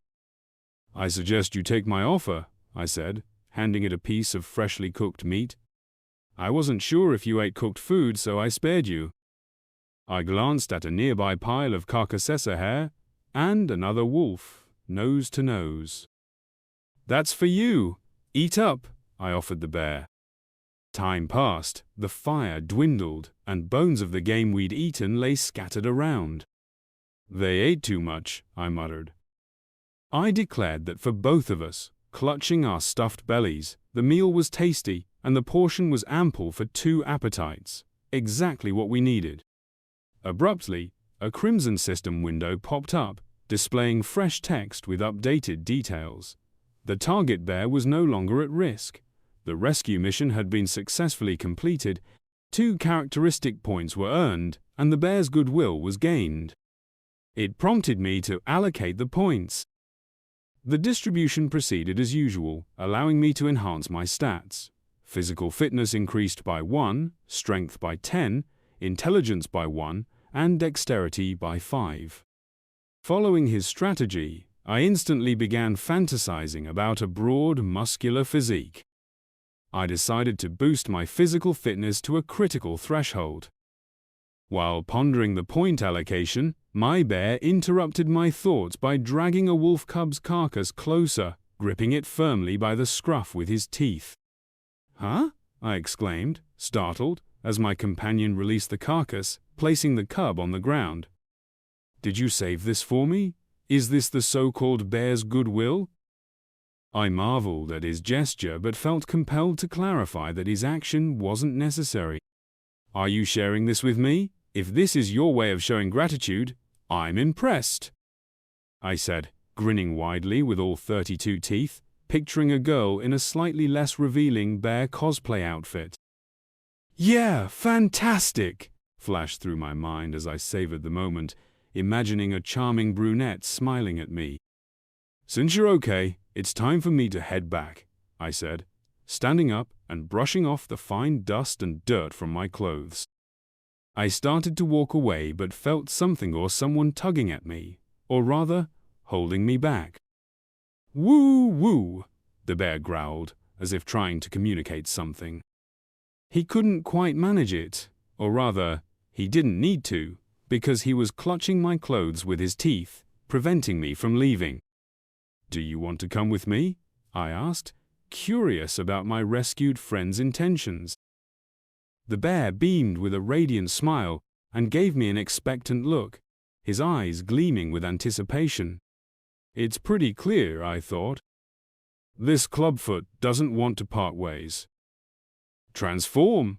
I shouted, striking a pose as if casting a spell. Wouldn't it be great if he turned into a girl in a cute outfit? But the bear just stared at me, puzzled by what I was expecting. "You can't even turn into a bear?" I grumbled, almost grinding my teeth in frustration, grabbing him by the chest. "What's the point of you?" Though to feed such a massive animal would require a lot of food, a bear as a companion is undeniably awesome. I quickly weighed the pros and cons in my mind. "It's settled," I concluded, announcing to my furry friend. "I'm taking you with me. From today, your name is Xiangda."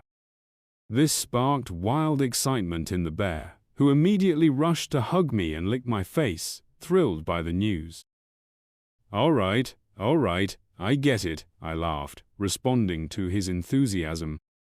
Now that I had a sturdy companion, I began to plan, gently patting the bear's withers. Why not explore where they scouted the path? I decided, gazing deep into the forest ahead. Climbing onto the bear's back was easy, and my idea of using him as transport was quickly put into action. The journey was faster with a mount, less taxing, and the bear's fur was soft and comfortable, sparing my legs from fatigue. "Their tracks are getting deeper," I murmured, eyes fixed on the faint marks along the path. "The ground's softening here." The terrain started to shift, which concerned me slightly. Where there had been a forest of trees, now ahead stood a bamboo grove.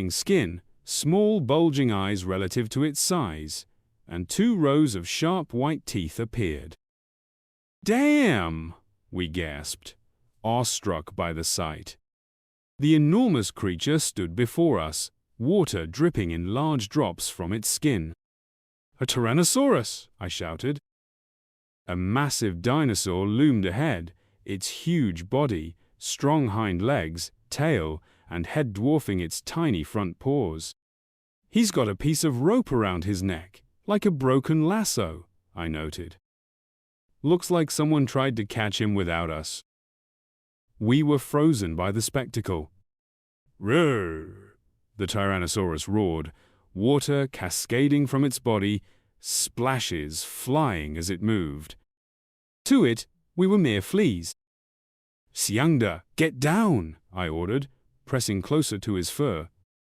We stayed silent to avoid drawing its attention and stay alive. "A collar?"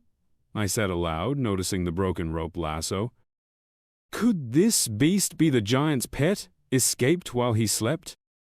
As I observed the creature, which was scanning its surroundings as if anticipating a trap, I murmured to myself, it's possible that the beast that drove off the saber-toothed tiger was Justice Tyrannosaurus, and those massive footprints we saw earlier were his too. I recalled the enormous indentations in the earth from when I first arrived.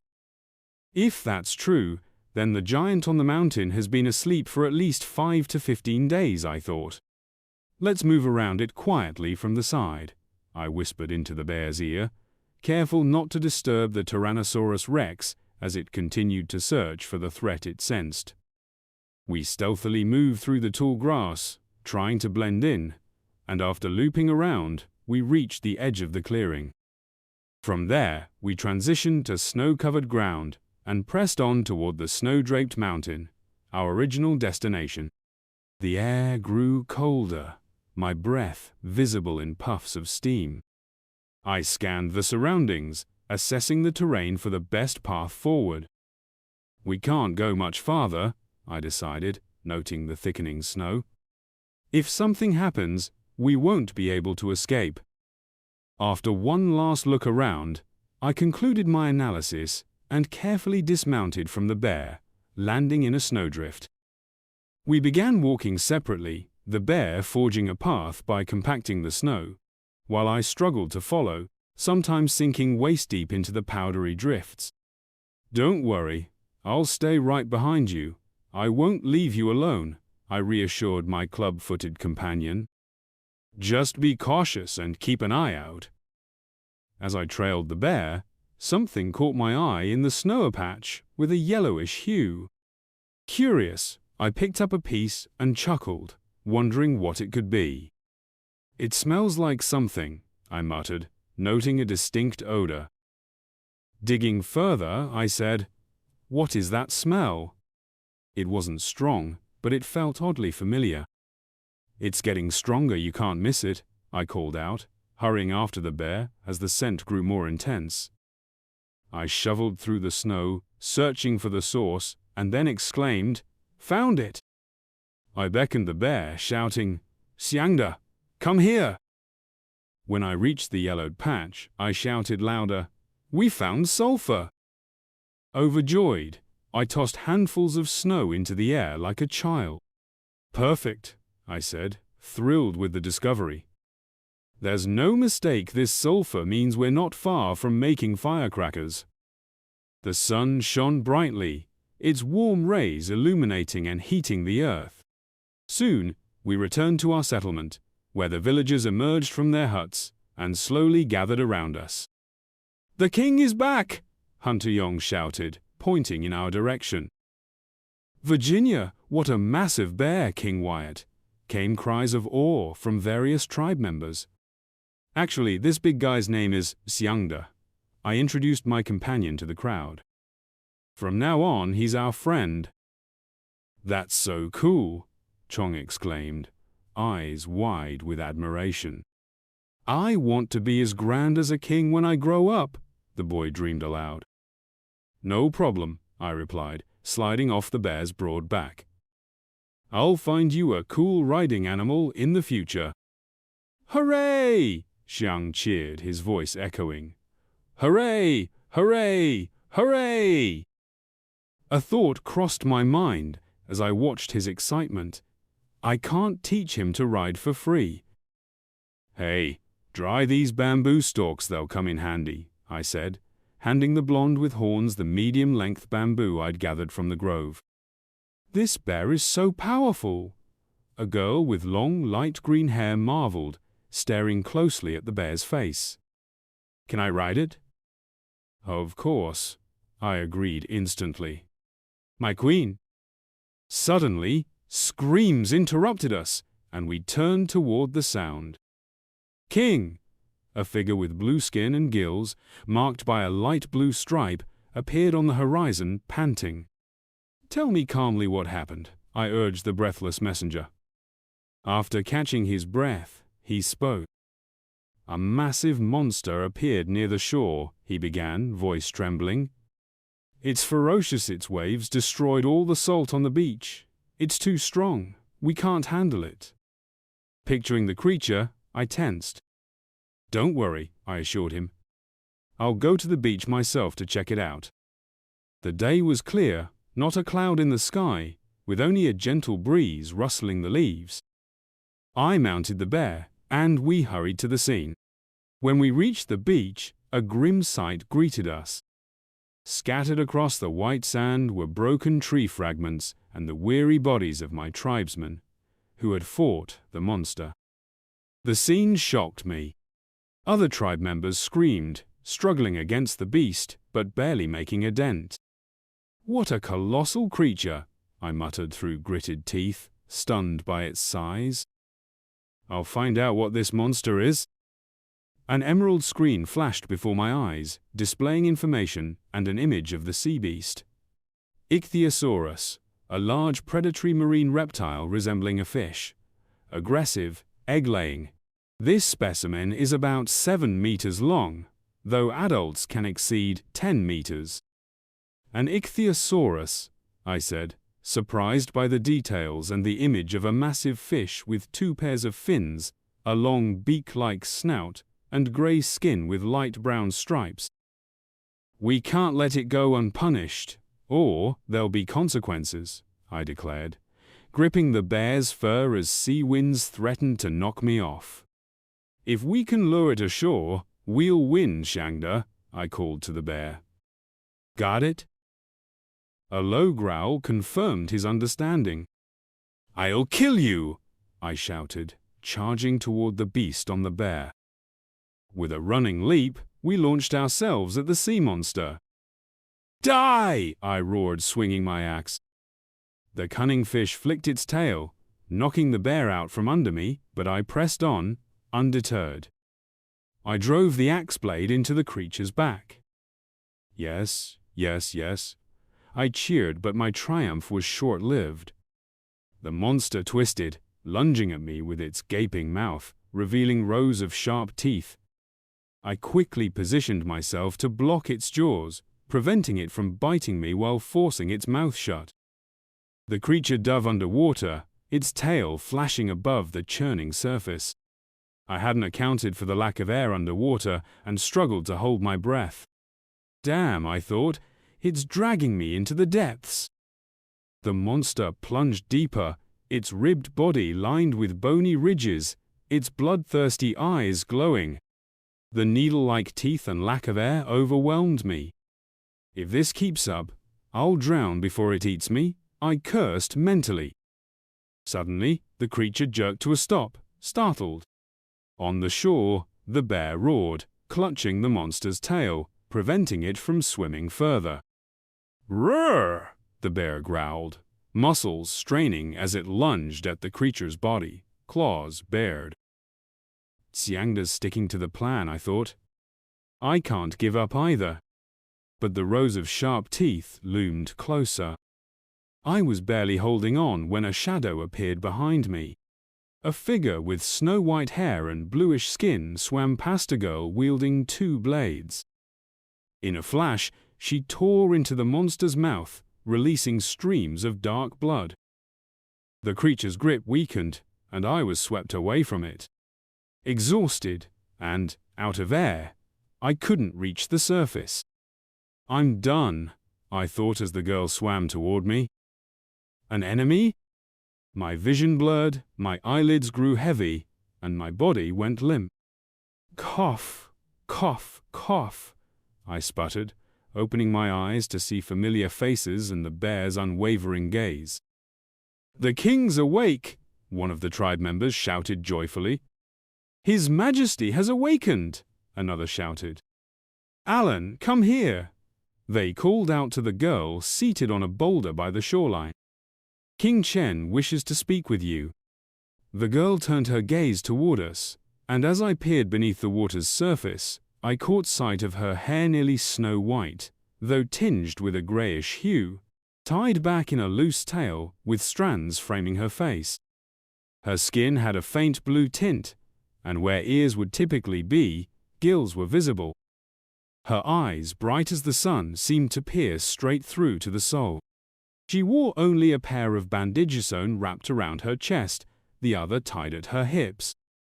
The girl slid down from her perch and approached us, but after just a few steps, she promptly sat cross-legged in the lotus position and began staring intently. Hey, girl," one of the men called out. "This is Alan," another man present introduced, gesturing to my rescuer. "She's the finest swimmer in the sea tribe. This young one slew that beast and dragged you to shore," he explained. "Though we sea tribe folk aren't exactly known for our wits, Alan's a bit dim even compared to the rest of us," he continued, sharing more about her. The girl, unbothered, sat calmly, picking at her nose. From a different angle, with sunlight catching her face, I noticed a small growth on her forehead. "No worries, she's my savior," I said evenly, responding to their words. "I can't hold a small quirk against her." "Where did you get this obsidian dagger?" I asked Alan, holding up a black, faintly gleaming blade. "This one," she replied. "My brother took it from a bad guy," she went on. "A bad guy?" I asked, surprised. "Have you ventured into mountain tribe territory? Who's this bad guy?" Suddenly my rescuer pointed at me and asked the men nearby, "Can I fight him?" she said shamelessly.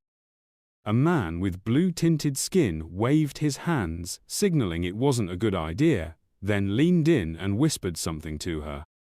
I couldn't quite catch it. "Alan!" she exclaimed again, flashing a wide grin.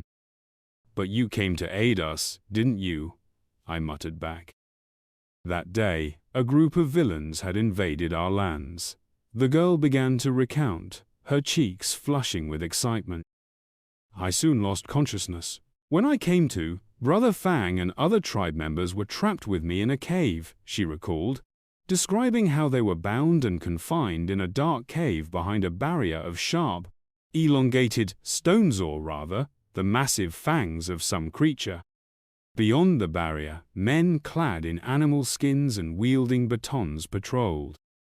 "Yesterday, while we were working," Alan continued, remembering how they were forced to haul animal carcasses from one place to another, "my brother whispered to me, 'Soon, I'll take down one of those bad guys and give you his weapon. Use it to cut the ropes, then leap off the cliff into the river.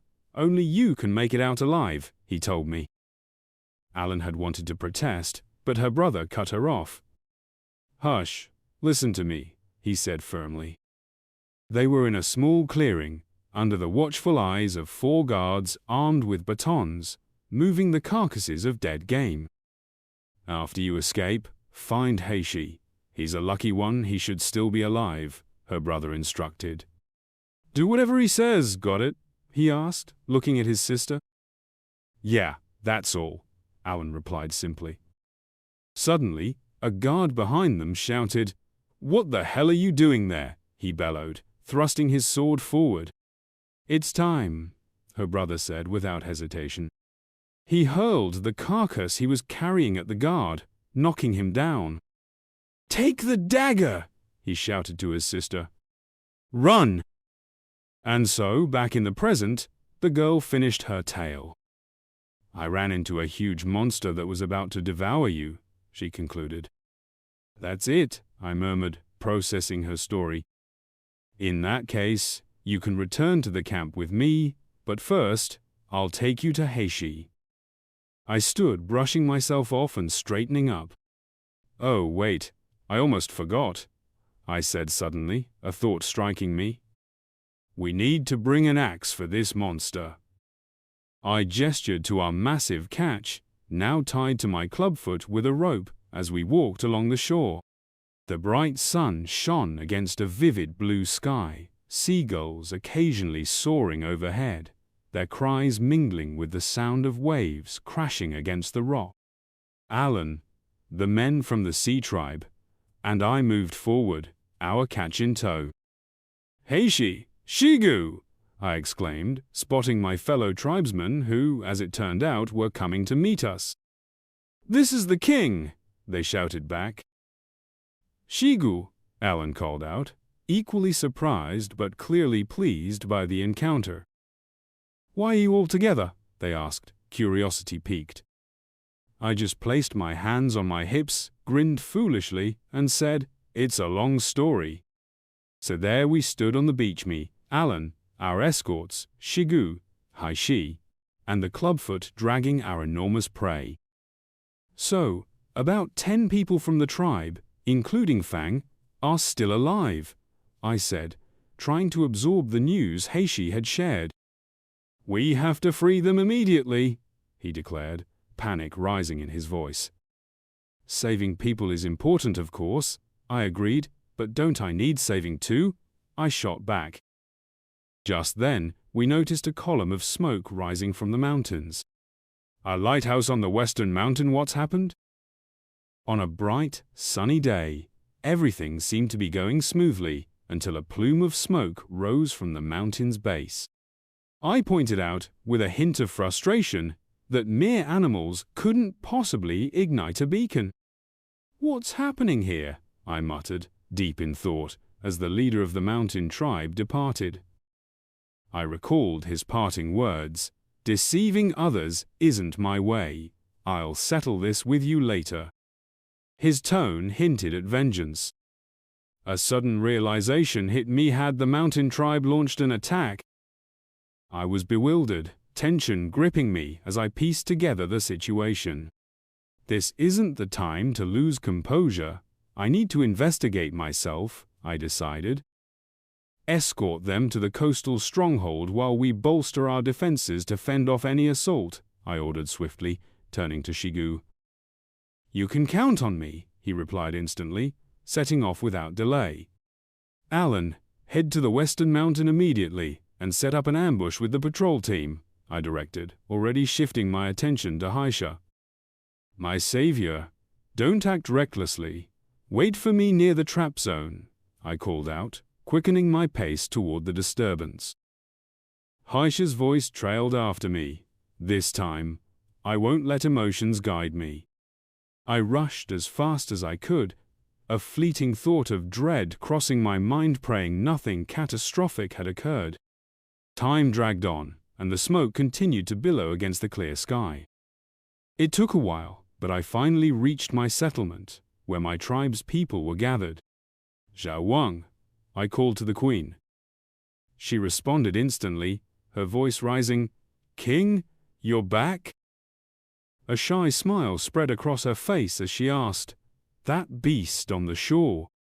Before she could finish, I cut in, "It's already been dealt with. Chongda's handling it. Rest now. I'm taking some men to check the situation in the west." A girl with flowing green hair protested, "No, no." I stopped her firmly. "If Haisha loses control, you won't be able to handle him." I turned to my tribe, summoning the fighters to accompany me to the incident site. "Huangshi Languji, Xiaoxiang, Ayan, you're with me. The rest, you're under Xiangda's command," I said, giving the queen a light pat on the shoulder. "Xiaoxiang found a hill for observation, so we'll stay in contact," I added. Shanlan, clenching her fists with impatience, exclaimed, "I want to go too. You never take me along, but this time, I'm coming no matter what." I chuckled, "All right, but you follow my orders without question." "Yes," Shanlan cheered, beaming like a child.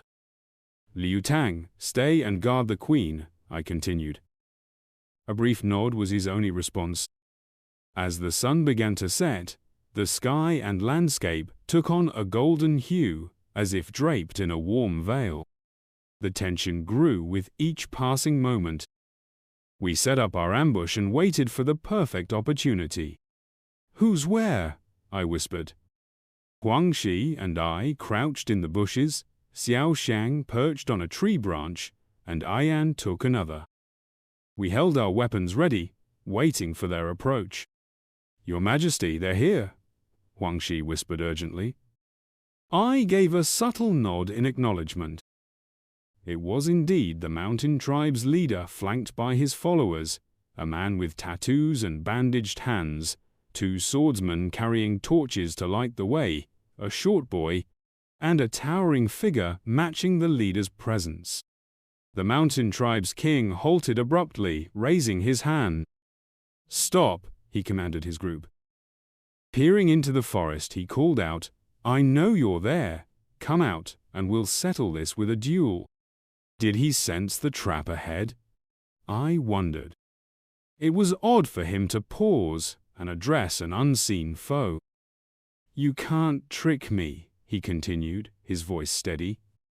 "It's too quiet, no birds singing, no insects buzzing, no frogs croaking." He cupped his ear, mocking the silence. "If you don't show yourselves, I'll have to use Zhengkao's strength. Honestly, I'd rather not," he said with a sly grin.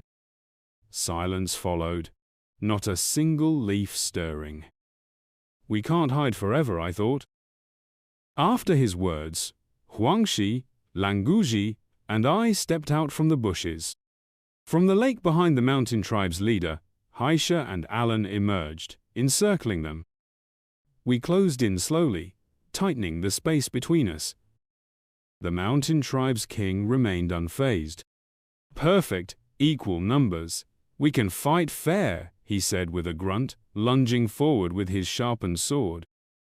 "I challenge you to a duel," he declared, eyes fixed on me. I glanced at Haisha, who was breathing heavily, on the verge of losing control despite his promise. "Bastard!" Haisha roared, teeth gritted in fury, charging at the mountain tribe's king. But the king's henchmen were quick, one of them flashing before Haisha with a smug grin, revealing all his teeth. They clashed, grappling fiercely, their feet digging into the loose soil.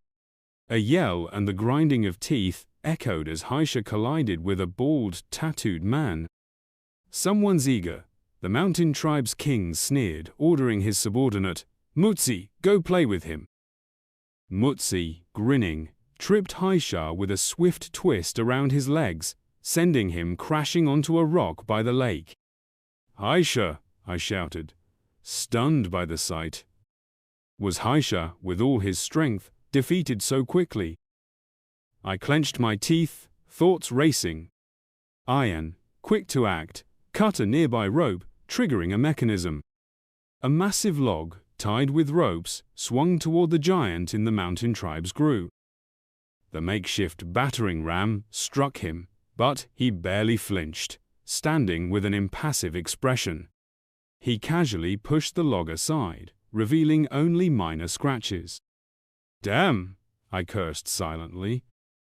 This was our second setback, and the odds were turning against us. The massive fishman lay on the ground, propped against a large rock, his chest heaving with anger and pain. The battle had left brutal marks on his body and spirit. Each breath, each cough, drained his strength, but his resolve remained unbroken. Every wound, every scar on his skin fueled his refusal to surrender. "Kaka," the fishman coughed, wiping blood from his chin. He had taken heavy damage but wasn't ready to yield. Through the pain and labored breathing, he kept his focus, pushing toward his goal despite his suffering. A warrior from the mountain tribe charged straight at him, unrelenting. His eyes blazed with fury, and the words, "I'm done with you, fish filth," rang out like a taunt. Yet, the fishman understood he was up against a formidable foe and refused to back down. At that moment, adrenaline sharpened his focus for the battle. The mountain tribesman's fist swung fiercely over the fishman's head, but with swift reflexes, he dodged. The fist crashed into a massive boulder with such force that it fractured the stone, leaving a small crater. This display fueled the fishman with renewed vigor and confidence in his abilities. "Now's my chance," he thought. Using his bulk and power, the fishman drove a powerful kick into the attacker's side. The opponent's hand, lodged in the rock, caused the mountain tribesman to stumble, giving the fishman another opening. Seizing the attacker by the belt, he surged toward the nearest body of water. "Time for a swim," he roared, pushing toward the water where his strength would even the odds. But his triumph was fleeting. The mountain man wasn't about to surrender. He knew he'd be outmatched in the water, but his boldness was unrelenting. "Your mother!" the Highlander cursed in frustration, digging his feet into the earth to resist. The ground quaked from their fierce struggle, as if it might split apart from their colossal efforts. Then, like a whirlwind from the heavens, a shadow darted behind the mountain man. A girl from the sea tribe, clutching a dagger, approached the combatants with eyes alight with fierce resolve and anger. Nothing could deter her. Nowhere was the enemy, and she was ready to end him.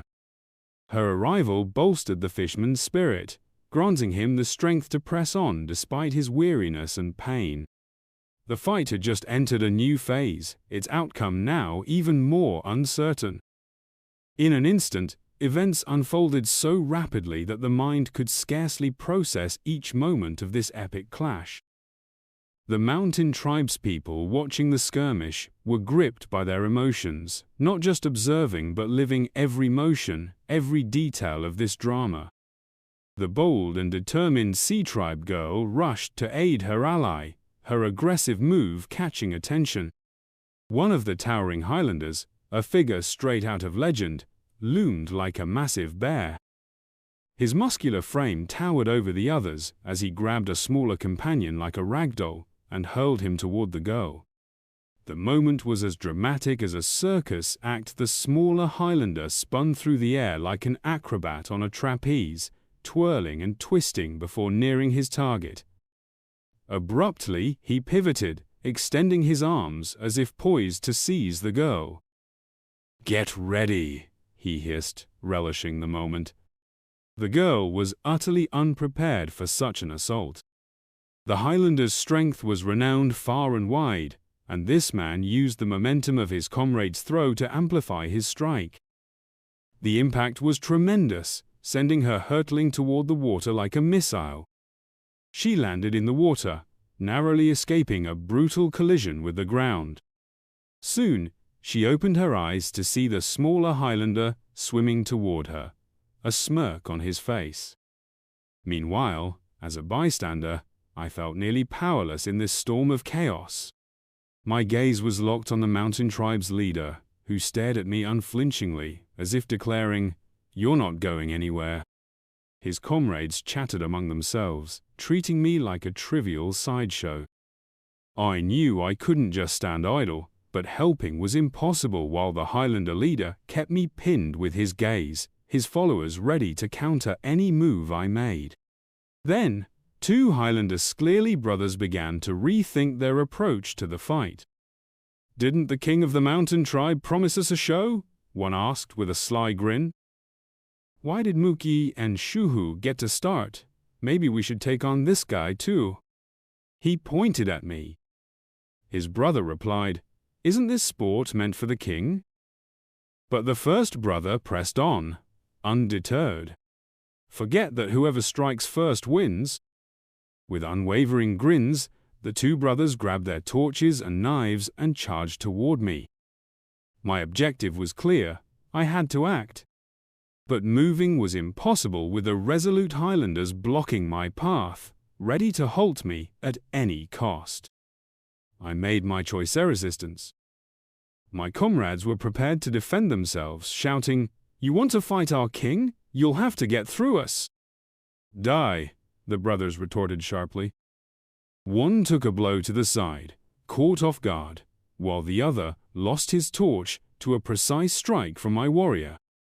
The mountain fighters seemed taken aback by this defiance.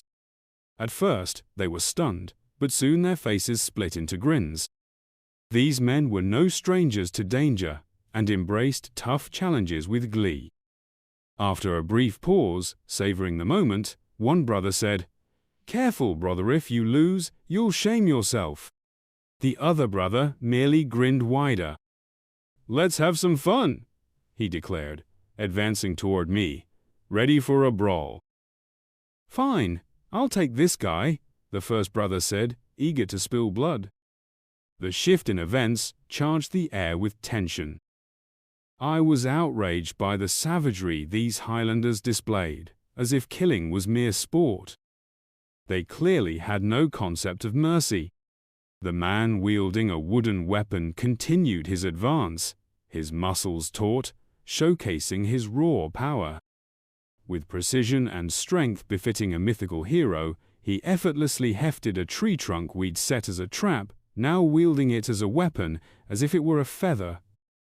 "Perfect," he muttered, eyeing the trunk with satisfaction. He slung it over his shoulder and strode toward the mountain tribe's leader, as if flaunting his prize.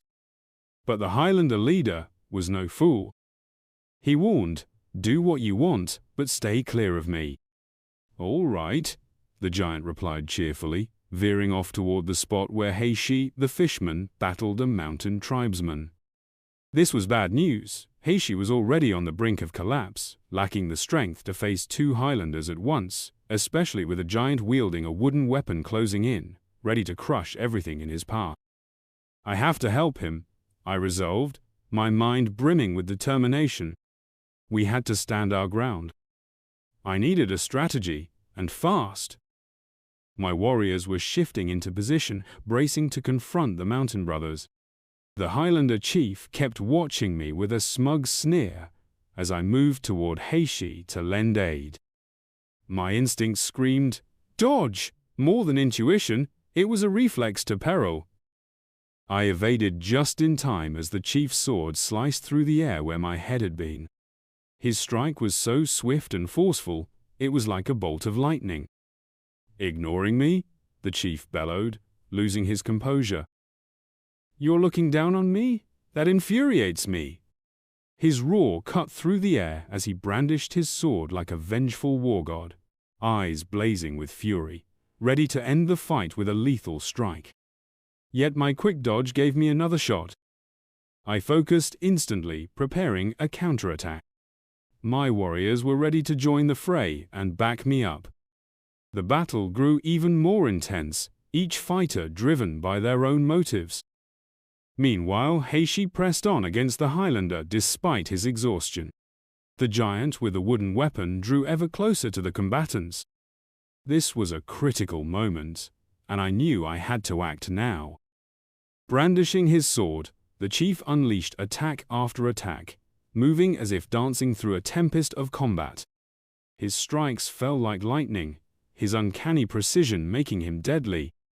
Yet amid the ferocity and speed of the fight, he spoke with ease, as if words were second nature. "Don't lose focus," he taunted. He bellowed, his voice slicing through the air, shattering the calm. "Step into the storm of battle and show me your true strength." A blaze of resolve and defiance burned in his eyes, determined to prove his dominance. Meanwhile, I kept evading his onslaught, struggling to fend off his strikes and hold the foe's focus on me. Though I dodged with finesse, I knew I couldn't aid Heishi like this. With despair creeping in, I shouted, "Can anyone help Heishi?" A towering figure trudged toward the fray, dragging a massive tree trunk behind him as if it were a mere feather. His brawny frame handled the task effortlessly, as if nature itself sided with him. But then he slowed, his voice low and puzzled. "Has this tree grown heavier?" he muttered, brows furrowing in confusion. Turning, he spotted Dada gripping the other end of the trunk. "Hold it right there," she declared with fierce pride and unyielding resolve. "If it's a test of raw strength, I'm second to none." Her words brimmed with confidence and inner fire, ready to shift the tide of this battle and give Heishi a fighting chance. The giant, a colossal beast carved from stone, sneered at Dada, his grin more feral than cunning. He puffed out his massive chest, as if gearing up for a grand spectacle rather than a life-or-death struggle. "You want to challenge me?" he taunted with arrogance, adding, "You're a bold one." His gaze was so venomous it felt like icy daggers piercing Data's heart. Then, like a sudden storm, arrows rained down from the sky, swift and precise, glinting like sparks of metal in the air. The giant was forced to abandon his advance on Dada, raising his massive hand to shield his face from the deadly barrage. The arrows sank into his thick arm, drawing dark blood that spilled onto the ground. "Perfect shot!" the giant roared, blood dripping down his arm and staining the earth. "Anyone else want to dance with me?" He then bellowed toward his king, whom I'd been battling all along. The Highland King merely smirked and said, "Go on, enjoy yourself, otherwise when we return to the mountains, you'll be alone again." Perched in the trees, the archer and Xiong debated their next move. Xiong was resolute to aid his allies. "The king and the others are locked in a brutal fight, we must help them." The archer, thinking aloud, replied, "The trap we set could take down a bear, but that monster stopped it with one move and didn't even flinch. If we go down there, we're helpless." After a moment's thought, she added, "I'll draw their attention. You head back to camp and inform the queen of what's happening. Request reinforcements." Xiong nodded without hesitation. "Got it," he said, then added, "Stay safe." Not far from the river, the fierce struggle between Heishi, the fishman, and the mountain warrior raged on. Heishi, moving like a creature of the sea, pressed with all his might, trying to drag his foe into the water. Splashes erupted in all directions, like bursts of vivid watercolor. He was in his element, but his opponent stood firm like a boulder against crashing waves. Each blow from the mountain warrior was precise and powerful, leaving bruises and gashes on Heishi's body. "You wretched fish," the Highlander roared, his voice booming like a tiger's growl. "Release me!" A flurry of strikes followed, including a sharp elbow blow. Heishi clung on desperately, coughing up blood with each hit. He knew he had to drag his foe into the river to use his natural advantage. "Get him to the water," he thought, summoning every ounce of strength in his legs. With renewed resolve, he charged, lifting his enemy off the ground and rushing toward the river. "Time for a swim!" he roared, his voice reverberating across the fields as if summoning the battle to his domain. "This is my battlefield," he added, his face twisted with fierce passion, eyes gleaming with a hunger for victory. But suddenly, from the river's depths, Ellen, the enigmatic fishman girl known to all in the region, emerged. Her voice rang with alarm. "Heishi, don't come here, it's dangerous." Fear etched her face, her warning no idle chatter. Abruptly, the hands of the man she tried to save shot out from the water, seizing her and pulling her under, escalating the tension in this grim clash. Heishi froze, bewildered by the scene. Why can't she overpower him in the water? He wondered, grappling with the mystery. Meanwhile, the Highlander kept pounding his back relentlessly. "Filthy fish, let me go!" he shouted, delivering blow after blow. One strike landed heavily on Heishi's wound, forcing a cry from him. The impact was so intense, it sent him crashing to the ground, coughing up blood as if his body had turned against him at the critical moment. But then, his eyes darkened, as if consumed by a shadowy force. "Get up!" he roared, as if infused with new life. Rising, Heishi hoisted the Highlander like a mythical hero, slamming him into the earth with a mighty throw. An ordinary man would have been finished, but Heishi fought on, wringing out his last reserves of strength. Breathing heavily, he collapsed beside his unconscious foe. Surveying the battlefield, Heishi murmured, "Brothers, I entrust the rest to you," his words laced with faith in his comrades still fighting for him and his cause. Nearby, a fierce duel unfolded between two twin brothers and Heishi's warriors. The battle was intense, yet both sides held back, cautiously sizing each other up. One Haishi warrior called out to his comrade, "Languchi, use that technique." His partner replied, "Got it." They charged the enemy in unison, attacking from both flanks, aiming to employ a clever maneuver they'd mastered. The Mountain Brothers, in turn, coordinated. One said, "Xiaohu, these fools are coming to us. Let's take out the hammer wielder first." Smirking as if victory was assured, they targeted Languchi, who gripped his hammer tightly, bracing for a desperate fight. The moment was thick with tension, as if time itself had slowed. Languchi seemed overwhelmed, his hands trembling as he clutched his face, racked with excruciating pain. "Ah!" he cried, as if trying to rip the agony from his body. His eyes glistened with pain and tears, each drop stinging his wounds. The torment was unbearable. Seeing this, his partner bellowed, voice brimming with rage and despair, "Cowards!" The bitterness of the fight fueled his soul, and he gripped his axe tightly, ready to make his enemies pay for their betrayal. His muscles tensed, fingers whitening around the axe's handle. Despite the danger, he was prepared to fight. With fierce resolve, he charged, eyes blazing with determination and fury. "Come at me!" he roared, his voice bold and unyielding, as if challenging fate itself. With a wide swing, he hurled his axe skyward like a blazing comet. It struck true, embedding in the shoulder of one mountain brother. A horrific scream echoed as blood sprayed from the wound, staining the surroundings in grim hues. "Right on target," the warrior declared, eyes glinting with satisfaction. But his fighting spirit urged him on. "Languchi, get back. Leave the rest to me," he called, raising his shield to defend himself. His gaze was locked on the foes, bracing for another onslaught. The brothers of the Mountain Clan, witnessing their injured comrade, seethed with fury. Their rage burned like a molten volcano, and they zeroed in on their next assault. "Tend to your own wounds before saving others!" one of the mountaineers bellowed, his voice cutting through the air like a sharpened blade.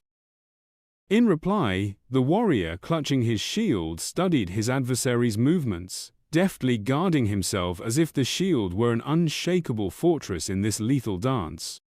"3 steps," he called out boldly, inching closer to the enemy.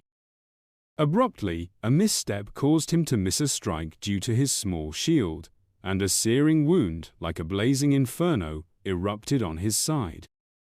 Yet, this did not deter his pursuit of triumph. Gasping in agony, the warrior stood firm, seizing his opponent's blade. "2 steps," he shouted, his breath labored, blood dripping down his side, though his eyes gleamed with resolve. "What are you counting?" the Highlander demanded fiercely, struggling to free his blade, but the warrior's grip held tight. With a powerful tug, he yanked his foe closer, clutching his hands, and roared again, "1 step!" Glancing at his ally, he raised his voice and cried, "Langatui, now!" Just when it seemed Langatui was out of the fight, he sprang into the air like a seasoned acrobat, honed by years of practice. Using his comrade's shield as a springboard, he soared upward, swinging his massive hammer and aiming a mighty blow at the enemy, shouting, "Right above you, you're done!" The brother realized his odds of survival were slim, fear flashing across his face.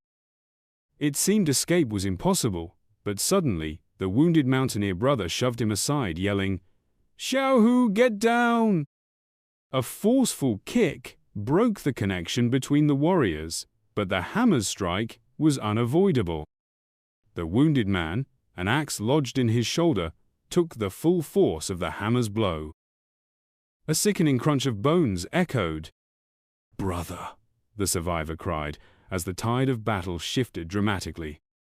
Meanwhile, the archer grappled with despair, searching for an escape from this deadly snare. She loosed arrows at a colossal monster masquerading as a human. He was slow but immensely powerful, her arrows striking true yet seemingly causing no pain. They pierced his flesh easily, but he pressed forward like an unstoppable machine of death. At that moment, Bellica hurled a massive log, aiming precisely at Dada, who was forced to parry with her axe's handle. The log loomed over her, as if yearning to crush her. Dada felt her strength waning, aware that such a fight could not last. "What's that?" The sharp-eyed archer scanned the surroundings and suddenly spotted something glinting in the tall grasser rope, shimmering in the sunlight like a lifeline in this desperate struggle. As Dada clung to survival, her physical and emotional strain was evident. Her body trembled, every muscle taut, yet an unbreakable resolve shone on her face. Breathing heavily, she gripped her axe's handle, as if it were her only anchor. A fierce fire burned within her, unquenchable. Suddenly she noticed Ain's arrows striking the ground nearby. "How is this possible?" Dada muttered, unable to fathom how Ain's shots could miss at such close range. She had no time to dwell on it. "That's impossible. Are her skills failing?" she wondered aloud, her eyes fixed on where the arrows landed. Then realization dawned. "It's the rope, of course. Ha ha, I get it, Ain, you're brilliant." Joy lit up Dada's face, impossible to describe. In that instant, she knew what to do. With her feet firmly planted, she swiftly hurled the massive log aside, her movements so precise that she nimbly dodged its fall, directing herself toward the discovered rope. "What?" the giant sneered with a malicious grin. "Not playing with me anymore?" Dada smirked slyly. "Oh, I'll play." Clutching the rope tightly, she dashed behind the giant, shouting, "Let's play, big guy!" Now at his back, she used her strength to wield the rope. It was as if the flexible cord came alive, coiling around the enemy's legs, weaving a trap he couldn't escape. "Don't hide! We're not done playing," the giant growled, oblivious to the rope entangling his legs. Dada wove the rope around him like an artist crafting a masterpiece, each motion a step toward victory. "You want to play with me, don't you? I'm right here," she taunted, her voice ringing out. As the giant turned, his massive legs snarled in the rope, and with a clumsy crash, he collapsed to the ground, kicking up a cloud of dust. His weapon, merely their log, trap flew toward the river. Simultaneously, near the river, a breathtaking scene unfolded. "Rotten fish! I underestimated you," the mountain warrior declared, standing tall, his muscular frame a testament to the relentless battles he endured in this harsh world. Heishi, breathing heavily, rose slowly from the sandy riverbank, fists clenched, looking drained and weary. "Fool, you actually got up," he mocked, grinning despite his wounds, bruises, and scrapes. His smile never faded, as if he relished the fight. "Ha ha, you nearly finished me, fishman. Guess you're just unlucky," he retorted, his voice weary but resolute. The mountain warrior, certain of his victory, failed to notice his foe's eyes darting behind him. "Hey, damn it!" Ducking low, Heishi dropped to the ground. The mountain warrior, caught off guard, didn't even turn before a heavy log struck the back of his head, knocking him out cold. Heishi, gazing at his fallen opponent, remarked, "Looks like I'm the lucky one." A string of battlefield victories sparked hope, but the clash with the mountain tribe's king loomed. Brandishing my metal battle axe, I deflected and countered his every strike. The fight was a deadlock. My hands grew numb, and I feared I couldn't withstand another blow. Suddenly, a torch fell between me and the king. We turned to see a small man, who had thrown it, approaching the tribe's leader. He spoke, "It's time to use this. I know you dislike it, but it's the witch's command." He handed the leader strange reddish leaves, adding, "I'll hide in the water. when it smells like something's burning, you can return home unscathed. The witch is warned, you'll lose this fight, you know the consequences. The king paused, then nodded. But I wasn't about to stand idle. Red ginseng? Is this lunatic sacrificing his mind to boost his strength? Not good, I won't allow it. Gripping my axe tightly, I summoned my inner power. Sparks flew from the axe, its etched runes fueling me with fresh energy. A radiant yellow aura enveloped my body, and I was ready to battle for my life and the tribe's future. Red ginseng? The chief asked, surprised yet composed, eyeing the mysterious leaves before him. His thoughts were cut short by a dwarf holding a bouquet of flowers in his hands. I believe the sorceress has discerned my true nature, the chief declared, eyeing the dwarf intently. Abruptly, a fierce energy blast illuminated the sky, aimed straight at the dwarf. He narrowly escaped, leaping aside and tumbling to the ground near a torch at the king's feet. The trees where he'd stood were instantly felled by the potent strike. Damn it, the dwarf cursed, reaching for the torch. Glancing at his leader, he added, Since you're so hesitant, I'll take charge. He seized the torch, ready to ignite the red ginseng, but the king of the mountain tribe intervened. Halt! The king commanded, his voice booming as he sliced off the torch's burning tip, extinguishing it. Witnessing this, the dwarf yelled, How? How did you defy the sorceress? With calm resolve, the leader responded, I don't think this is her command. You can return and inform her. Furious, the dwarf spat through clenched teeth, Don't cry about the consequences. As he fled, he shouted, One foot here, the other, there wait and see. Left alone with the king of the mountain tribe, I could sense his scrutiny. Where did he gain such devastating power? The king pondered. I assessed the situation. After battling the ichthyosaur, I'd rushed to assist, but I hadn't recovered. My strength was nearly depleted. My vision blurred, my body was taut, and my hands trembled. I wouldn't last long in this condition, another strike might succeed, but exhaustion would knock me out. My warrior's situation wasn't promising either. Their energy must have run dry long ago. If I fell, the mountain tribe's leader would overwhelm them all. But why did he douse the torch? Was this some new ploy? Questions churned in my mind like storm clouds over peaks. Meanwhile, the tribal leader stood before me, his blade aimed my way, adopting a defensive posture. I knew there was no time for hesitation. Me fate, life or death, hung in the balance.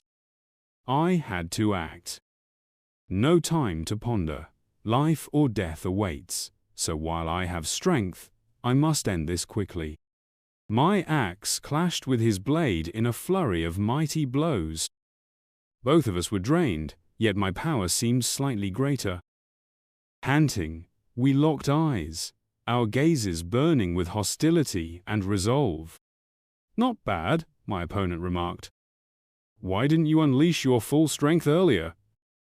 Noticing my wounds, the king realized they couldn't have come from him.